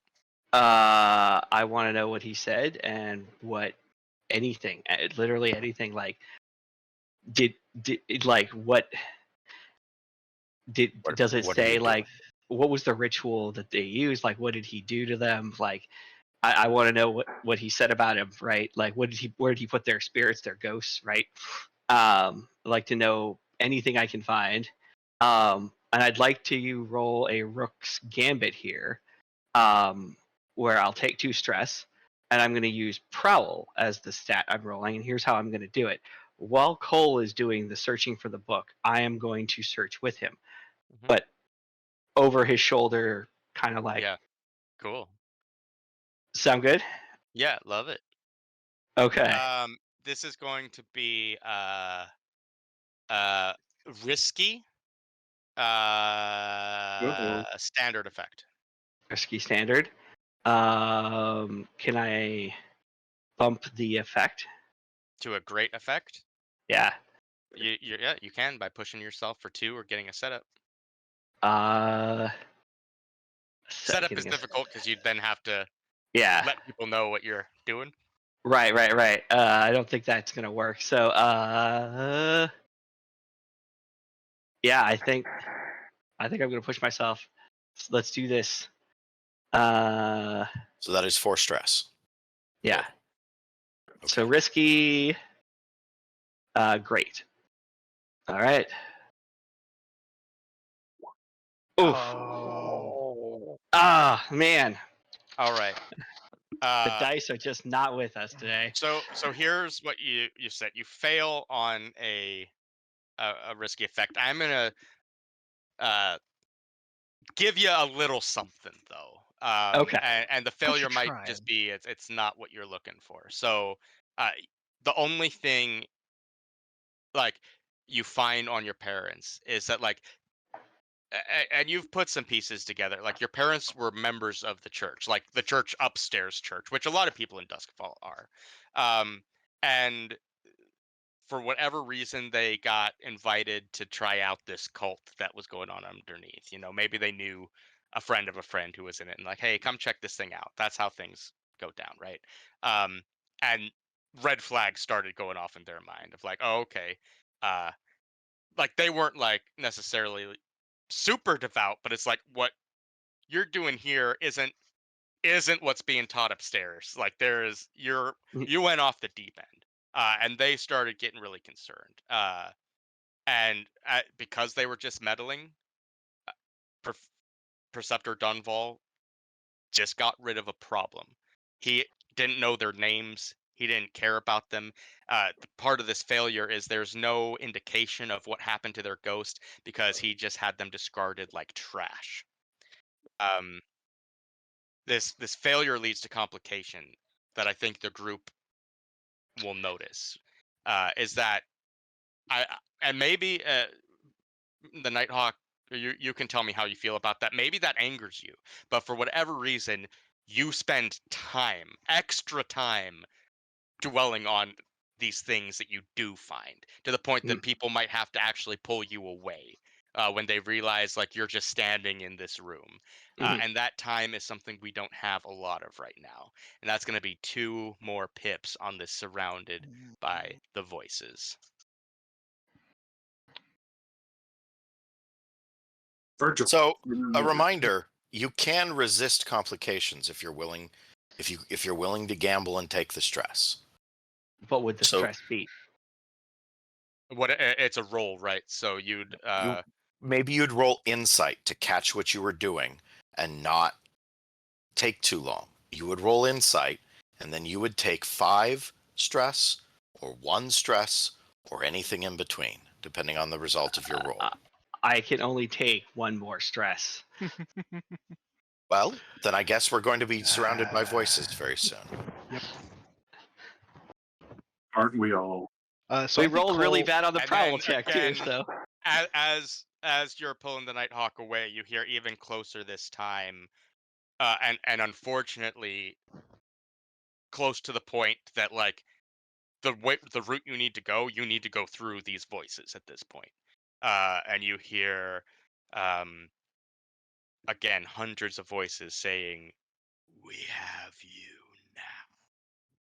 now." so I think Like rats.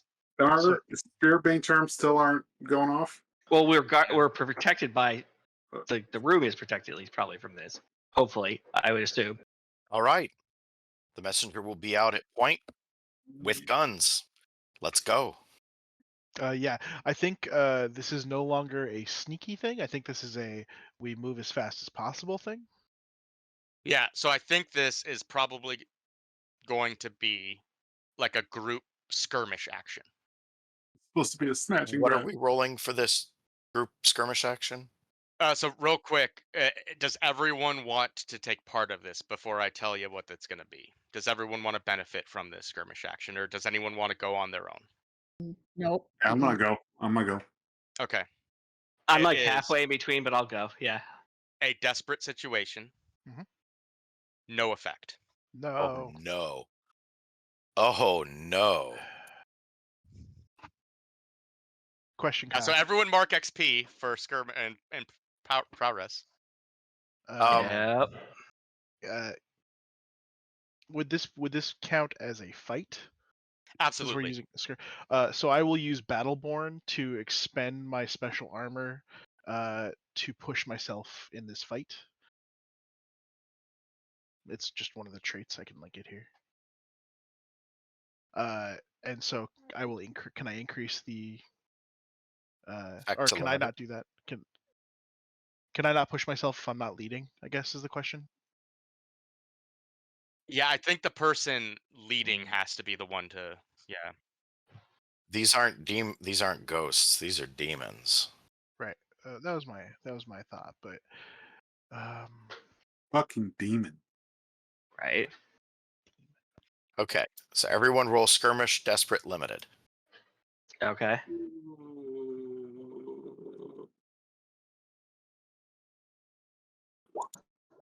Oh damn. Want someone get a 6?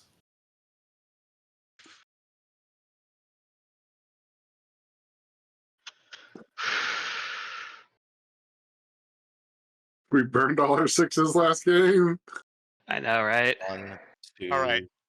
3. 3 stress from leading the group action. And then you Okay. took the 2 for pushing yourself already, correct? So most Cool. we got was a 5, limited. Okay, so a success with a complication. So that complication is going to be um, uh, the final tick on this surrounded by voices clock, because you are now in the thick of it. But that's the way you were headed anyway. We won't have these deal harm at this juncture.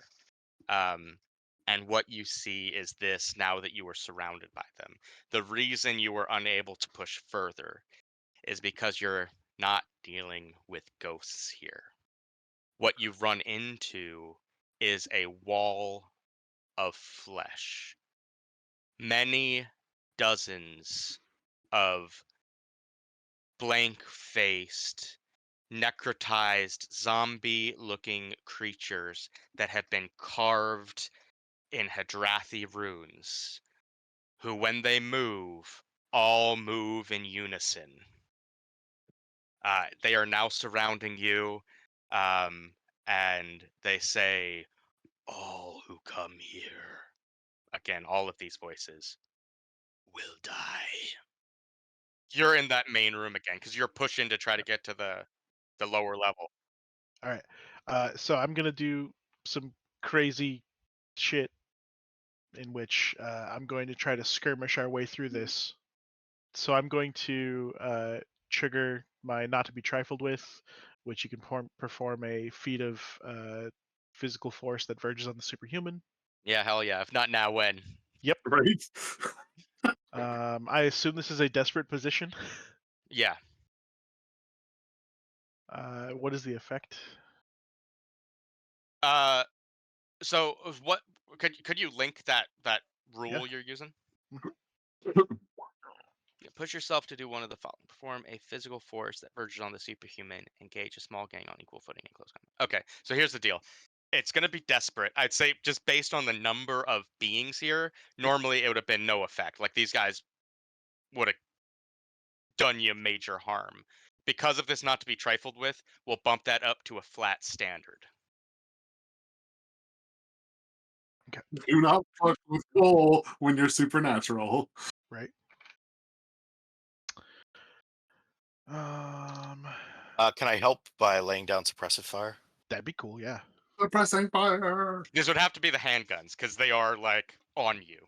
Yes. Yep. Yes. I'm But I've also already using. marked those as load, so. I'm also using my fine heavy weapon. So I don't know if that's. Don't think it has anything to do in this case. Is that a piece of kit you're marking off, Charles? Yeah, it's 2. It's 2 dots. Yeah, I'll give you a +1d for Okay. that.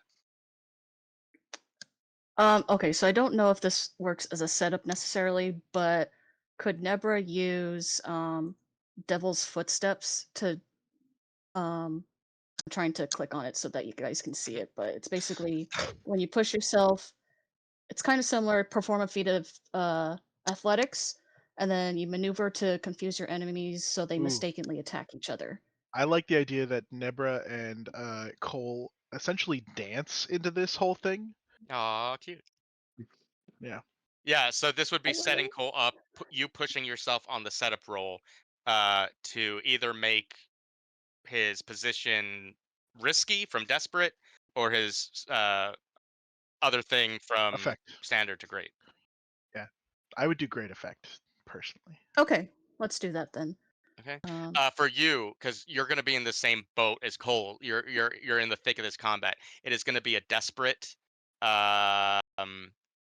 Unfortunately, you're not to be trifled with. So base no effect. Wait, but it's Okay, still changing his effect, Oh, right? Nebra, doesn't Wait, how is Ghost it no Voice effect let if you, it's going to increase the effect? doesn't Ghost Voice let you talk to demons? As those if they're aren't normal? demons though.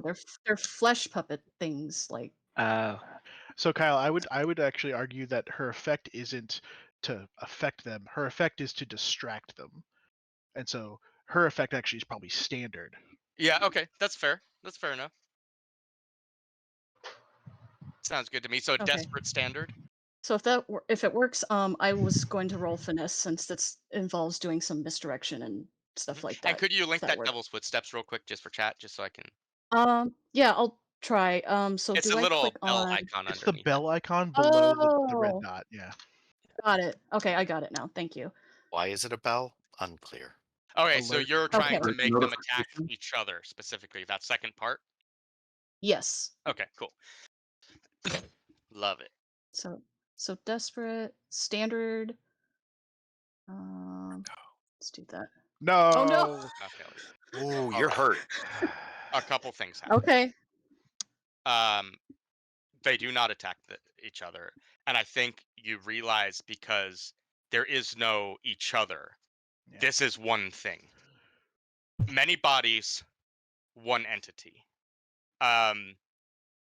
With that failure, Nebra, as you do your Devil's Footsteps to try to get them to attack each other, you are grabbed by this mass. And slowly but surely, you are dragged further and further into these many bodies.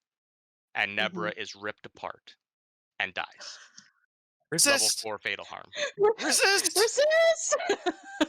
Armor. That'll be I a would like to make a Armor. Yeah, prowess resist. Armor. armor. You went in heavy. Okay, like would heavy armor protect me from that? Is that a thing? It could or- reduce the effect. So I'll say this resistance roll probably will not get you to no effect, but it can reduce the effect from killed. Okay.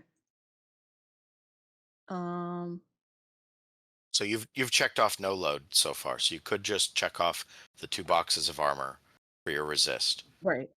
and then you don't spend stress. Okay. And then would that be so for the resistance roll? Is that So the The Resolve? resistance would be you roll your prowess resist and you take stress depending on what you roll. The armor is just a free. And I'll say both of them are on equal footing as to how much they'd be able to resist. So don't take that into consideration. Again, it won't be you take 0 harm, but it'll save you from death. Got it. Okay. So prowess resistance. So sorry, it's my first time doing this. So I just click on prowess, correct? Okay. Got it. Okay. 6 One- minus 5. Nice. So You 1 take stress. 1 stress. And we will have the damage you took. So Additionally, can you trigger armor? yeah, so I'll say Yeah, I so would. you were gonna go from killed, then it was gonna be level 2 harm. So if you want to use armor and mark off that load, yeah, we can get that down to no harm taken.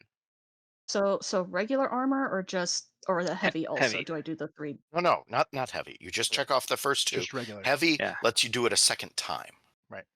Oh, you- I see. Okay. So you Okay. just check these 2, Okay. and then if you need to use armor again, you have to check the other 3.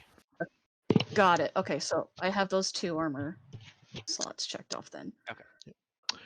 So describe to me what just happened, Nebra, because you just avoided certain death. How did your prowess and armor save you from this? Paint me a word picture. Oh my god. I don't know how to So I have a suggestion if you want. Okay, I need suggestions. So like I said, you were kind of doing a dance type thing of trying to dance in between, and they grabbed you. But I think when they drag you down, they start to try to hit you and things, but you manage to very, very defensively. Maybe you've trained with Cole a little bit. You move from dance to purely avoidance, and so like when one like reaches to bite you, you're rolling to the side. When the other one like tries to stomp on you, you move your legs, like, Oh, and then when they do hit you, but they hit you in the chest where you're wearing an armored plate. or like you slip out of your armor and they grab that and pull that into the crowd instead of you, right? Yeah. Oh well, but I would still take some sort of harm. I don't know if that would make sense for me to just slip out of my armor, unless that. Well, I could see it if like they at the end of everything, because I see this from like a Leaf perspective of the lurk, right? Like they grab your armor and you're like and wiggle free of it. Okay. So they're just Gotcha. I think Nebra pops up on the other side, so she's on the other side of this group of flesh puppets. Yeah, they're just trying to tear the armor. Yeah. That's fine. If you want to be on that side, I will allow it. But that could lead to complications. Well, to be fair, so this was a setup for what Cole's about to do, which is he's going to try to drive through this group, killing as many as possible. Mm-hmm. I mean, he crit, so If we could go home. All right. So a crit, a success, and we double bump that crit. effect up to great. I think it goes better because it's a double crit. The rage. Is double crit a thing? 666. Yeah, the more sixes you have, the more effect it has. That's why synchronize the assassin's group ability that lets you just add everyone's sixes together on a group roll in order to determine how well you crit is so amazing. Let me consult the text here. I want to hear how this happens, though. I'm looking forward to a good. So, I have an idea for how it could happen. Cole could figure out that what you need to do to disrupt them is to break the rune carved into them. And so he's just taking them down, each one just with a single slice that breaks the letter. right. He's like skinning So them. it says so on page 7, rolling the dice. If the highest die is a 6, it's a full success. Things go well. If you roll more than 1 6, it's a critical success. You gain some additional advantage. So that might be an assassin-specific thing to bump it up even Okay. further. Let me pull that one up then and see how they put that. You count multiple sixes from different rolls as a critical success. Oh, so what that means is like in a group action or whatever, if I roll a 6 and Charles rolls a 6, we could combine those and call it a crit. I think you're right. All right. So here, I'll let you describe what you do. Here's going to be the effect of this crit. All right. So you're not going to take any harm from this. Amazingly, you're going to be able to push through to the ritual chamber. You're going to be able, in the amount of these that you've killed, push away to the exit. Like you've split this into 2, right? What I'm going to do, because they will reform, is this will start a clock for them to essentially block off this room. So making it risky if you go further beneath. And this will, I'm not going to fill any up, but this is going to be a 4-segment clock because they're going to be fairly quick to react to this. And we'll just call it Voices Reform. I'd love to hear Charles's description of what he does, though, first. All right, so Cole, seeing like, I think he and Nebra exchange this look, and they're like, "Okay, we're gonna do this thing." She like takes 2 steps in and gets grabbed, and like eyes go big. And Cole does not take a Rage Essence vial, even though it would be cool, because he's got kind of prohibitions against that. He does kind of lose his mind a little bit because he thinks she's got and down and probably dead. So I do like what Powell suggested is that Cole kind of thinks back to um, uh, like folklore probably told as a kid, to the idea of, I don't know if there's an analog here of like the golem type thing, where there's a kind of a heraldric or whatever rune instilled in a thing. And while he has zero clue of how this works or whatnot, I think he does start to just wade through these puppets and just very cleanly with his frightening heavy weapon, or his very fine heavy weapon, just slice through multiples at a time, like, and just like he's essentially like cutting wheat or something, to where it's very clear that if there was a group of them, like, you've seen him rage, you've seen him fight, but you've never seen the true terrifying power of a group of people who are trained to fight in a line, and they all do the same movement at the same time.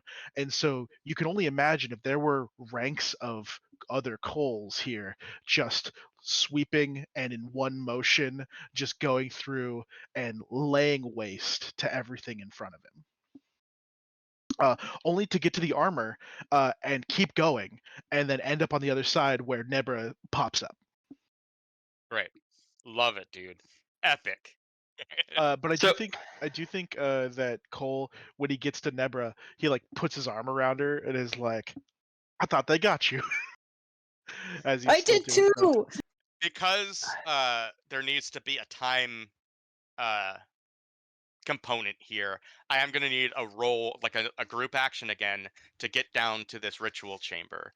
I think Emmeline can lead this one. I think it is still prowl, so climb, swim, run, jump, and tumble. So what we'll discover is that this passageway leads far deeper and for Right. far longer than his personal thing was. Basically, if we crit, we maybe don't take up time on the clocks because we pick the right way. If we don't crit or whatever, if we don't get a flat success, then we do take up time on the clocks. We'll call it risky just because we don't know if there's other traps down this hallway and we're running in blind. But we'll call it a standard effect. Oh, good job, Emmeline. Oh my god, look at all those sixes. Look at all those sixes. Okay, so just 2 stress then, because stress. everyone else rolled a fucking 6. All right, and Emmeline crit, yeah? Yeah. Hell yeah. Welcome back. You make it down a passageway that, and maybe it's, physically this long. Maybe it's just a matter of the stress you're under. But it seems to wind on forever. And you come into a very odd shaped room that it's difficult to even describe because it defies your comprehension. It is a shape that should not exist yet does exist, and there's a malevolent, soulless essence in this room that embodies the absence of life, light, and purpose. There are other passageways that lead off from this room, but it doesn't seem like these were built in or even carved by the cultist. It seems like these were caved in from outside, perhaps by these creatures you were fighting upstairs. Just coming into this room, and there are esoteric runes, some in Hadrathi, some in languages that you don't know, some that like don't make sense. Again, they're in shapes that shan't not be, and you just have this unrepenting feeling of despair, hopelessness, and existential dread, as if you're in a void between dimensions, lurking in the darkest corners of the cosmos, rupturing the very fabric of reality. A decay and desolation that spreads like a plague. And I will say, Messenger, Nebra, our academic folks, this you get the sense this isn't what this room looked like. This was probably another circular room built in the same architectural style of the others, that same pre-Akarosi settlement edifice, but something happened here that changed it. This is both within the city of Duskfall and outside of it at the same time, but in the center of the room, lying open, is the manuscript. You grab it. Messenger, you grab it? Ah, Uh, boy, do I. Probably, actually. Yeah. Yeah, I'll grab it. Cool. I am going to need a resolve resistance to avoid immediate trauma. Probably going to get trauma anyway, because I'm, even with Survivor, 2 away. I did not. Whoa. All right, so you feel like what is happening here, you are standing at a conjunction of spheres, right? And as you grab that tome, you feel yourself being pulled into whatever sphere lies beyond, and you catch it. You're back. Not today, fucker! I would. So what this looks like to Today, everyone Satan. else is the little guy with the oversized coat with the sleeves rolled back so that his hands are free, charges in, grabs the book, and then space sort of twists, and the messenger sort of leans out, and all of a sudden snaps back to reality and shouts, "Not today, fucker!" I want to do something that's probably a bad idea, or maybe it's not a bad idea. Maybe it does nothing. Right. Do do it it. while everyone else leaves. Are you going to shoot the lanterns again? No.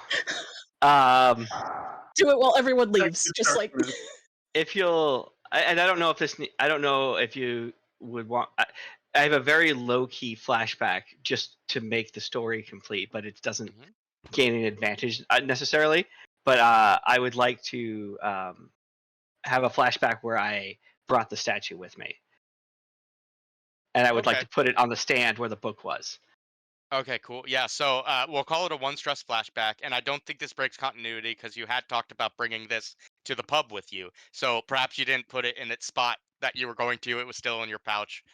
And So yeah, I would like, so in this flashback, I bring the statue down into the temple, and I set it down, and I just like, it's like my eyes roll back in my head. I just have like a vision, and it's just like my mother being like, "Don't leave me, don't forget about me, don't leave me," and like I just pick it back up and put it in my bag, and I snap out of it, and I don't even notice, and I just walk off.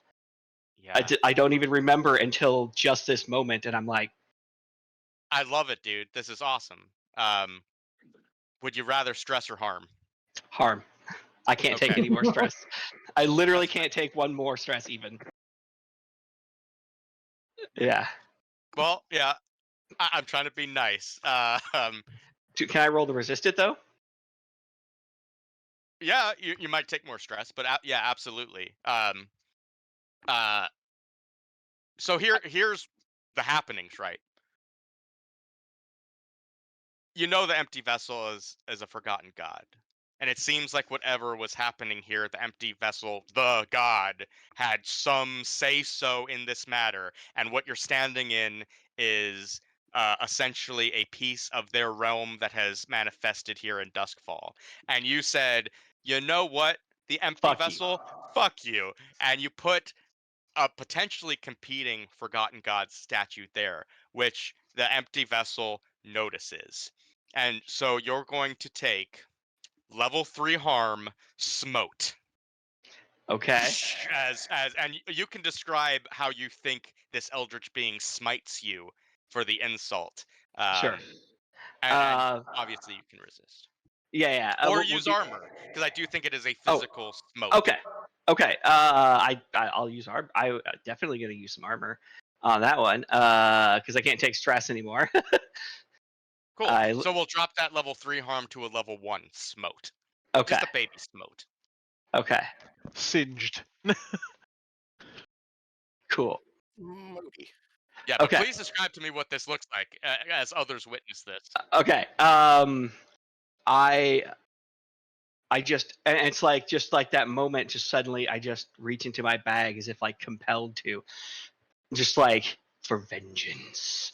I just place it there, and I feel like the shadows, like because this room cannot be described. I feel like the exact boundaries of space are a little bit weird, where it almost feels sometimes like you're reaching into a mist or shadows, but it's not.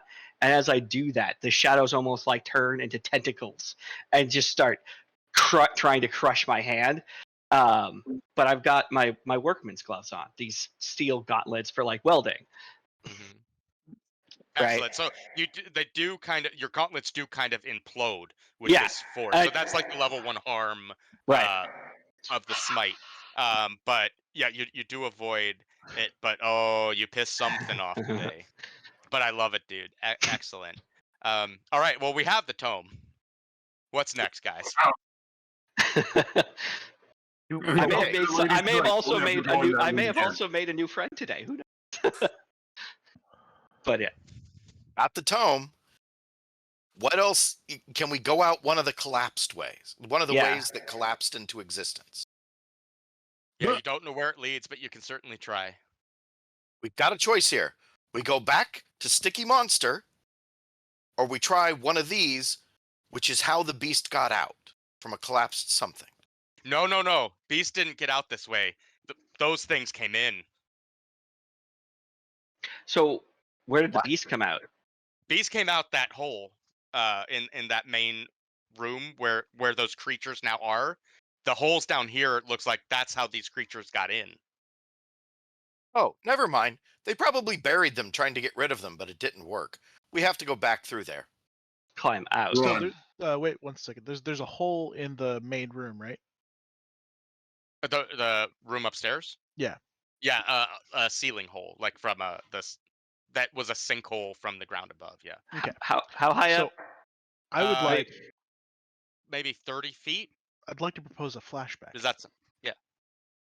In which case, our rovers, specifically Bear and a few others, maybe the twins, etc., also disguised as workmen, have brought in. They're like, oh, they need extra gear, right? And they had planned to do this. We knew that there was a hole in place. They get to that place where right now they're just getting there to drop down a rope to us. So that way we don't have to try to get through these guys. We can just go from the doorway and climb up. Yeah. I love it. I think that is fine. This is a major flashback, though. Okay, I can do that. So it will be a 2-stress flashback. Taken. But we have that rope, and right now we still have that 6-segment clock. So now what we'll handle here, because time is still of the essence, is one single roll to go back up that stairs, escape this eldritch room, and get up the rope to safety.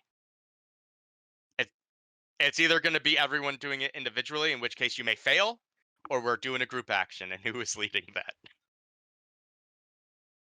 I have 0 stress remaining before trauma. Who Same. has more? I technically have 1. Emmeline has 3. You have the most. I mean, if Emmeline will lead the group action, we will haul her out Here- traumatized. Right. That's the thing. Is like, because if 4 of us fall prone, You don't 'cause- need her to get traumatized after all the shit she's been through. but if Yeah, we it's do gonna- it, So it's going to be, I think, the people who could spare it and potentially make it through if people roll well are Nebra and Emmeline, right? Because you have 2 stress remaining, Nebra. Whereas- So Emmeline can roll it. She will take one for the crew to get you guys out. Unless Nebra, from a story perspective, you want to be the hero in this moment, because this is going to be epic, one way or the other. And I don't want to rob you of that if that's what you want. You know what? Emmeline's already gone through a whole lot. It's Nebra's turn now. Let's get her. all right. Sweet. Oh Let's yeah. get She might Nebra get a some trauma this trauma. go around. Yep, she might get traumatized. It's fine. All right. So they could potentially reach out and harm you as you're trying to get out the rope. We won't call it desperate. We'll just call it risky. but we'll call it a standard effect. If we make this, we are out. This is Prowl again. Up to Nebra, but sounds like it. Yeah. Run, jump, climb. Yeah, no, it is. I was just checking the description. Yeah, that works. Okay. Everyone, roll Risky well. standard. Good luck to Nebra. Risky standard? Mhm. Okay. No. That's trauma. Does anyone succeed? All right, we've got a 6. Okay. Well, I love it. Cole, your lover, your boyfriend, gets you out. I mean, it doesn't matter. You're traumatized anyway, and we'll get to hear how. But so please, Nebra, tell us how everyone stressed you out. How did everyone take you over that breaking point? And then Cole, please tell us how you helped Nebra make it happen. So I guess everyone, I guess those that failed are just start to slip off the rope or whatever. And even though she's like a tiny little person, she's sorry, messenger. But she's just trying to push everyone back up. May I And make a that's suggestion? obviously going to take a physical toll on her. Sure. What? As you're helping the Nighthawk, there's still something on his hand, a thing that should not be, and that stresses out a little bit as well. Cool. Yeah. That could be a thing. But wait, what was in Nighthawk's hand? Sorry, I totally missed that part. A It's a thing crushed that thumb. should not be. So a remnant of this forgotten god that smote him is still on his hand. And seeing that was okay. like a, Like what the? Yeah. Okay. That works. Yeah. Personally, I I also think, think like, that But I maybe love the Silas- other thing too that you said. I think both in conjunction Yeah. work well. And I think Oh, yeah. Silas, Yeah. like in his case, also did not like have shoes in mind for something like climbing a rope, even though the rope thing was completely planned Of ahead of course time. you didn't. Yeah. It was all planned out. You're wearing Yeah. penny loafers. Right? Yeah. I Well- think like Emmeline's fuck up is like as she's running, like she then kind of like gets curious about these entities. Like there's something that pings in her brain and like starts walking over to investigate. And like Nebra, you have to be like, not today, fuck up, and like throw her onto the rope. Just pull a messenger. Yep. And then Cole, yeah, please lead us home. How did this? So yeah, seeing all this, I think Cole was purposely trying to be the last one out, since he thinks that he's probably the only one that can like stop this thing if it reforms again. Even though he's very aware that he cannot do what he did earlier again. He is spent. He's starting to feel exhausted. And the way I imagine it is that, yeah, like everyone's like jockeying to get on this rope. There's only one rope. That was a bad move. We should have had multiple ropes probably. But like, and Bear and everyone up top is helping them pull up. But I feel like, yeah, Silas is like pushing people out of the way to get up the rope and like slipping because his shoes are bad and all this other stuff. And then I think Nebra finally like is trying to get up but is just so exhausted she like starts to fall, and I think Cole like catches her and like props her up, takes off his coat to reveal a climbing harness that he's been wearing this whole time. Mark the kit? Yeah, I did. It's his last 2 dots of kit, so he used all 6 of his heavy kit, and clips into the rope, grabs Nebra, and then basically uses it to ascend and the inverse of repel, right? Climb his way up the wall, carrying another person on him as she's passed out in his arms, and then hands her up to Bear. Gets up to the top, like cuts the rope, kind of thing, or like throws the rope down because they're like, "Fuck this," like, and time to leave. Excellent. Wait, do you have anything that burns? The messenger will grab a torch from someone and throw it down I there. have 0. Just I have a bottle of whiskey. the bottle of whiskey is fantastic. Yeah. I was assuming that someone had a torch. Hold on. Mark the kit, Silas. Marking kit. Because All it's not in italics either, by the way. Oh no, hold on. I should actually mark.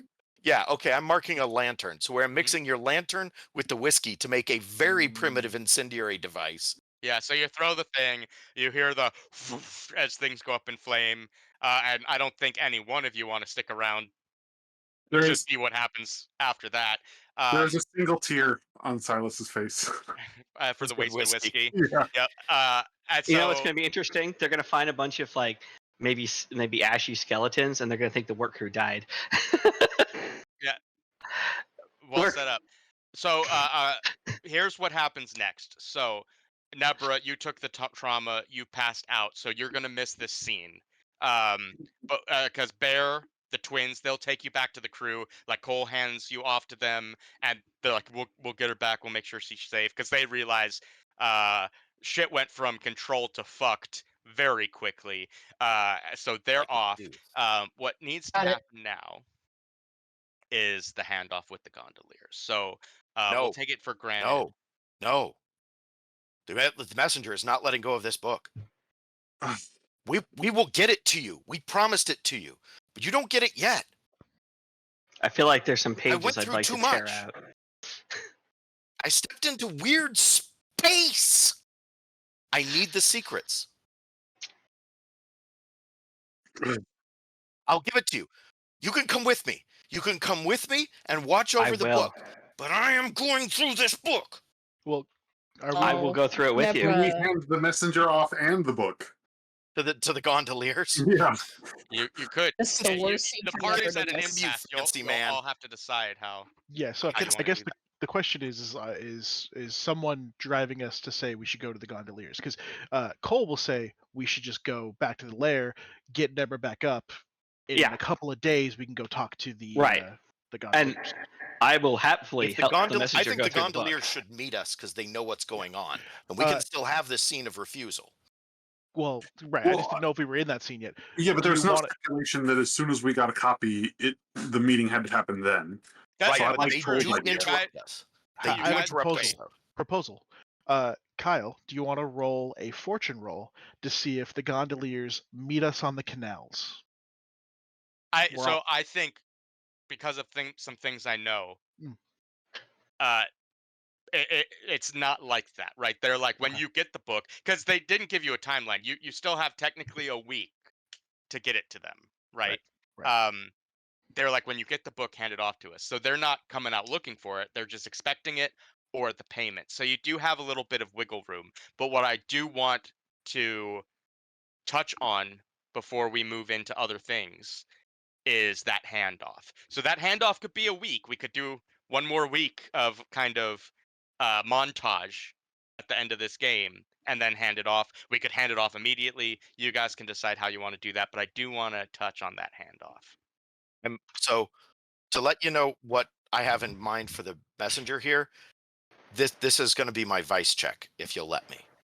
Is poring over this thing and his personal notes in it and deriving the secrets that aren't in the copy in the Hooded Proprietor.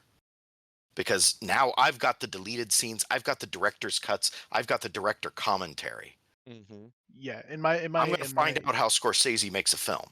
In my imagination, I definitely think that while the manuscript that made it out for publication was like clean, this one is definitely like handwritten in the margins, has his own notes, has like all that kind of stuff. Yeah. 100%. And I can Now- see the things he struck out. Some notes that aren't his. Ooh, yeah. Now, if I recall correctly, hollowing somebody is not commonly known information. That's not. Is this the only kind of book that we know of that has that information? So it is. It's not common, but like people know it happens. Like the deal with this book, the thing that makes it special, is people didn't know how to turn a human into a demon. Right. Okay. So my proposal is that we go back to the lair. We wake Deborah up, and however long it takes to copy the book, we do that. And actually, what I suggest really is that we copy the book using the manuscript, just the core part of the manuscript, and then we go to the Hooded Proprietor in 3 days to compare that the copy of the OG manuscript with the new revitalized book to make sure we're not including anything that's not in the published version. So does the group cool with this? Is that what they want to do? As long as, Emmeline, Yes. for her part, has no skin in the game, as long as except she does at the want the end book to go to we're- the Gondoliers. as long as by the end we're handing them the legit manuscript, because they will know if it's not the real thing. Do whatever I want until then. I would But I like to like pour already. over some of the research for it as well with Oh. the messenger. That's fine. I mean, I want to don't know even what if- they if did. This might even Yeah. be a way for I you also to. love that that's his vice check too. Yeah. Just as my 2 cents. So poring over this book, who's leading that study group action? Would Never be able to participate at this point, or is it still that one scene where she's out? Oh no, this is the next day, the day after. I mean, the messenger is going to be up all night with the damn thing.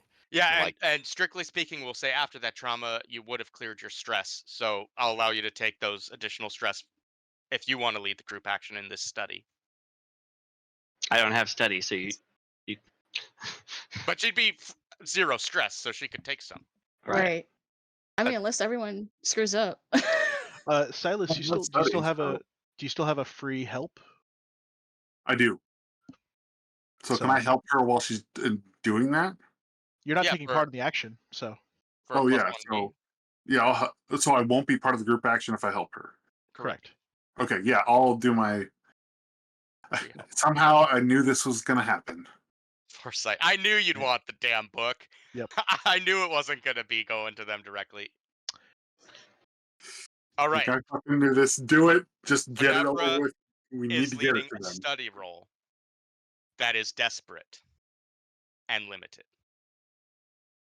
Unless you want to change the help to do the thing. Yeah, we can change the Yeah. help to up the effect. Yeah. standard? Yeah. Okay. Additionally, I did have enough. I can still take 1 stress before I'm critical to where I will take trauma. So I could provide. Oh no, I don't take stress for a setup, right? That's right. But okay, so what are you doing? Are you finding the chill beats to study to for us? Yeah. Well, I think what I'm doing is I have Oh, set beats, aside. That's right. I have yeah, lo-fi beats. I've set aside the table. Like I bring out a table, bring out chairs, make sure you have coffee, make sure there's food, like everything you need except go to the bathroom. You have available right there, and he's just there taking That care sounds of like consort. it. Yeah, I'm happy to consort. I'm also happy to do command or anything else. Like I can basically boss around the other crew to leave you guys alone and make sure that they're all doing stuff. Yeah. Emmeline is not going to help. She doesn't want any part of this because she knows what an info threat is. Yeah. She- Messenger does too. That's called spice. Hmm. All right, so I think I'm gonna orchestrate this by ordering everyone around and doing all the things. Oh, info hazard. That's how you know it's good. Emily's For my like, help, I is just it got back. I don't need to be part of this crap. right? For my help action, is it just risky standard or controlled standard? yeah, it's controlled. Controlled, great, because you've kind of been den father a lot with cooking and stuff like that. So yeah. And so you're setting up to make it safer, or are you setting up to make it? Or are you setting up to make it more effective? I believe I'm setting it up to make it more effective. So that's bumping us from A limited Limited? effect to a standard effect. and then the other one is a die or a standard effect to. That's So the mine bumped it up to. well, you can either Oh, bump it up or add a die. Adding a die might be helpful. Okay, yeah, I was going to say. Yeah, whatever she Silas needs. is. I'll say so. Yes. The complication of this setup role. I don't know. What do you think, Charles? What makes sense for this? We delay our opening of the bar. I love it. Um, Cool. So let's call this. We'll add a +1 heat to the crew. Sure. As just because of the delay, people are like, "What's going on? Yeah. Are they up to something?" Yep. So everyone mark 1 on your crew sheet. And we're at 0, so that's fine. We good. Great. All right. Let's get that group action rolling. So Nebra is studying at +1 die. And the Yep. rest of us are at whatever we are regularly. Desperate standard. Correct.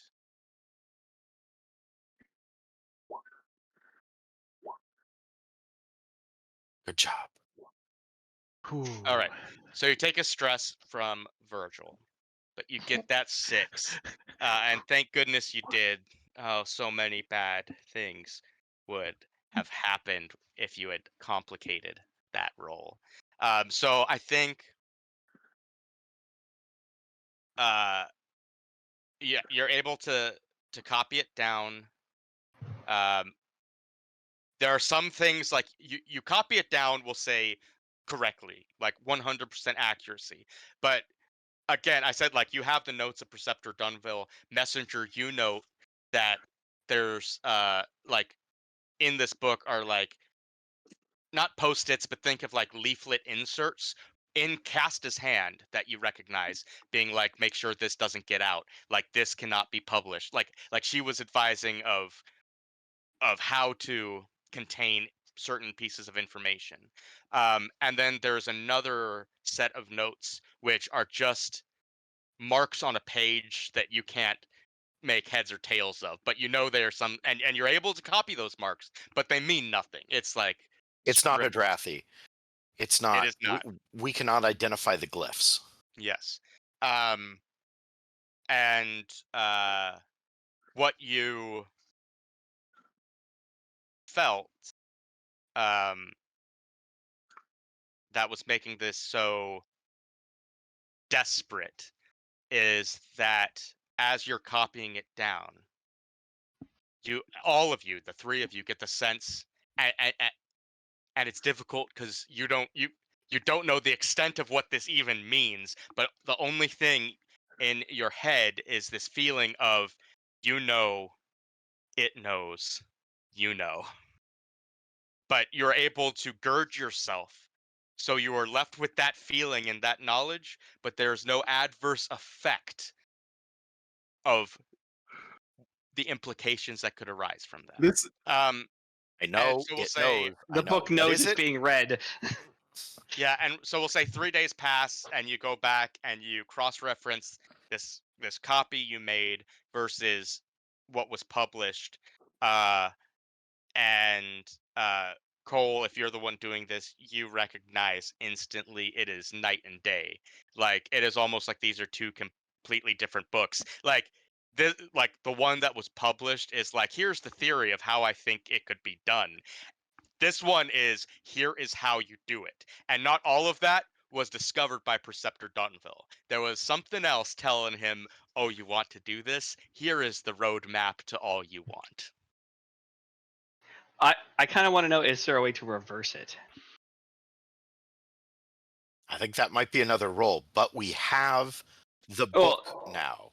yeah, Yeah, that's a separate That's so very important. You're right. of the manuscript, and I bet this manuscript will be more Did- valuable to them than. did the you copy published the book. Forbidden Runes?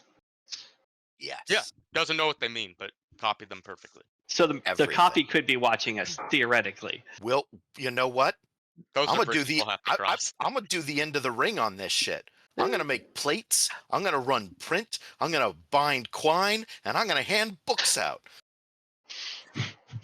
Oh God!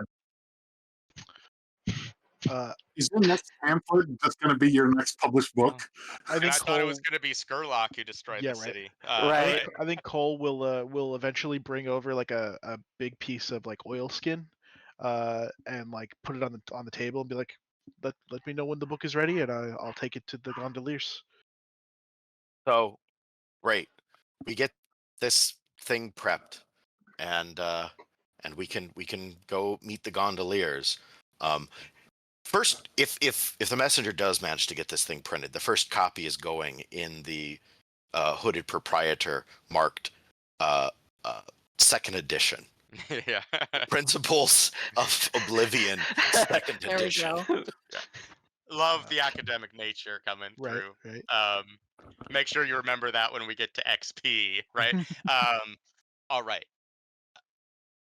And just so I'm aware before going into this next little bit of detail, you guys are giving them the right book, right? Yeah. Yeah. Okay. Cool. All We right. know it knows we know, and we want it to know that they know too. Yeah. Let's Yes. spread Very this smart. trouble away. All right. This is like the So you Spike guys scheme. go to the aforementioned location. Nebra, you can be here for this because several days now have passed. It will say like essentially a week, another week has gone by, putting us at the end of the month of Ulsavet. So we're getting it in just in the nick of time. So you go to the Gondolier safe house. That is an ancient and otherwise abandoned canal dock located underneath the Bridge of Candles in the Ease neighborhood of Silk Shore. Not terribly far, messenger, from the occult stacks. But the dock itself is a cavernous space. Its walls are made of solid stone and rise to a dome buried some depth below the city above, not unlike the structure you were just in. It is adorned with faded frescoes and enigmatic murals depicting scenes from long forgotten mythologies. Most have lost their original vibrancy and their colors have muted by the passing of time, giving them an ethereal, ghostly quality. A labyrinthine network of narrow, winding tunnels connect various hidden chambers and catacombs that serve as private sanctuaries for the gondoliers and their allies, and must run through a good portion of Dimmer Water Island. The canal is dark, a mirror-like expanse of water reflecting the light of dimly lit oil lamps affixed to moss. Affixed to moss and lichen-covered pillars, and a fleet of sleek ebony gondolas rest silently against the canal's edge, their graceful curves evoking an otherworldly elegance. And here you see two figures. One you know is Griggs. The other presents as an Akarosi man in his mid to late 50s. He is tall and broad shouldered, giving him a formidable and imposing silhouette. His face is weathered and characterized by deep lines, a strong jawline, and a thick, neatly groomed mustache. There's a sense of wisdom and gravitas about this man, and when he speaks, his voice has a resonant timbre, taking on a haunting quality that reverberates with a sense of finality and inevitability. Like Griggs, he wears a long hooded cloak of black linen that billows around him, adding to the mystique of his character. And you know this man by reputation. He is Isley, the leader of the Gondoliers. We pull up, All right. get out. Messenger says, like we said, we have the book. We've got you one better, though. We've got an edition nobody else has, and not just because they've all been destroyed. Take a look. Carefully. It'll know you know it knows. It'll know you. You'll know it knows you know. You'll know it knows you know. You'll know it knows you know. Griggs is kind of looking at you like I've dealt with you before. I know a little bit of the insanity upstairs, but this is my boss. Be cool. Um, but Yeah, Cole I- will pull out the book out of his pack and give it over. yeah, Isley walks up and picks it up, looks at it,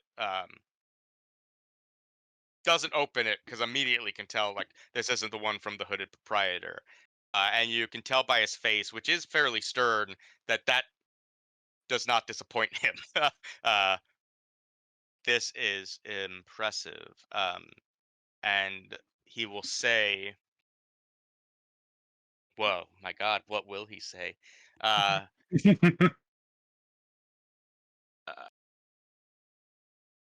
uh, he's, I think, much like your storyteller here, he's a little dumbstruck by this turn of events, and is like, This is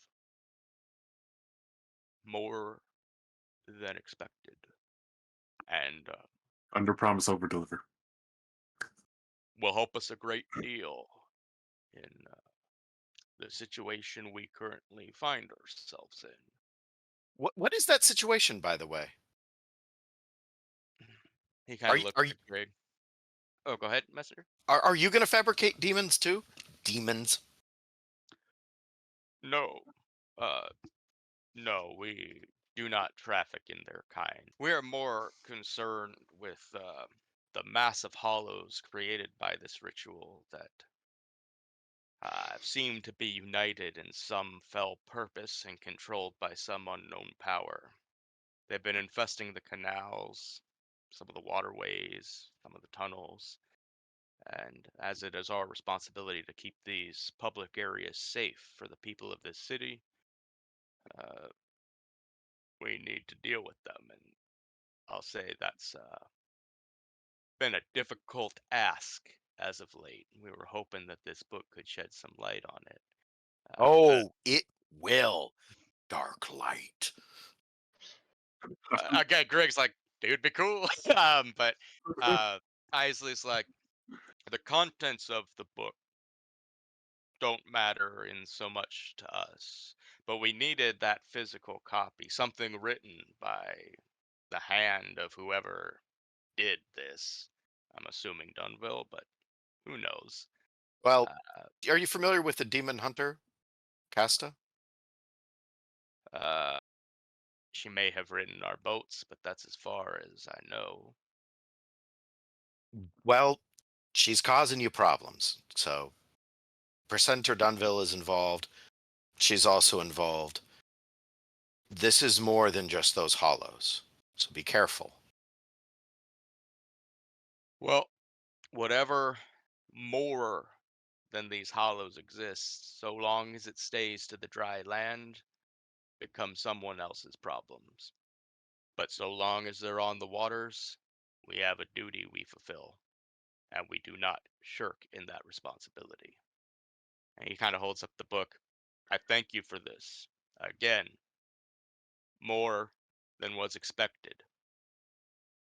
We get a credit for some future activity. How does one more month free canal usage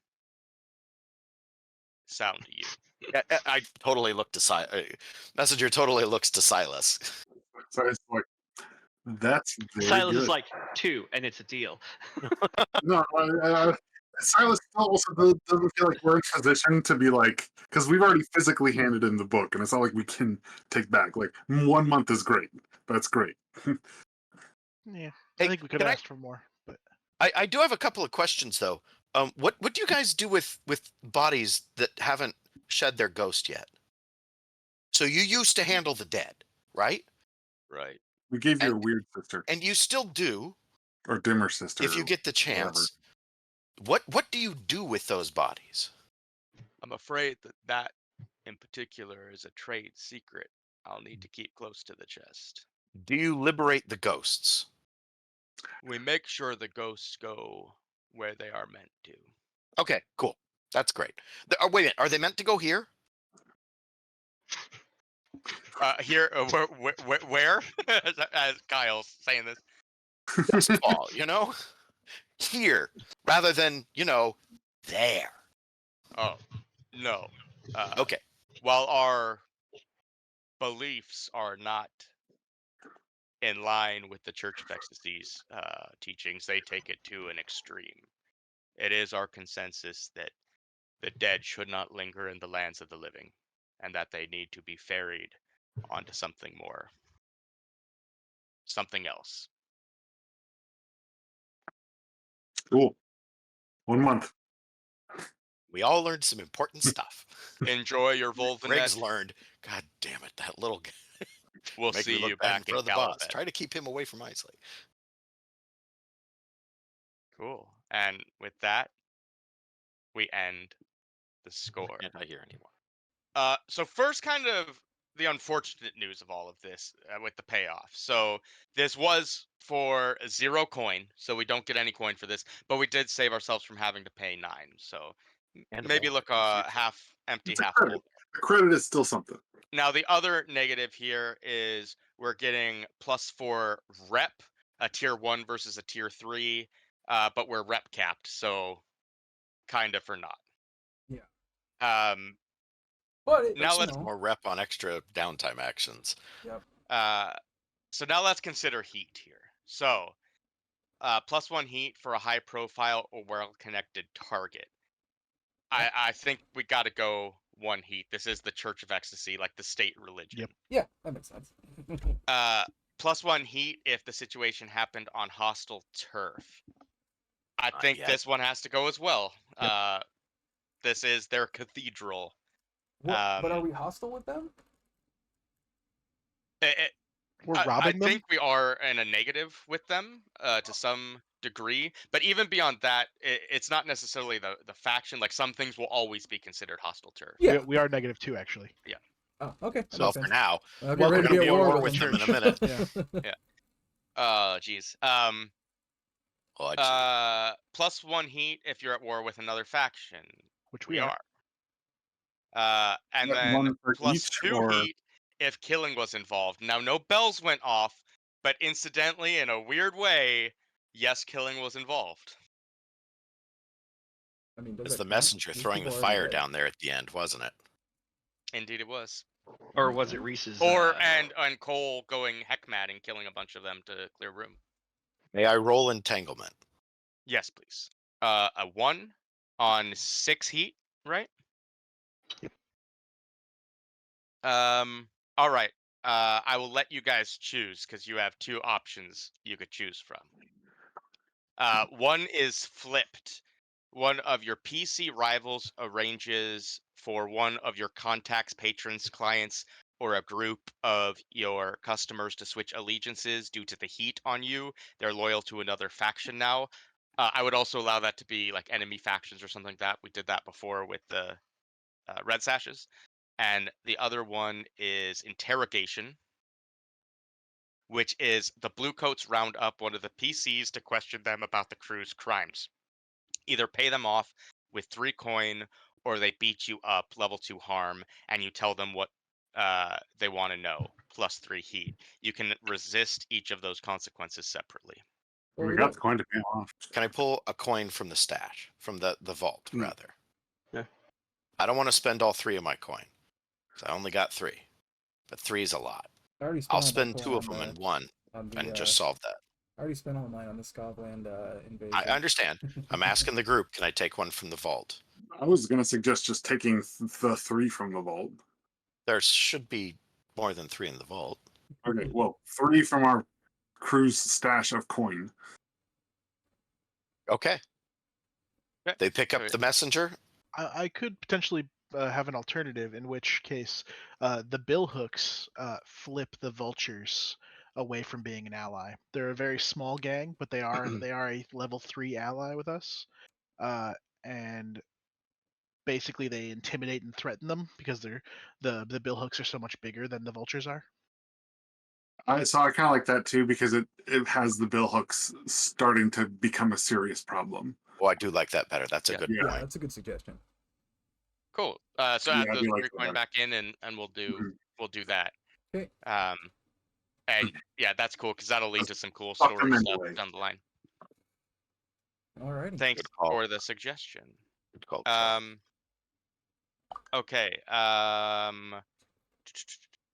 Okay. Moving us over real quick to our reputation. Which is cap. To factions. So first things first is we gain a +1 with the Gondoliers. They were very happy with how things turned out. Just a +1. Yeah, because they don't care about what's in the book. So Yeah, we don't. If they did, we'd probably get +2. Well, and they actually saw this as we owed them. Like Is full us crime? gaining anything, I think, is the reward there.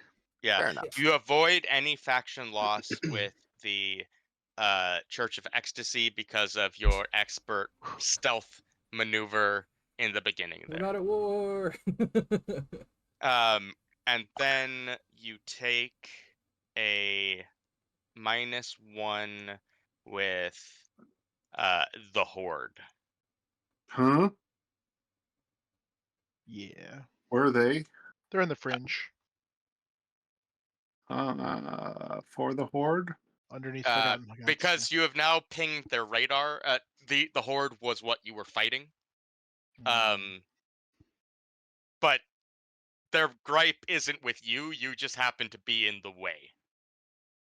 And then But the you're in Vul- a place that they were ready to scrub clean of anyone who had anything to deal with that. So they've made some assumptions based on that. And then are the vultures at 0 or are they at a negative or? Oh yeah, the vultures because of the flipped. One sec here. What does it say? So, they're loyal to another faction now. If that's the case, I think the billhooks are sending them into war with you. Okay. I think that's a -3. I don't know. We're gonna Does that mean they flipped on the hive as well? Absolutely, it does. I love it. They just done fucked themselves. That's gonna make some things interesting. Well, it gives us to wipe them out because they were the ones that we originally Stole the boat from. stole yeah. the boat from. So like, And they're a bunch of racists. mm-hmm. Yeah, so let's go fucking kill them. All right, moving us back to the home page real quick. And cool. I think that runs us into downtime activities, correct? Can you do that before career advancement? Yep. Yeah, because you okay. could potentially trigger keys here. Oh, okay, makes sense. So who would like to go first? So, if you'll let me indulge Vice with the book, Mm-hmm. I think that's very thematically appropriate. Yep. How exactly do you get bonus dice for indulging your Vice, by the way? Because it's Having prompting. help, so you would get a bonus dice because Nebra and Virgil were helping, and Cole as well. All right, great. Bonus dice on indulging Vice. Uh-oh. Nicely done. What does critting on indulging your Vice do? I don't think it does anything. You just remove the 6 stress. That's good, man. Down to 3. I feel Not like bad. Not bad. I feel like there should be some danger there of too much success, but that's fine. And then so what are the game clocks again? You're looking for the ones we have in motion or the faction Yes. clocks? The ones we have in motion. Investigating the bill hooks. Silas ? Cole gets picked up. I need to work on my Cole gets picked up project. And investigate Ulf Ironborn. I want to start a project for publishing the Principles of Oblivion 2nd edition. You So and Nebra are both stirring pots. You So got this no... is secrets. So this is getting it set to plates, and I'm gonna have, like, instead of marginalia, it'll be sidebars. So those are inset from the you know what a sidebar is. You play role-playing games. We'll have the marginalia, turn that into to sidebars. We'll have blocks set out for, like, hey, this appears at this part of the text, it's not known, and we'll put woodcut of the runes in there. How many parts are there to that? I'm taking something I've already got and just over time and with work getting it set to plates and getting it published. Yeah, okay, let's make it a 12. If it's a big thing, let's go ahead and make it a 12. I'm gonna break the world with this. Very well might. Give me a 12 segment clock worthy result for getting this information out here. Forewarned is forearmed, and perhaps 8 warmed is 8 armed. Yeah, we'll see how things play out. Or maybe someone puts a stop to him. In either case, I think that this is a study roll.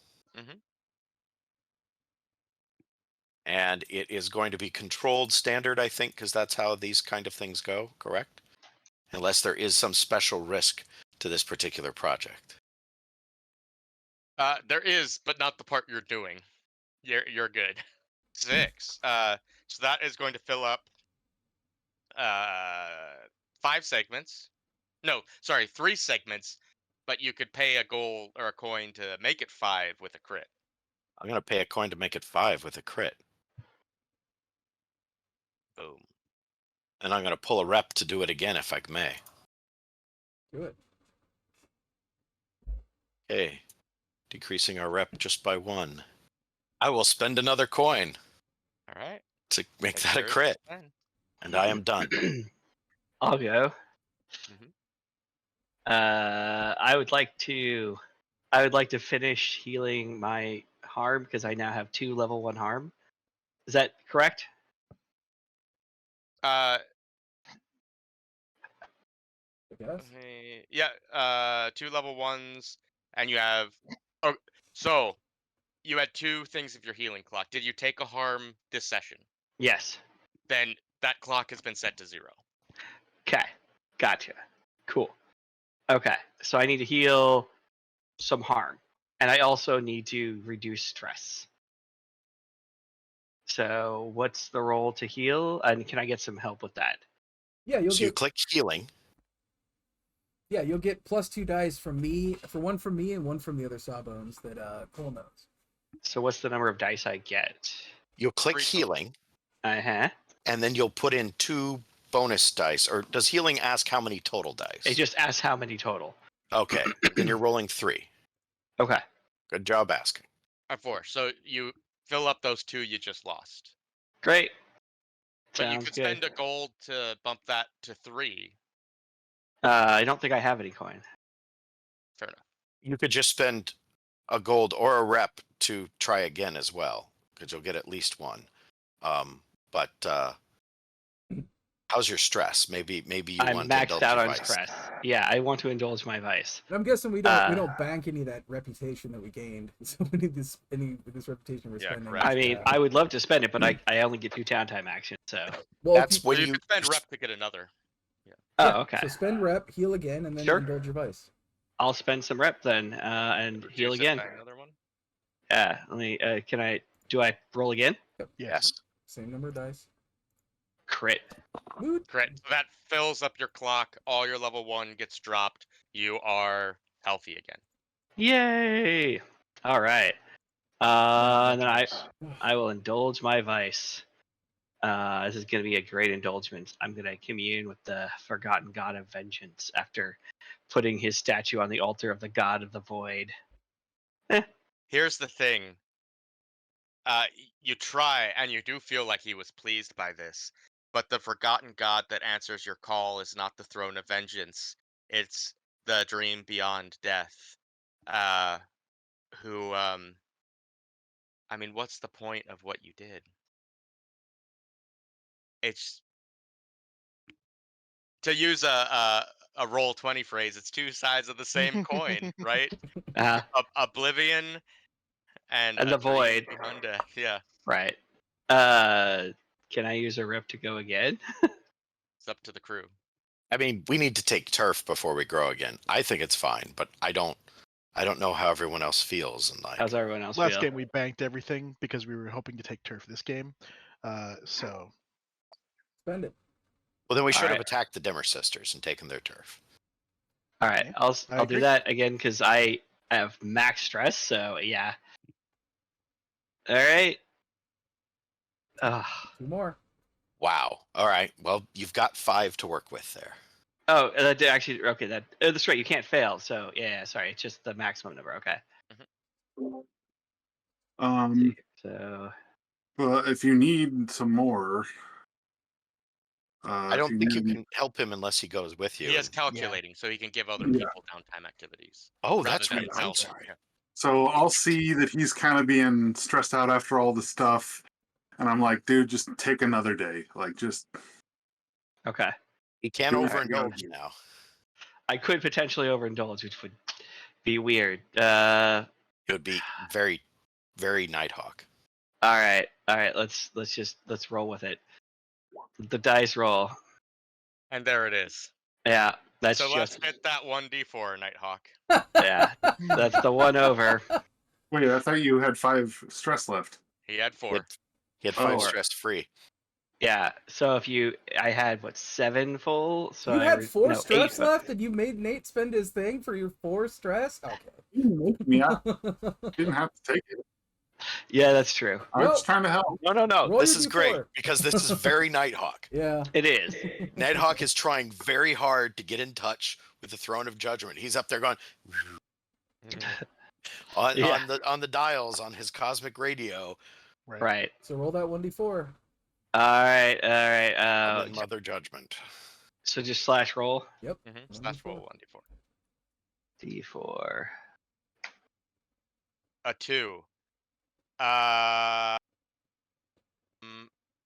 This one might not make any sense. I would allow a reroll here, or you can describe to me how this works. But this would be brag, generate 2 heat. Yeah. Okay, so here's You preach about the old gods. right, like the god of So justice. you go out. What is it? Proselytizing or Proselytizing. Yeah. all right, like the cool. messenger just putting up like the god of justice and vengeance has triumphed over the god of the void.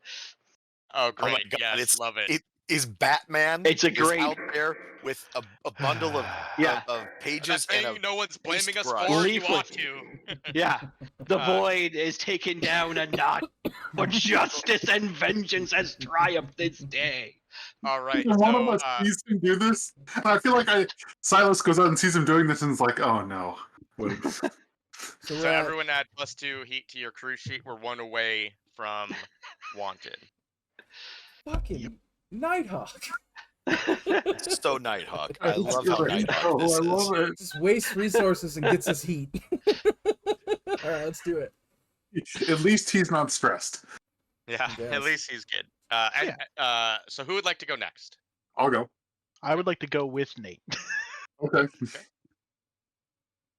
We're going to the Saturnalia Club. Yes. And You should Yeah, bring I am- Emmeline too. sitting back, I am taking it all in. I just need a night. Like, this has been way too much for me. Like, I just can't even. So let me. Okay. Dude. And that's And you can 8. Adjust. I'm Yep. stress Adjust free. it. Yep, I'm stress free. A great night. A great night. Freaking Silas. The contrast between Silas and the Nighthawk. I know. Cole, do you just want to do that because you're reducing stress with him as well? Do you just Yeah. want to do that right now as one of yours? Sure. See how that perfect night for Silas went for you? Yeah, pretty damn good. You guys have a Yeah. nice boys' night. I think Yeah. with your functioning vice, you can increase it for me too. Yeah, oh, absolutely. That's So exactly I'll- what we do. I will come out of that stress free. Yeah. Now, for my second downtime action is, I think, a result of this one, because I think in the process of us being there, just getting it all out, finally stressed, I'm like, you know what?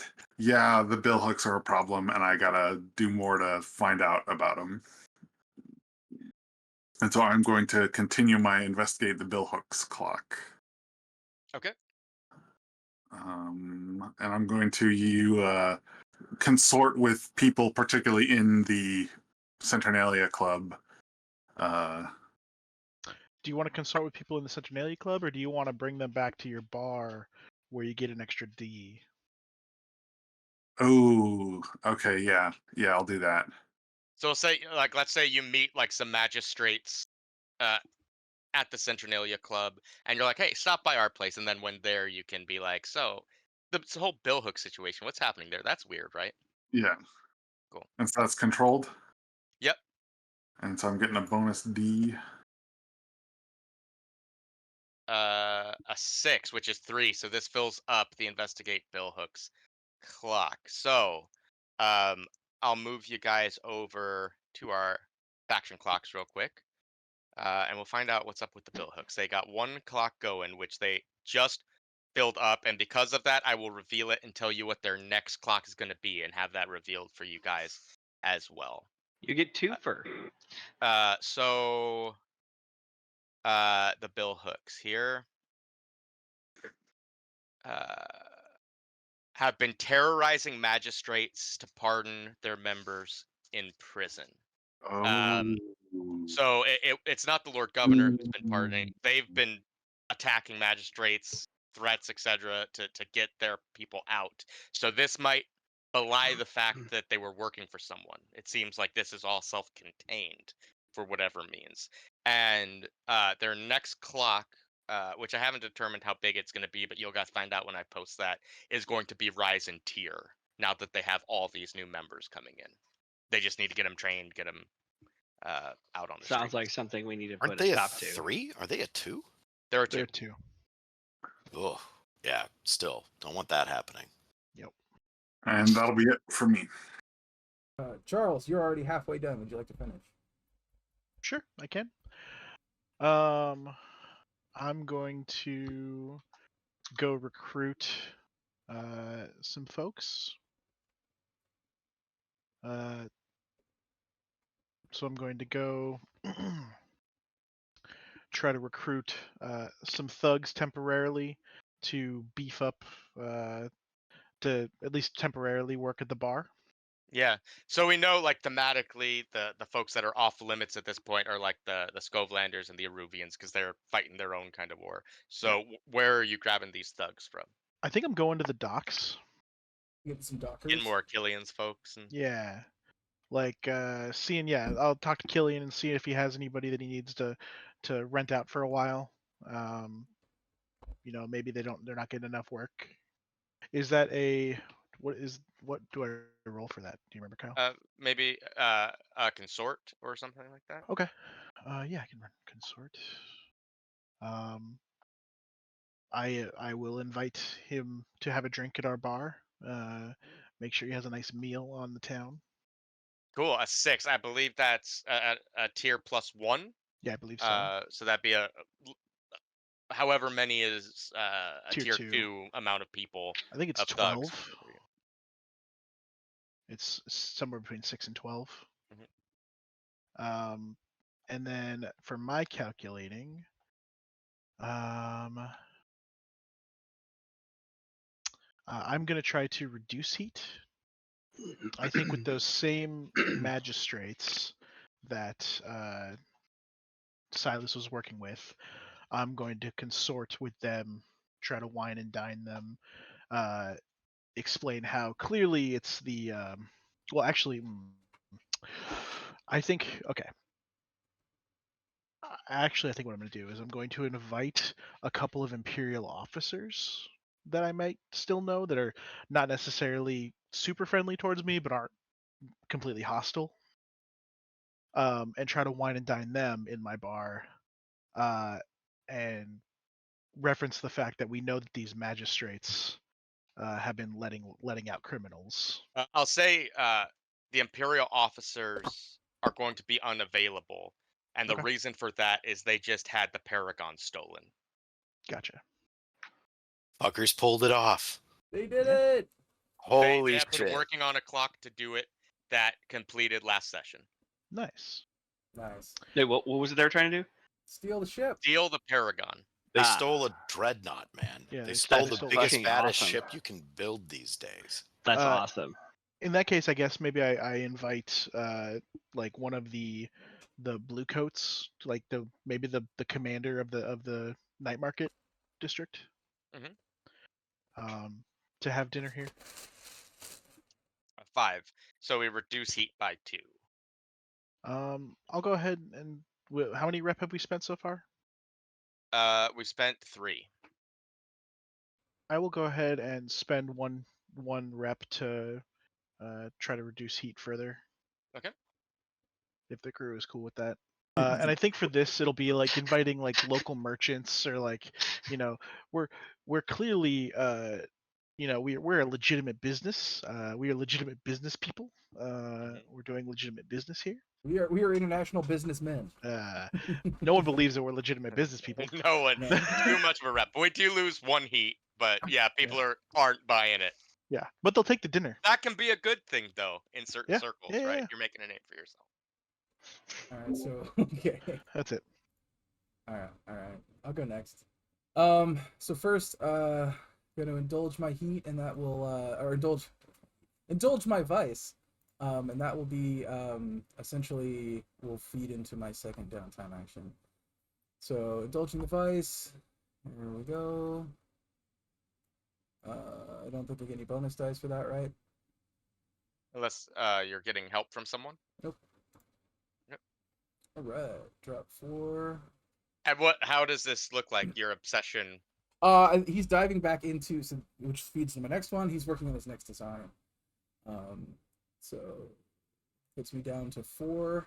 I'm happy to be at 4. I'm cool with that. So I'm gonna start another clock to develop another tier 3 Sparkcraft invention. Since I got the Ectoflex whatever. I got that one for free as leveling up last time. And so now he's going to start his next Phantasmatronic containment system. Ectoflux Phantasmatronic containment system. So this is research new schematic, we'll call it. Yeah, and I don't see.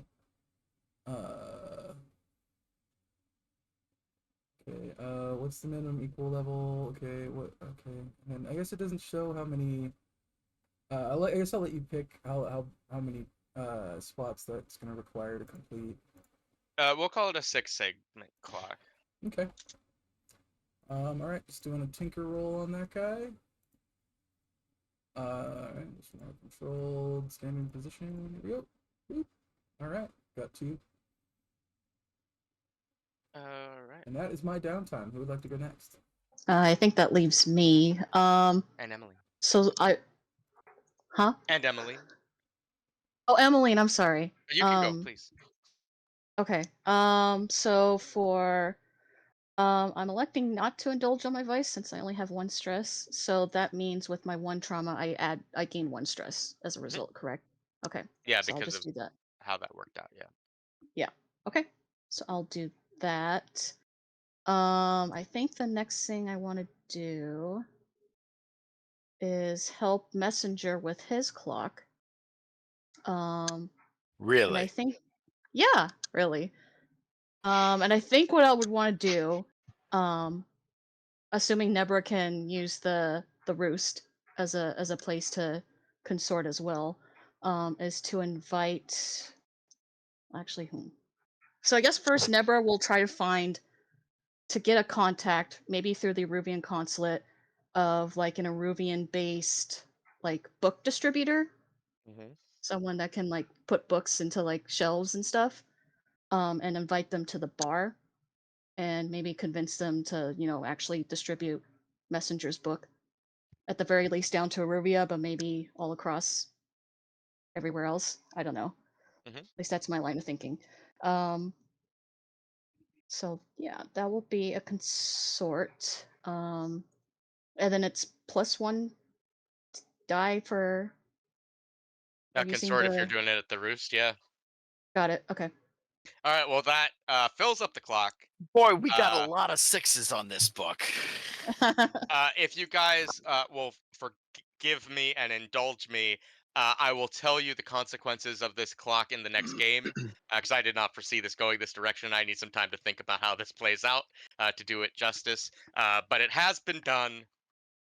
I look forward to It'll taking be trauma from interesting. resisting this. Yeah, and we'll find out what exactly goes down next session. Well, probably we'll start it off. You'll hear about it in the what's been going on around town. Awesome. Team Anything trouble. else, Nebra?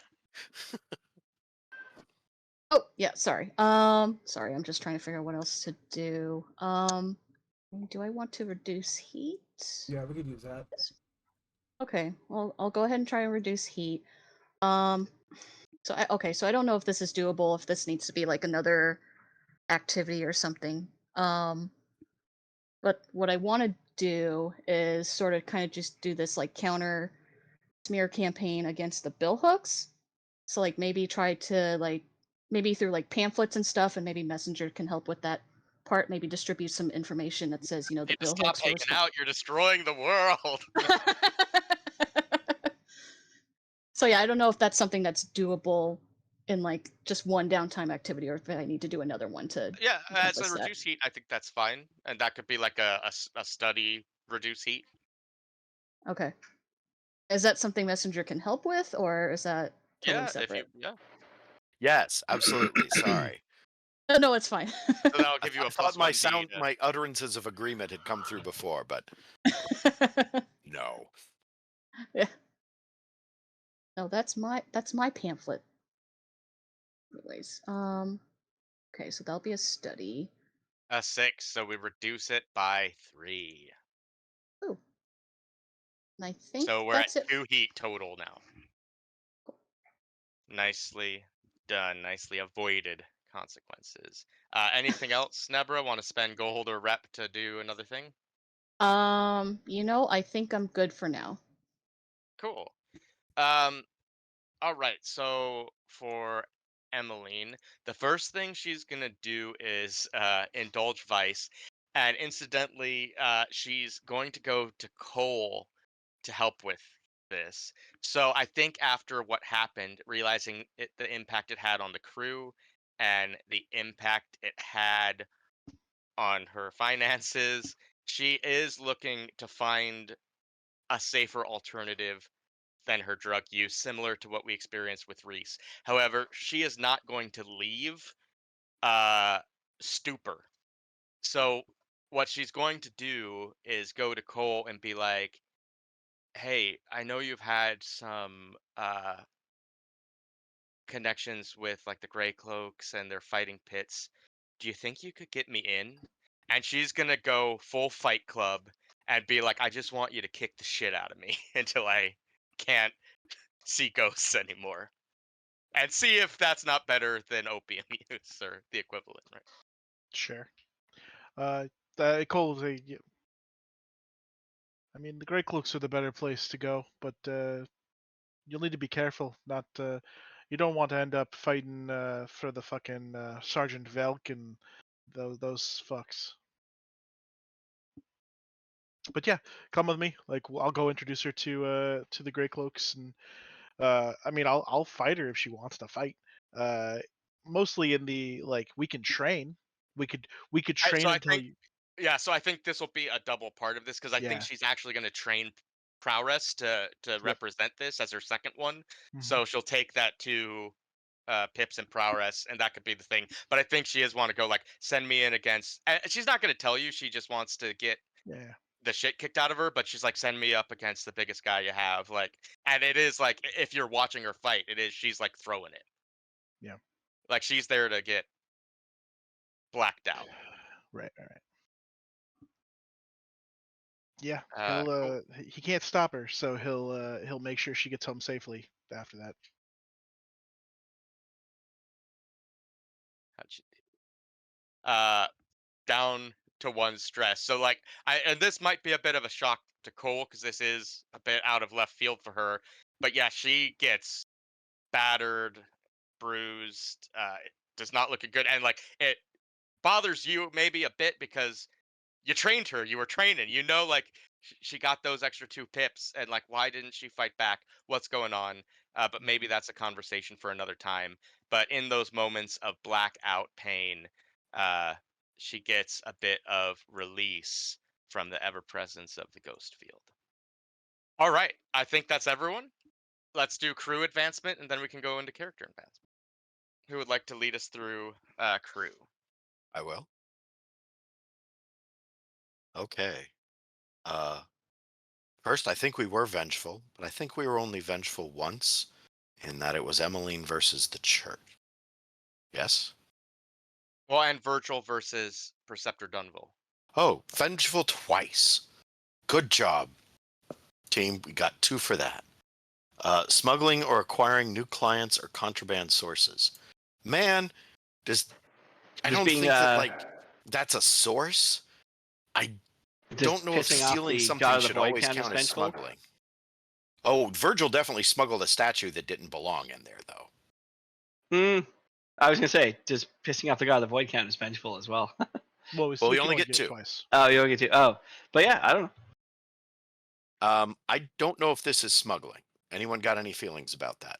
Although I think it's hilarious that Virgil smuggled in a profane statue into a profane place that it didn't agree with.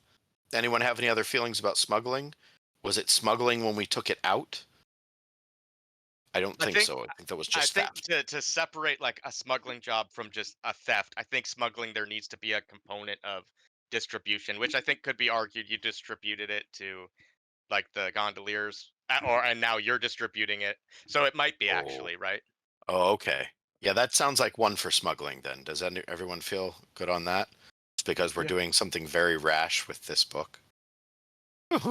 Contend with challenges above your current station, both the Horde and the Church of Ecstasy, I think.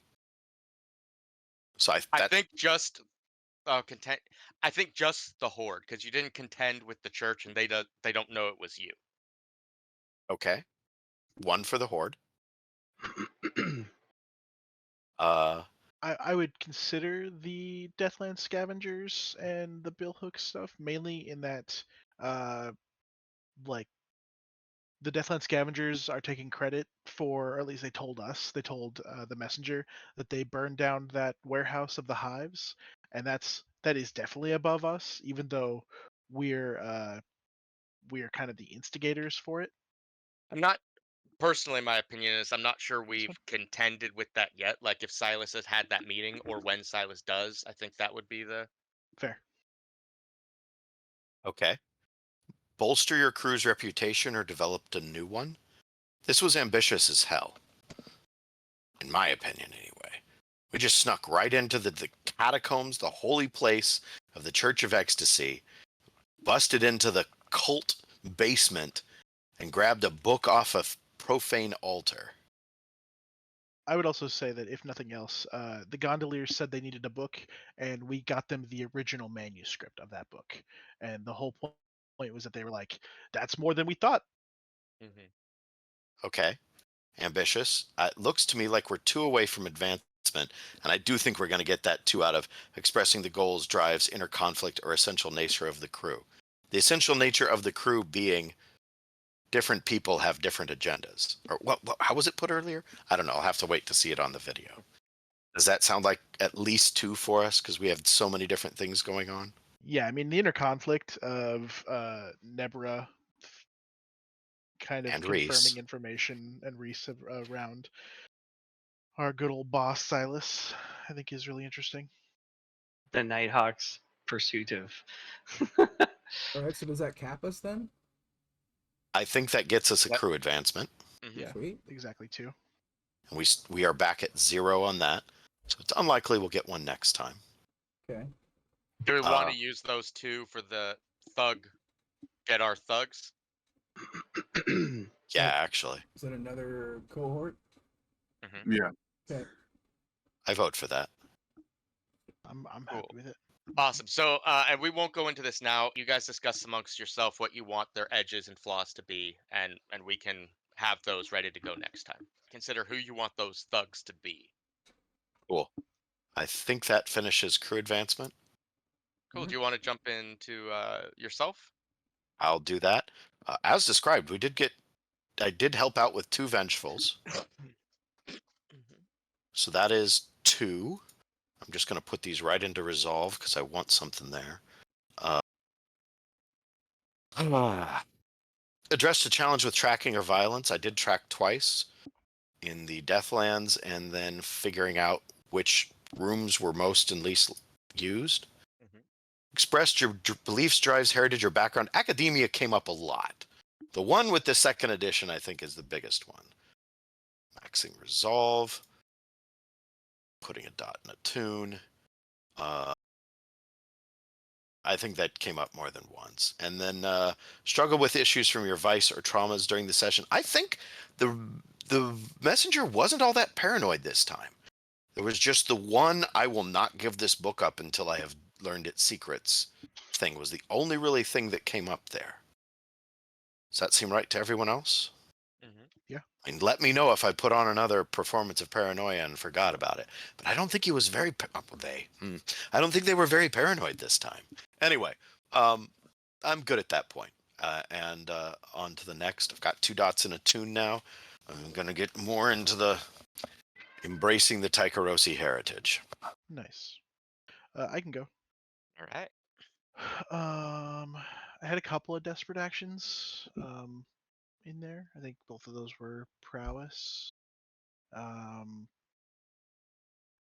Addressing a challenge with violence or coercion. I intimidated Sergeant Velk, making sure that our boy was clean, etc.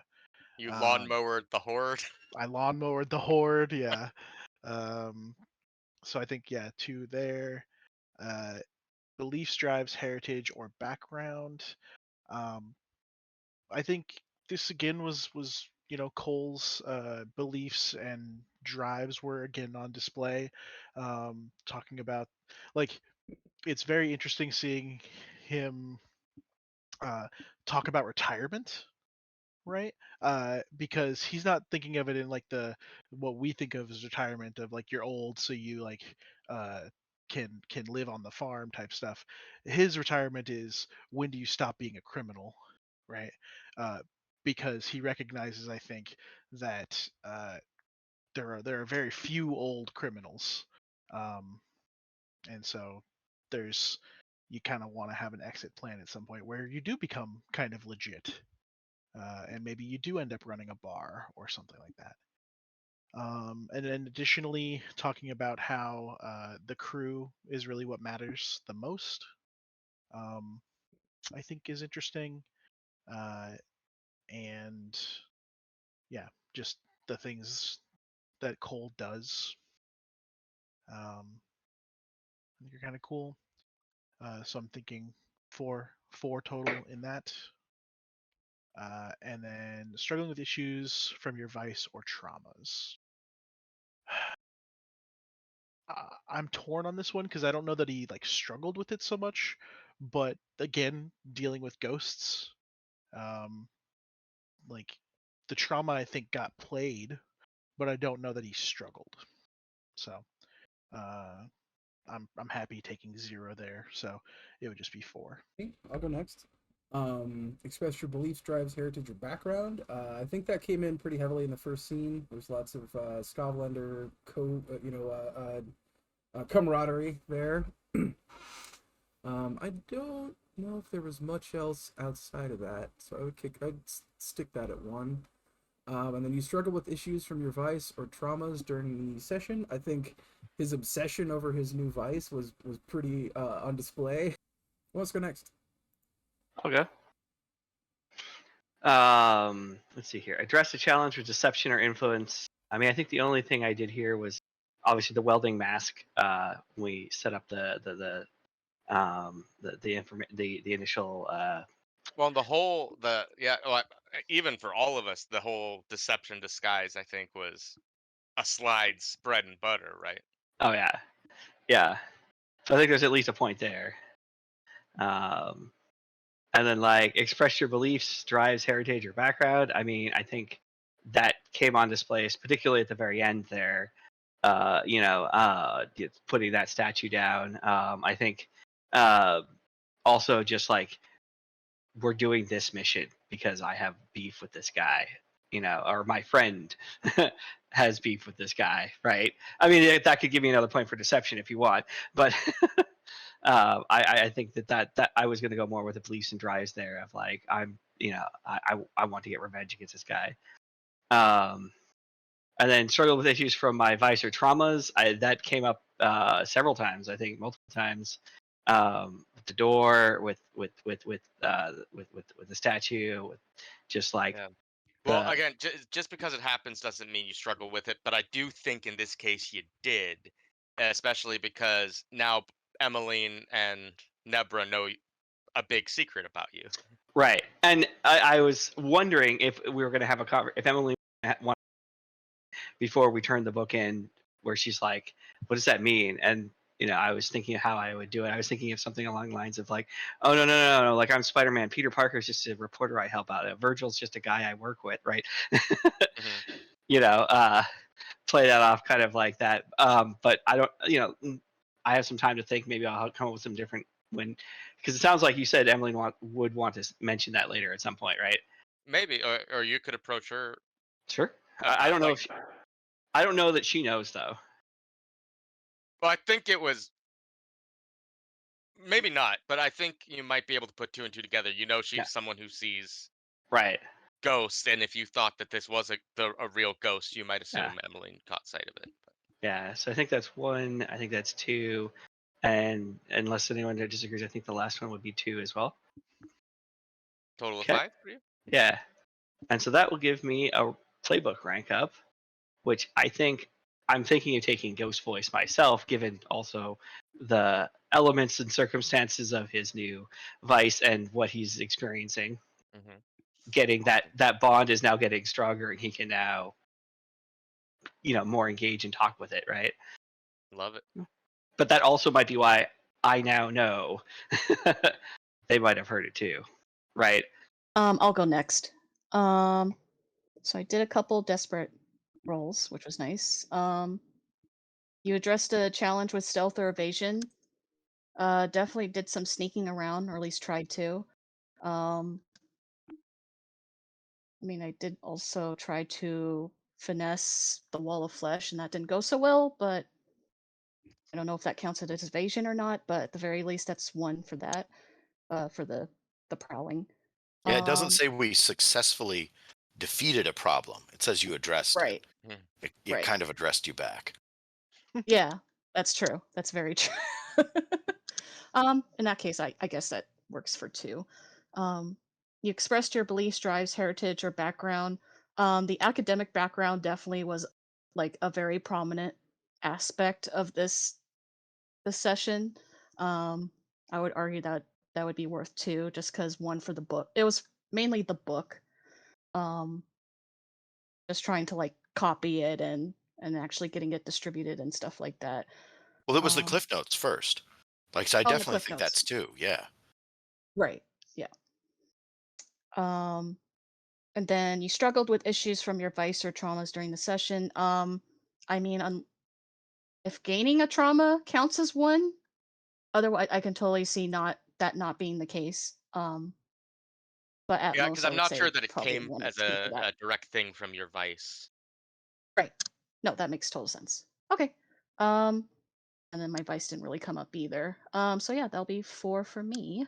I did get a playbook advancement, and Kyle, just to confirm, I'm okay with taking the ritual one. Is Yeah. that all right? Mm-hmm. Okay. And you still want to pick up that ritual we talked about? Yes. Or do you want to share that with the rest of the crew, or are you going to keep that under wraps? Oh, that's a good question. I feel like it's going to be kind of obvious at this point, so I'll just reveal it. So it's basically the ritual from the Principles of Oblivion. Like, she read that book forwards and backwards at this point, so she's going to know how it goes. She wants to make a She knows demon. all the steps. I don't know if she wants to make a demon, but she knows the Like I steps to said, it. go to the life of crime, not the life of demon summoning. Well, this is great. Look, This is Our great crew because, like, Look, she. Oh, sorry.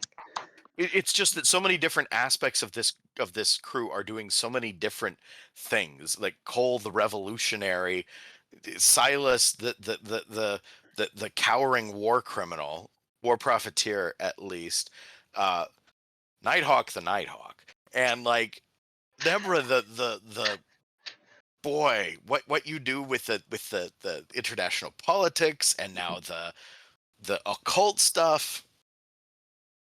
Yeah. Yeah. She just has the knowledge. That doesn't mean You she's are going to use it one anytime soon. dangerous individual. Okay, I'm done. Sorry. So for Silas, 1 desperate action, I think, and then addressing a challenge of calculation or conspiracy. I don't know that I really did this game in particular.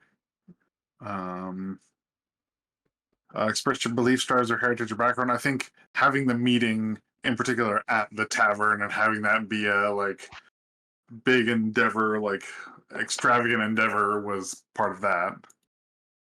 And then, he doesn't struggle with his vice. He is very good about it. So that's only 1, but that is the one that he needed to get advancement.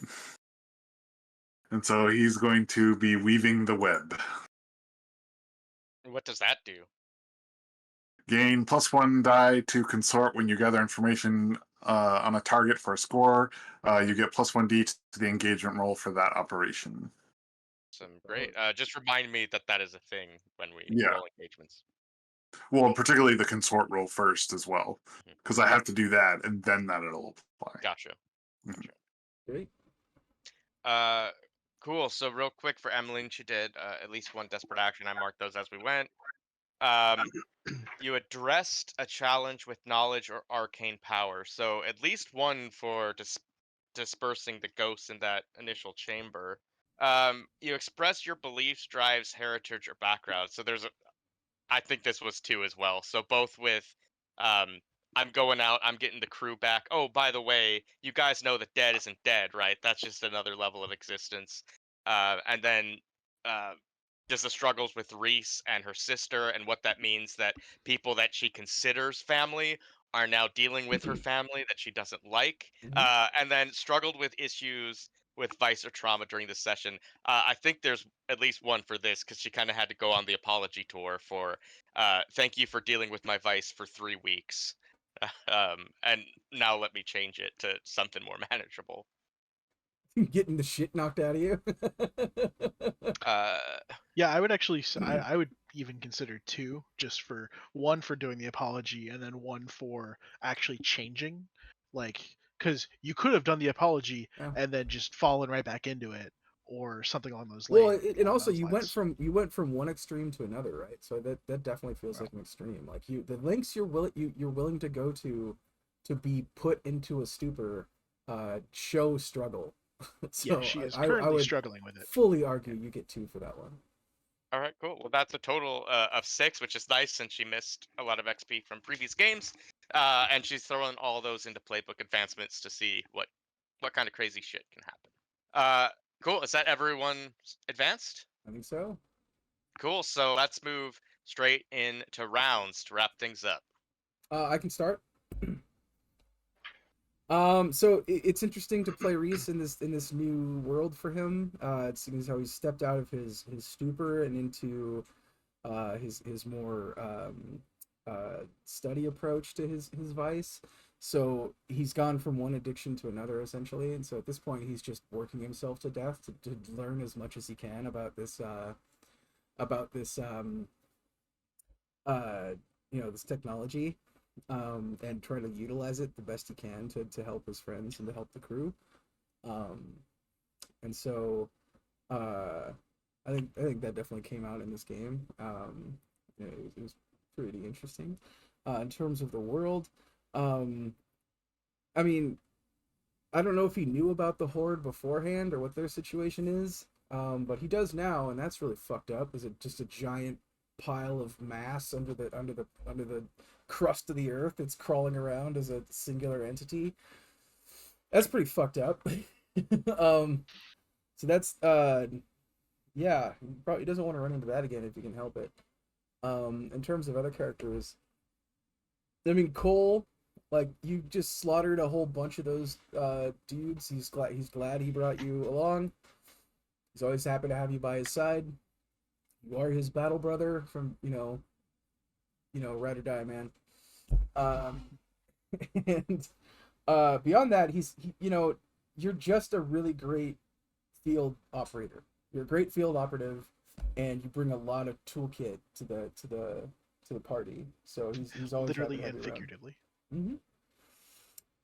In terms, let's jump over to the Nighthawk. We didn't get a lot of interaction in this game, but there was a lot of really interesting things going on with the Nighthawk that he observed. There was the whole situation with the door. There was the whole situation down below with the where you were just kind of staring off into the distance. And then I don't know if was this supposed to be secret or not. Are you putting that thing on the table? So you just did it in front of everybody? I'm pretty sure that was very like, "Gah," and then like getting attacked and having his glove crushed by the tentacles. Yeah, and then on top of that, with like the all the spreading of the the word of the void or whatever, he's a little concerned for the Nighthawk. He might go asking about you next time. The Nighthawk still has a troubling vice. Nebra, you almost got eaten by a giant horde of scary monsters, and that scared the hell out of him. He's glad you're alive. Thanks for not dying. Glad you wriggled out of that armor. got away from it. I mean, still, he's really appreciative that you brought him along to that meeting, that you involved him in something that had something to do with his heritage and his past, and you respected him enough to bring him along as a participant in that. And so he really respects that. He thinks that Nebra is an incredible individual and has a lot of just a lot of power as an individual person. You do a lot of stuff. For Emmeline, he's super excited you're home. Feels awkward around you because he's currently stripping it to your sister. But that's just why he doesn't even talk about it. At the same time, he's, you know, it's refreshing to have Emmeline back in the lair, and Emmeline providing her insight. I feel like she does a great amount to sort of reel back in Silas and the Nighthawk when they go off on a sort of crazy owner's tangent. And I think that she does a lot to ground the crew in terms of that level-headed owner. I don't know if he knows about the fighting pit stuff. I'm gonna say no for now. So we'll leave that out of the analysis. But if he were to find out about it, he would probably be concerned. For Silas, you know, we'll see what happens when Ulf does what he does. In terms of you know, if we were to step out of that realm and just forget about his past crimes and talk about the crimes he did tonight. Yeah, I mean, you know, you helped us find the door. It was awesome. Your crew was able to get us in there without even being noticed. We essentially sauntered in the front door and then failed our way to success by stressing ourselves into oblivion. And you know, I think Silas is an interesting character. I'm really excited to see what goes on with him next. This weaving the webs. I want to see how you're going to talk your way out of just getting your face beat in by Ulf Ironborn. So that's going to be a whole situation. For the messenger, you it's great having the messenger back this game. I do miss having the messenger around in those times when you know you disappear or something, and so having you around is brings a lot of initiative to the crew. I think the messenger brings a lot of really solid ideas and a lot of novel ideas. I think just because of how, you know, nuts you are. So, but I honestly think the two of us make a pretty solid team. That combo of technical and precision, I think, works well. Who'd like to go next? I'll go. So the messenger is trying their hand at diplomacy. Like, they've tried their hand at cocktail party conversations, and that went amazingly well. Boy, did that go well. And now they're trying their hand at diplomacy and going to see how that works. Does seem like, okay, hey, looks like people will listen to reason.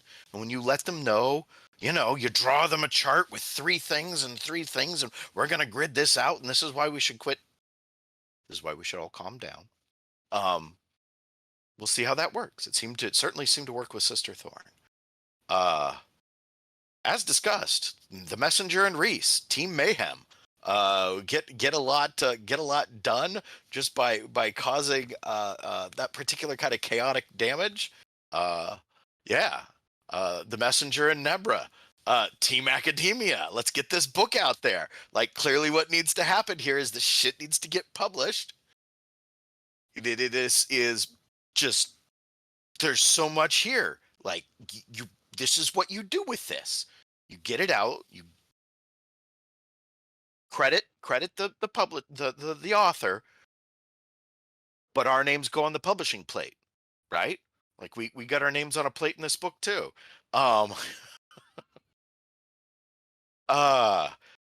Yeah. Are you gonna credit the Nighthawk too? Did you help out with the? No, this isn't the studying part. This was just the printing the book, the published part. Oh, okay. Right. I helped with the translation, but you did help with the transcription. That's true. You did help with the copyist. You got to be credited as well. That's true. The messenger and Cole, Team Violence. there was a point when you two were trying to do the dance that didn't work out as well as it could have for Nebra. The messenger was laying down a suppressive fire, aided a little help. Maybe didn't help Nebra enough, but like Cole cleaned the frack up and got stuff done as he does. And also, like, Cole's really moving along on dealing with the supernatural stuff in ways he maybe wasn't so much before. You missed our going into the Dimmer Sisters. Yeah, well, I've seen it, but the messenger definitely missed it. Yeah, the trauma helped. Yeah. Oh, well, I guess it can do that. Right, you're haunted now. Yeah, the messenger and Emmeline, team weird shit. We have a bit of a different take on it, and it's really neat that Emmeline is sharing her philosophical perspective on this. The messenger did not previously think of themselves as something that would go on after their death in that way. They are part of a community of Taikarosi that have Taikarosi goals, and like they're distant from that now, but they still don't really think of themselves as something that will become a spirit. It's just, well, you contribute to the next generation one way or another. Sometimes in publishing, I've read the article. Sometimes in other ways. But you're part of a greater community of people, and one day you'll be gone. What if you're not? Well, that's interesting. That's maybe not immortality for the eventual maybe not a communing with the world for the eventual products of the Taikarosi. Maybe communing with the world for the spirit I leave behind now. That's going to be a thing to think about. Boy, what the messenger doesn't know about Silas. What the messenger did not learn about Silas this time is just huge. Because, man. Then again, you can only get 2 points for vengeful per session. So. Are we going to have a Julius Caesar moment? Where... A2 messenger. I mean, it'll be, it's going to be A2 Colburn, but yeah. Yeah, he won't. He won't even think we'll about get that, to yeah. that. But yeah. Silas got into it with us. He still didn't bring enough kit. He had the booze though. That helped. Helped start a fire. That's good. No bells ringing though, so like it's not like he helped the messenger catch up with Nebra. But yeah, and the Nighthawk. Still with the wearing masks over and in addition to a whole costume, which is a bit odd. And then he stepped into that place that the messenger had to work to get out of. Stepped into the place where the world's twisted and put a statue down. Why does he have a statue that goes there? What is that about? Like, there's Nighthawk shit where you're just like, it probably makes sense in his context. And there's things like that where it's like, what does he know? What does he think he knows? What secrets is the Nighthawk carrying? So many. And I think that's that. Nice. I'm willing to go next. All right. So yeah, it's for the Nighthawk. Yeah. This was an interesting and a fun game because I think this is one of the few games we played where Virgil's and the Nighthawk's agendas overlapped. I think we've had one or two so far that were like that, and this one was one where the Nighthawk was like, "Oh yeah, this is what we want. That we're, this is the kind of mission that he's actually doing what he has sworn, he wanted to do, going after the guy who hollowed his parents." I think it's been, yeah. I don't know who that friend is, but I have a friend who also is part of or has their own connections to the throne of justice or throne of judgment. Sorry, judgment. That will be interesting to see what develops from that. I think I will be interested to see, given the like interesting attempts to the mixed results with some of the roles.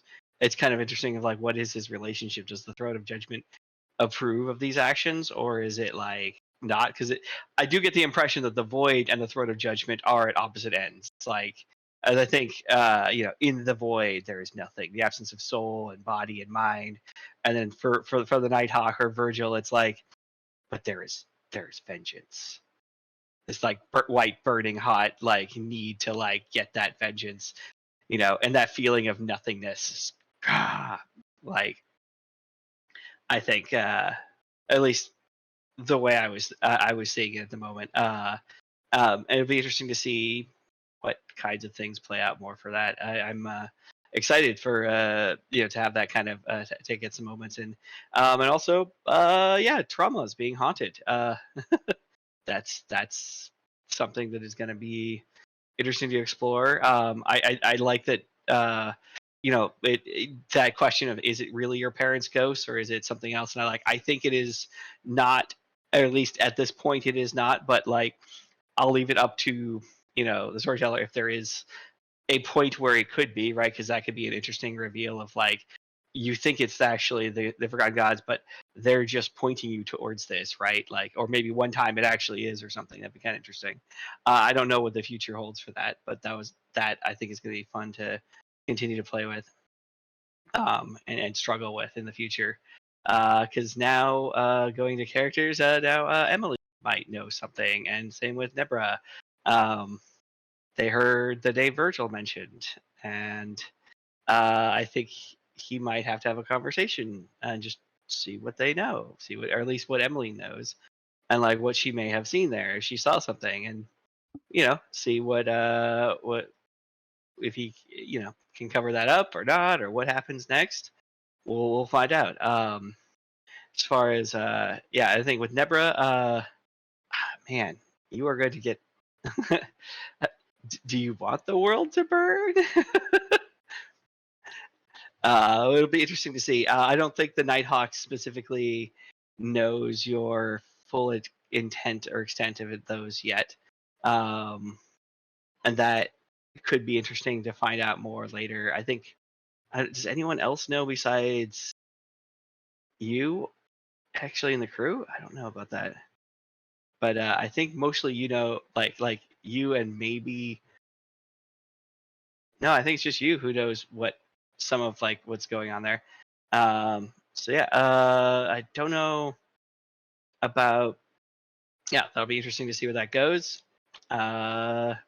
But if there's a Forgotten God involved, the Nighthawk might be involved as a pawn of these entities, and we'll see how that develops. For Rhys, I think it was really great to see Rhys has these new gadgets and gizmos. It's really kind of cool to see. I think as the Nighthawk, as a Batman type character, it'd be interesting to get gizmos and gadgets as well. Like, hey, you know what? It'd be nice to be prepared when I go out and have more kit, to actually like pull from beyond just the basic armor and stuff. Right. Yeah, so I think there's some really interesting potential in that in action. I think he's probably gonna have to talk to you and be like, hey, can you help kit me out here? Yeah. And then let's see, for Silas, sat next to you. We didn't have much other interactions. Be interesting because I forget. I don't think Silas knows who he is either, or does he? Do we? I don't think so. We just know that I'm sort of your bodyguard in a way, or at least you have some fallback plan that we might need to discuss later on at some point. But I don't think we had too much interaction. But it is interesting. Your past, we'll have to discuss what our relationship is and how that works, and how when your past catches up with you, because I'm not quite sure how the Nighthawk will react to that at this point, and I think and I mean, does justice and vengeance need to be had? Because that'll be an interesting conflict to see. As for Cole, I think Cole just shredded the monstrosity that we had to fight today, and saved our crew member as we were climbing out, and burned, as the place burned. I think it was like epic heroism, but very, very Cole, like, yeah, very like special forces military type, like, all right, gotta go in, save everybody, climb out, walk away, don't look at the explosion behind you. But yeah, I think I don't know if we have.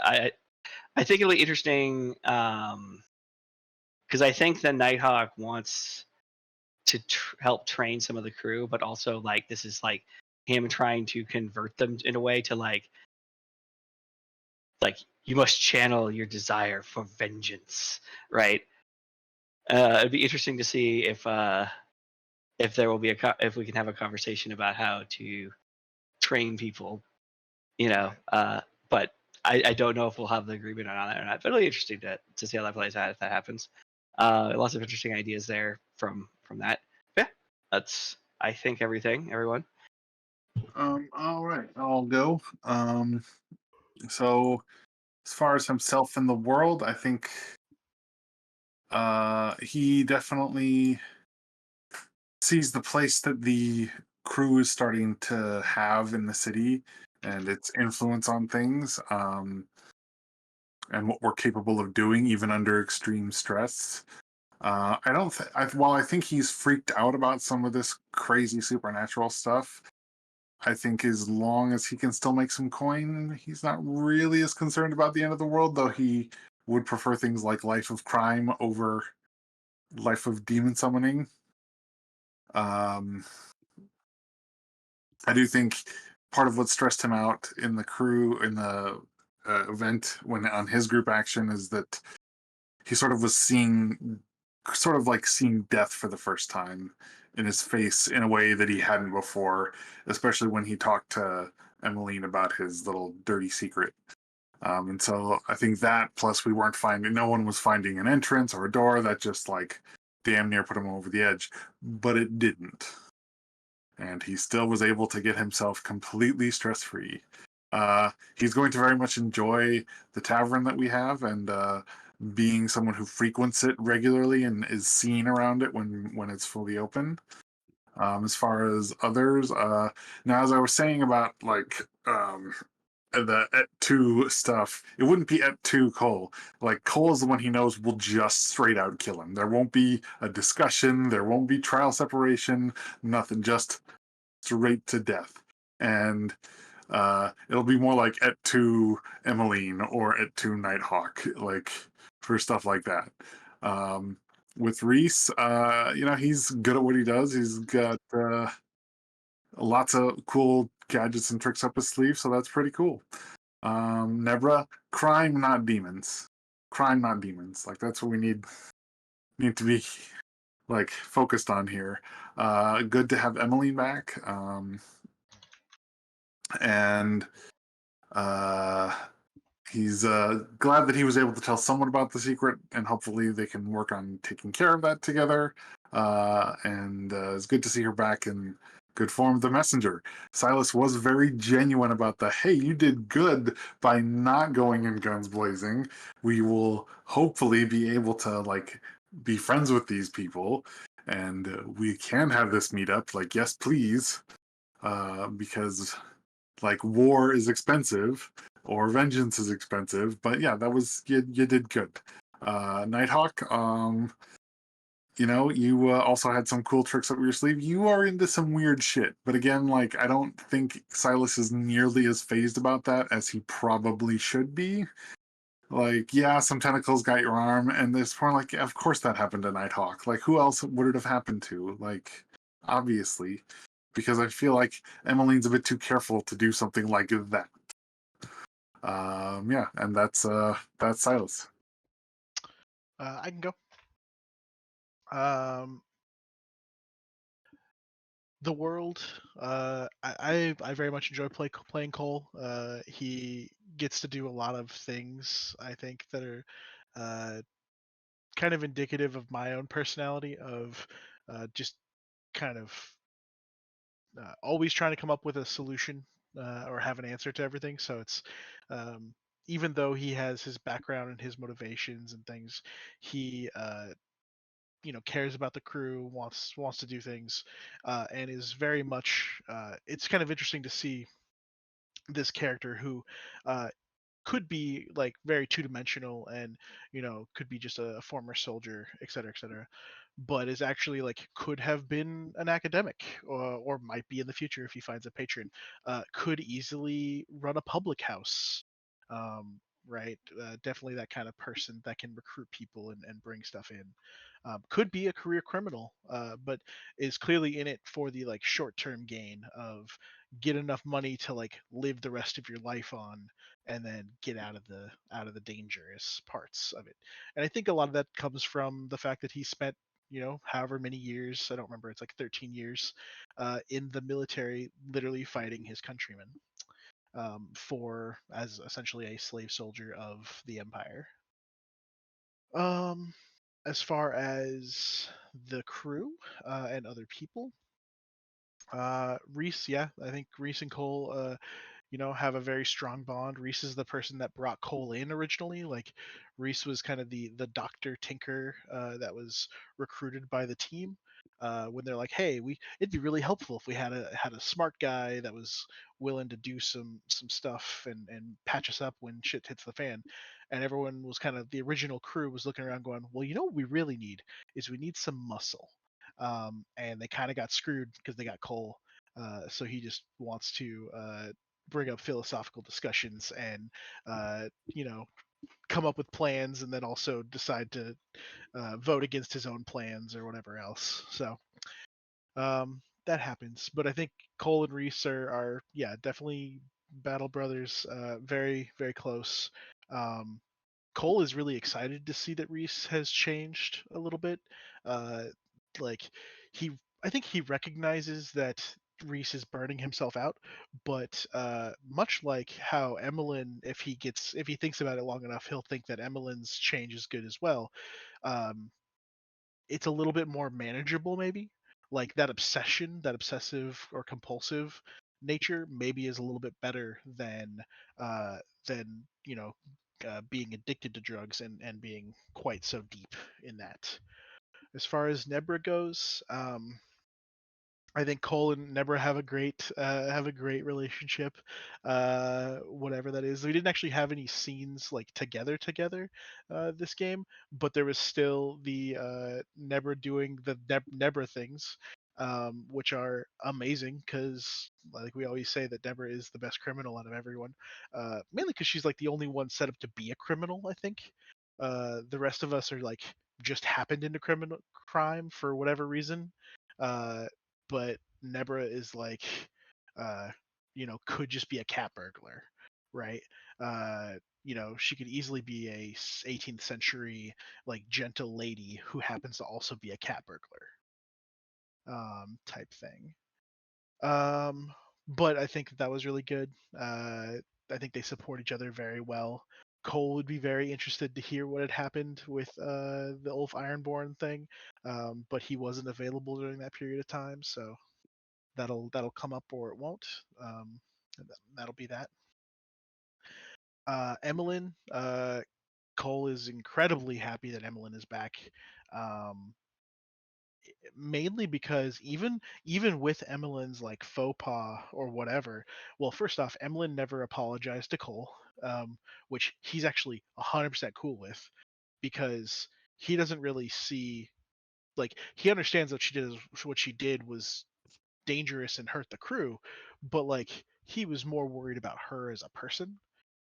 And on the normal level of things, he desperately needs Emmeline to counterbalance and play the third leg of this weird stool we have that is the Nighthawks. Like, you have the three founders who are very different people, and man, the Nighthawk and Silas do not together form a coherent spectrum.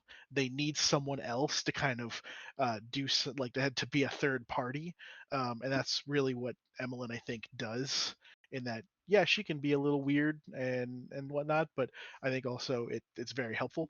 Also, yeah, I think this would count for Nebra too, but for Emmeline, Cole is definitely struggling. I think like I didn't really struggle in the game, but I think internally he's struggling with the haunting, and coming to terms with all of that, and actually probably not going to come to terms with it. It's probably going to continue to try to ignore it or have it negatively impact him. And I think that that's really provides an interesting avenue for dealing with Emmeline. In that Emmeline very casually was just like, "Oh, you see a ghost? Yeah, let me take care of that. I'll have a conversation with them." And then came back to update him, and he's like, I don't know what you're talking about. That doesn't make any sense. Uh, I don't see any ghosts. I'm not afraid of anything, right? Except ghosts, and sheets, and people in sheets. So yeah, it's pretty good though. But he's happy you're back. Um, as far as Silas, Cole, I think to a certain degree is a little disgruntled with Silas. Like he's not willing to even admit it to himself. But he does see a lot of the like I think maybe he blames the failure or like the crew, the wars we're in, and also the cohort being destroyed on Silas. Because at the end of the day, Cole suggested that they go do the job to ensure that the job got done, and Silas said no, and so Cole followed the directions, and it turned out really badly. And so, kind of buck stops there. Silas is the boss, and Cole will follow orders right up until he decides to leave or something else. But basically, it put a little tiny dent in the like. There wasn't like blind loyalty, but there was like, all right, Silas like has the shit together. He like does the things. He's the spider, right? And I think Cole's starting to be like, man, is Silas like, is he really out to do this, or is he just out because Silas is always the one to say that the direct motivation of the crew is coin, and Cole's like, well, actually, crew safety is also probably my highest priority. Coin is the point of this, but if everyone's dead, we can't spend any coin. And so it does not go unnoticed to Cole that someone will always be safe, and those of others of us may not always be safe. And he's already lived that life once. As far as the messenger, yeah, totally. I think team violence all the way. Like never had the finesse thing in there, but did not go unnoticed that even when Never went down, the messenger had already started laying down covering fire and was like working on that. And I think the two of them work very well together to the point where we didn't even have to chat about it or anything. It was literally just, we're doing this. Like clearly this is the thing we got to do. And so that was amazing. And especially that he's haunted now. I think he feels a little bit more not necessarily close to the messenger, but definitely feels more like he understands the messenger's paranoia, in that there's a lot going on. There's a lot to the world that he doesn't understand, he being Cole, and that ultimately, maybe the messenger's onto some stuff. That being said, he does not understand. Like he was, again, it's kind of the duality of Cole. He was 100% down to help the crew. He was 100% like, oh, you're gonna copy this book and stay up. We got to do this thing. He will make sure he'll command all the cohorts. He'll do all the things to make it happen. He'll produce the shit out of it. But at the end of the day, he does have some moral quandaries of like, this book is bad, right? Should it get out? I don't know about this. Uh, like, if other people like make themselves demons and they start doing bad things, does that mean it's on us? I don't know. Like, so yeah, that's out there. And then with the Nighthawk, man, the Nighthawk is great and perfect and can do no harm, do no wrong. Clearly, Cole would listen to him, do everything. He'll follow every command that guy has. Wait, none of that's true. Cole thinks like Cole actually does like the Nighthawk, but he definitely I don't know. He takes everything the Nighthawk does with a big grain of salt of like, holy shit, this guy does some shit. And I also really enjoyed that it took until now, because this is like the third or fourth like infiltration type thing we've done or deception type thing we've done, and Cole keeps coming up with these plans to like put on a costume and like have like a tradition, like a basically like a I don't know, like a Scooby Doo or something else type trope, and somehow the Nighthawk always comes up with a reason to put a mask on, and so Cole eventually just like, the fuck is wrong with this guy? Is he like just terribly burned or something? Was he in the war and like has just his face is so fucked up that he doesn't want to be seen? Like, what is going on here? Definitely the war. You know what? That would be a great thing for you to say at some point, because the only other thing that he can think of is like, this guy's suspicious as fuck. Everything is wild. Everything he does doesn't make sense to me. He's into religion, I guess, and like, I don't know.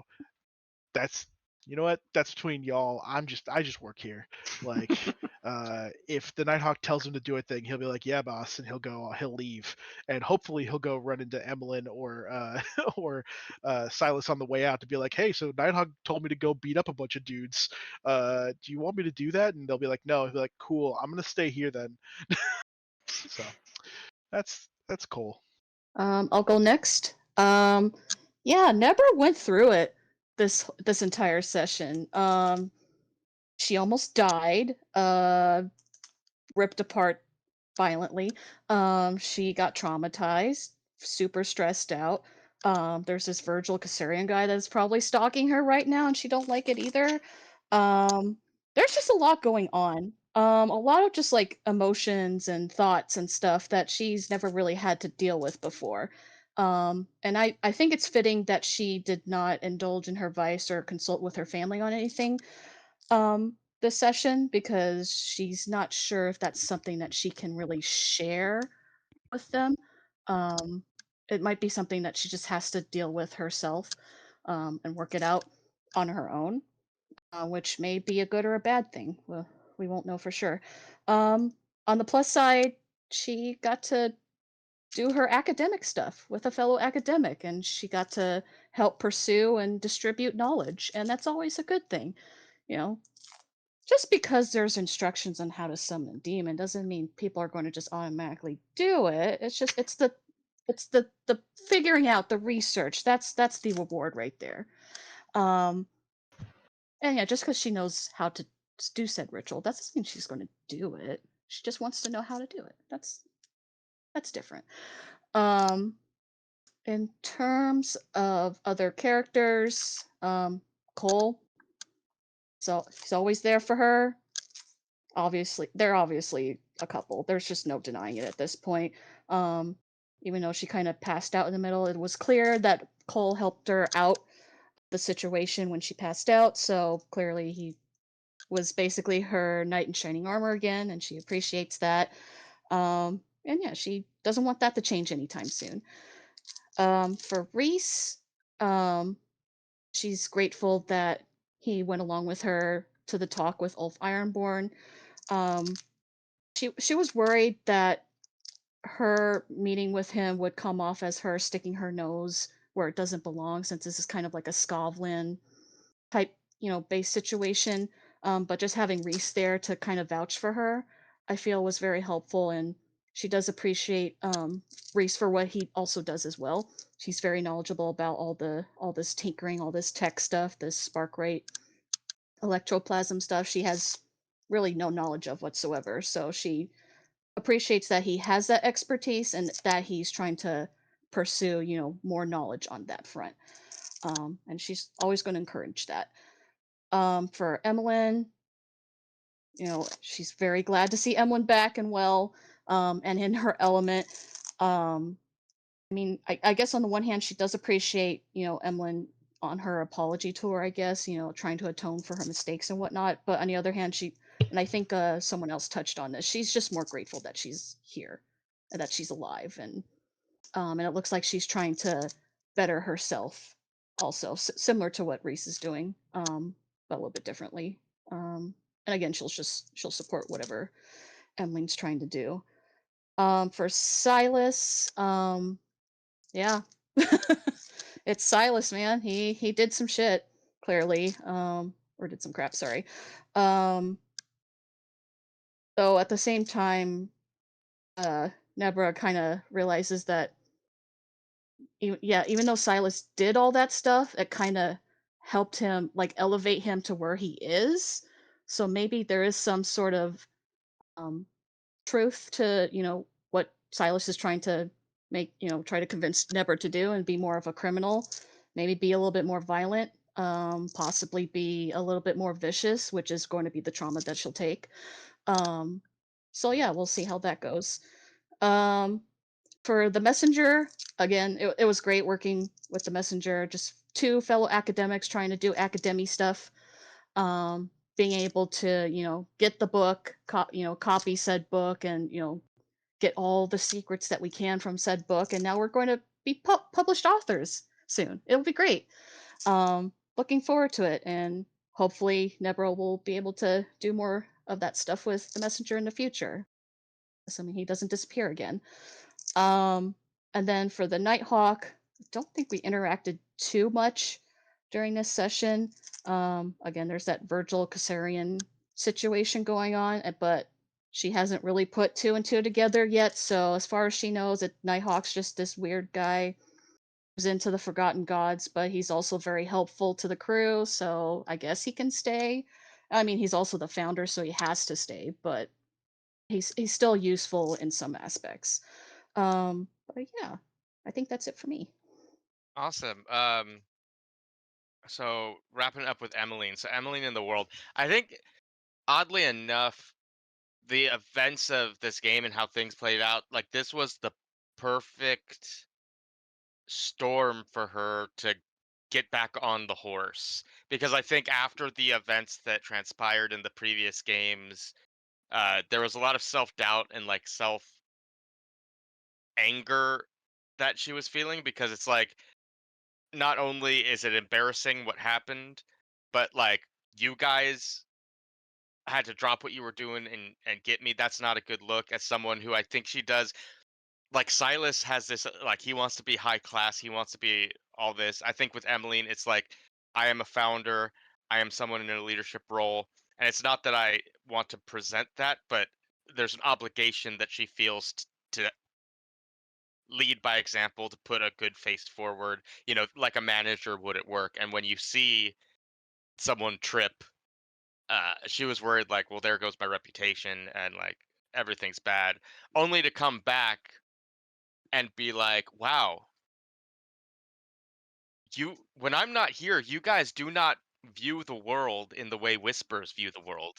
There are whisper size holes that you guys are, using criminal soldier style hammers or pieces for, right? And so it's like, oh, so it helped her. It's like, I do serve a function in this crew, and I think, much to, like, as the messenger's like, oh, it's cool to hear your philosophy on things, is starting to learn, like, a lot of that was more internalized. You kept that to yourself of, oh, maybe I should speak up a little more about uh my philosophies and how I view the world, and how whispers deal with problems, and what's going on, um which might end up being getting to learn more about Emmeline's past, and some of her previous trauma and stuff like that, which could be fun.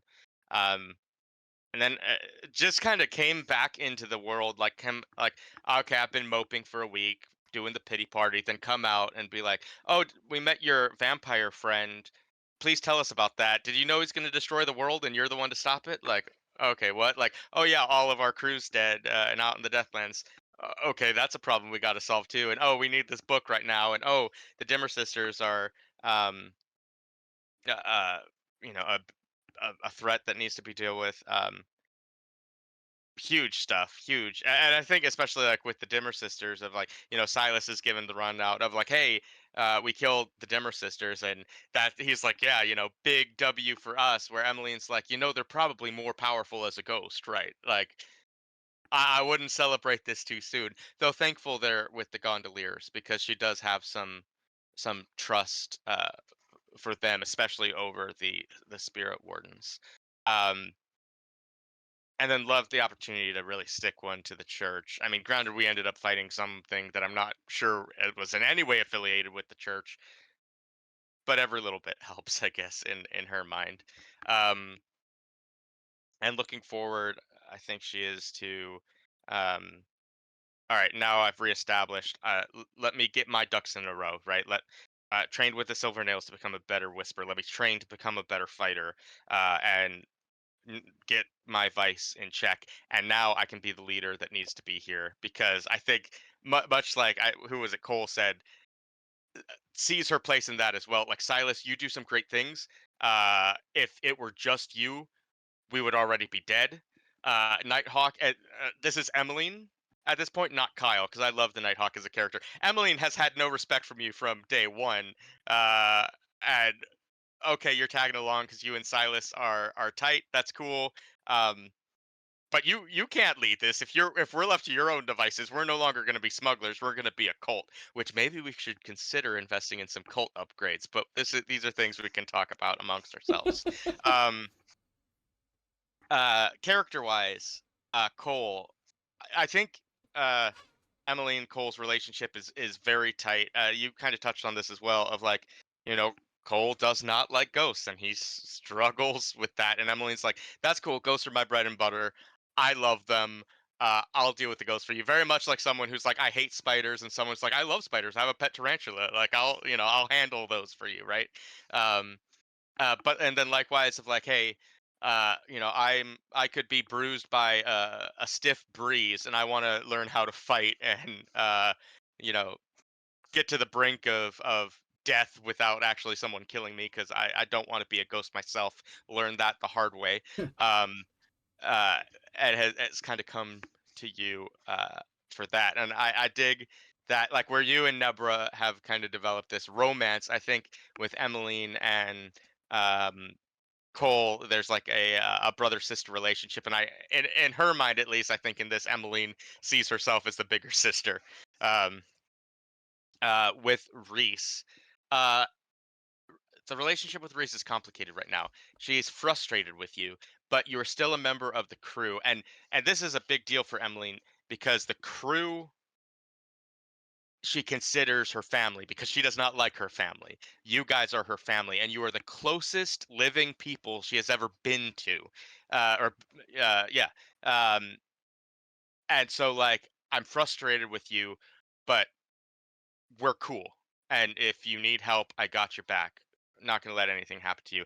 And that frustration comes from you being in Emmeline's mind, duped by my sister in the way that she always does. Like, this is someone who has grown up with someone and seen their dirty laundry, knows how they operate, and you're like, well, your sister's brilliant. Emmeline's like, no, she's not, and you will find that out the hard way one day. And like, your sister's so nice, like, no, she's not, and you're gonna find that out the hard way one day. Of like, Rhys, you are on a world of pain that you're not turning back from, despite uh warning signs, though maybe you haven't seen those yet. Maybe you're too love struck.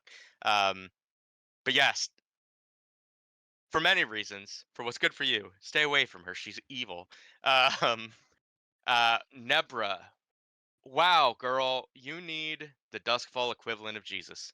I leave from a week, and we have this sweet little girl in Emmeline's eyes, who's not so much anymore.